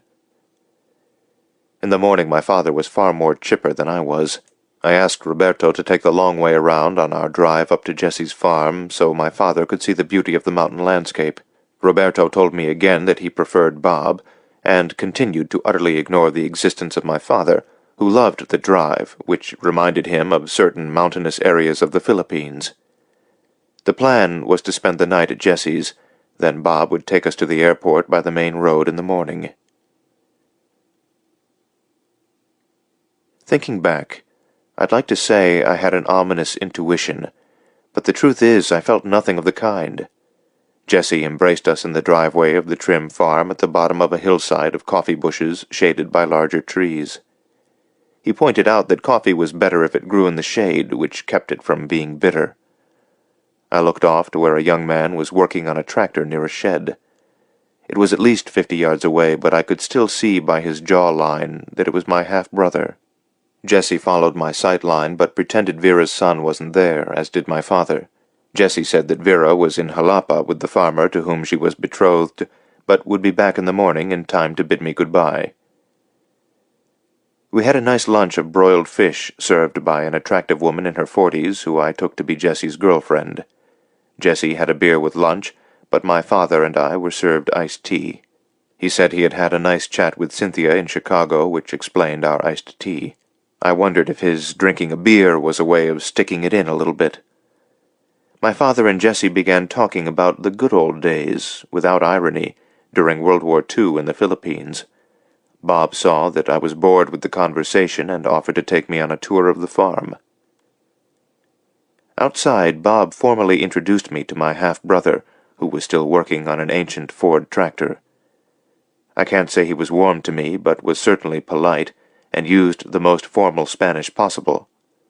He had to be 19 by now, and was about my size, but intensely muscular, and wore a machete in a scabbard. When we got in an open jeep and drove off up the hill, Bob said, "He knows you are not bad, but his father is very bad."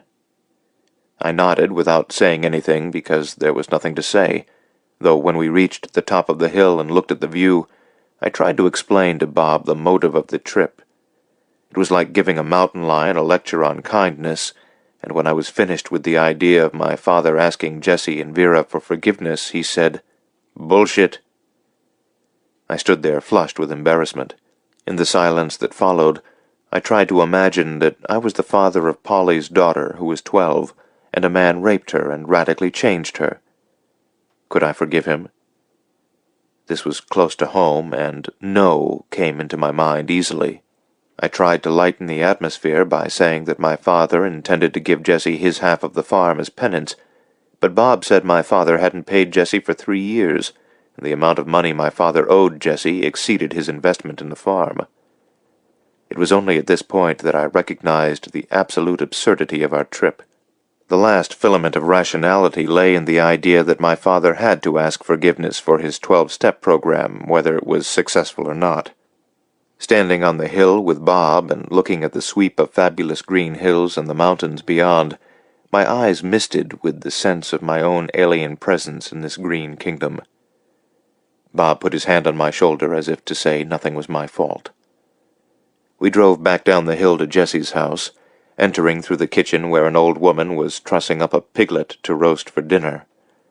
I was enthused about the piglet, and when Bob showed me to my room, I said a rather plaintive little prayer to a small primitive statue of the Virgin Mary. The baby Jesus was peeking out from under her skirt. Even Jesus was a victim of natural childbirth in the way he fell to earth, I thought, before I slept. I awoke to a nightmare. Passing through the kitchen, the old woman now roasting the pig gave me a cup of coffee. I heard yelling, and my stomach jumped, and I didn't want to go into the living room where Bob and my half-brother Magnoso were standing off to the side, while my father and Jessie sat at the dining table drinking rum and arguing. I immediately had the faint hope that the rum plus his tranquilizers would make my father pass out, but he was working in an opposite manic direction. Most of the bottle of rum was gone, and they were yelling about money with my father's hoarse and slurred speech, saying that a classmate was an American consul in Mexico, and he would use his powerful Mexican friends to make Jessie pay the money owed. I looked helplessly at Bob and Magnoso, who clearly didn't understand what was going on. Bob waved me away when I tried to approach the quarrel. Jessie was yelling half in Spanish that when my father raped Vera he had lost his half of the farm. My father stood up wobbly, then abruptly dove across the table with his hands tightly around Jessie's neck, so that Jessie's eyes bulged and his chair tipped over. They were rolling on the floor, with Jessie's face changing colors under my father's grip.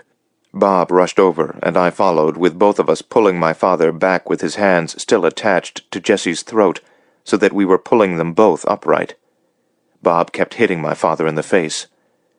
I didn't see the blade of Magnoso's machete fall, but it nicked off the end of my thumb and one of my father's hands at the wrist. The blade fell again, and off went my father's other hand. I fell backward, striking my head on the table's edge, and saw my father bleeding gouts of blood from his wrists and rolling back and forth on the floor. I must have passed out for minutes, because when I woke up Manyoso was gone, and Bob had finished wrapping my unconscious father's wrists in duct tape. Jessie sat in a chair snoring. Bob wrapped my bleeding thumb, and when I tried to talk he put a piece of tape on my lips and bound my hands and feet. I sat there until dark with my father still unconscious on the floor while Bob mopped up the blood. Jessie came over to me with tears in his eyes, and then left. When it was dark, my father and I were loaded into the back of a pickup by Manyoso, who carried us each without apparent effort. We were covered by a tarp, and I was sure I was going to my death hearing my father's head thump on the bumpy road. The truck finally stopped in a grove of mangroves, and we were loaded into a rowboat, where Bob undid my legs and hands and peeled the tape from my face, while Manyoso walked us out into the tidal creek that opened up on water where I could hear light waves. He gave the boat a good shove, shined the flashlight on us, and then it was dark. Father was wailing. I deduced from the morning sun and moving flotsam that we were drifting slowly southward with the force of an unknown current. He slumped on the back seat of the wooden rowboat, and I leaned forward, grabbing his shirt to keep him from pitching overboard. Both of his hands had been severed at the wrist, and the stumps had been tightly bound with duct tape. His normally withered forearms now bulged with an unsightly color. When they had pushed us out from the estuary on a falling tide before dawn, I had been given only one oar. When I clearly noted this at first light, the humor wasn't lost on me. I was equipped to row in circles with my left hand. The thumb of my right hand was missing, and the pain lessened when I raised it high. In the early light I had seen a green or loggerhead turtle, and took the tip of my thumb someone had stuffed in my pocket, pitching it toward the beast, but the turtle had submerged in alarm, misunderstanding my good intentions. By mid-morning the shore had arisen, and I could see the coastline south of Vera Cruz. The current was carrying us toward Alvarado. My father woke from his latest faint. His face was too bruised for clear speech, and now, rather than wailing, he bleated. His eyes made his request clear, and I pushed him gently over the back of the boat. It was quite some time before he completely sunk. I would study the stinking fish scales and bits of dried viscera on the boat's bottom, and then look up, and he would still be there floating in the current. And then finally I was pleased to see him sink. What a strange way to say goodbye to your father. Epilogue. Obviously, I made it home. I was swept closer to shore by the tide that was flowing into the immense estuarine area next to Alvarado. A kid fishing near the bridge saw me, and his dad towed me in with a motorboat. I rode the bus into Vera Cruz and bought some unappealing fresh clothes, then went to the airport. I called the farm from Mexico City and told Jessie that as far as I was concerned my father had disappeared when we were at the Emporio. "What happened?" he asked. "My father was lost at sea," I said. When I hung up the phone I wondered if there would be any further complications, but I couldn't foresee any. In my imagination I could see him wandering off down the street from the Emporio looking for an especially young whore. His erratic behavior had prepared the world for anything. At the end of June, just before the 4th of July weekend, Cynthia came over to Marquette from the Sioux, and we headed up to the club to bury my mother's ashes on the beach near Huron Point, which was her request. I had told Cynthia most of the story on the phone, but she seemed not to want to know specific details. "I didn't want him to outlive Mother. He made it only by 5 days," she said. There was a new gatekeeper at the club, and we were momentarily stymied when he said that our father had let his membership lapse, but then Cynthia gave my mother's maiden name and explained our mission. Her relatives were still active members, and we were waved through. It was nearly a mile to the Huron Point from our parking place on the log road. I didn't have bug dope for the mosquitoes and black flies. Cynthia was lucky because she could still run like the wind, and I couldn't do much more than a fast trot. It would have been nice if it had been a beautiful day, but it wasn't. There was a cool north wind, and Lake Superior was rumpled with whitecaps. We knelt and dug a hole with our hands. We opened the urn and poured in the ashes with their small bone fragments. Water from the lake quickly seeped through the sand into the hole, and we paused to watch as if we were still children. Of course, as with anyone else, there was still some of the child in our souls, if not our bodies.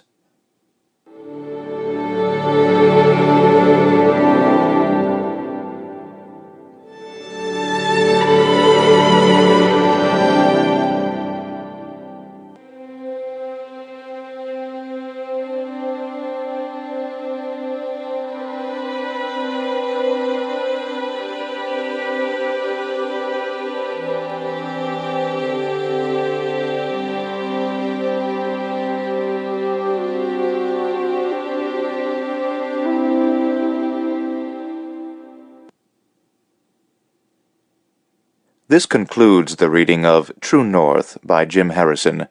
Copyright 2004 by Jim Harrison. This book was read by Christopher Lane.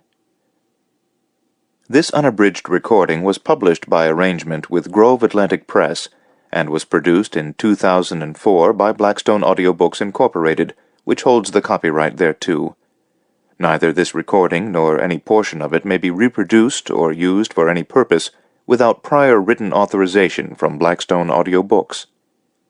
Thank you. Audible hopes you have enjoyed this program.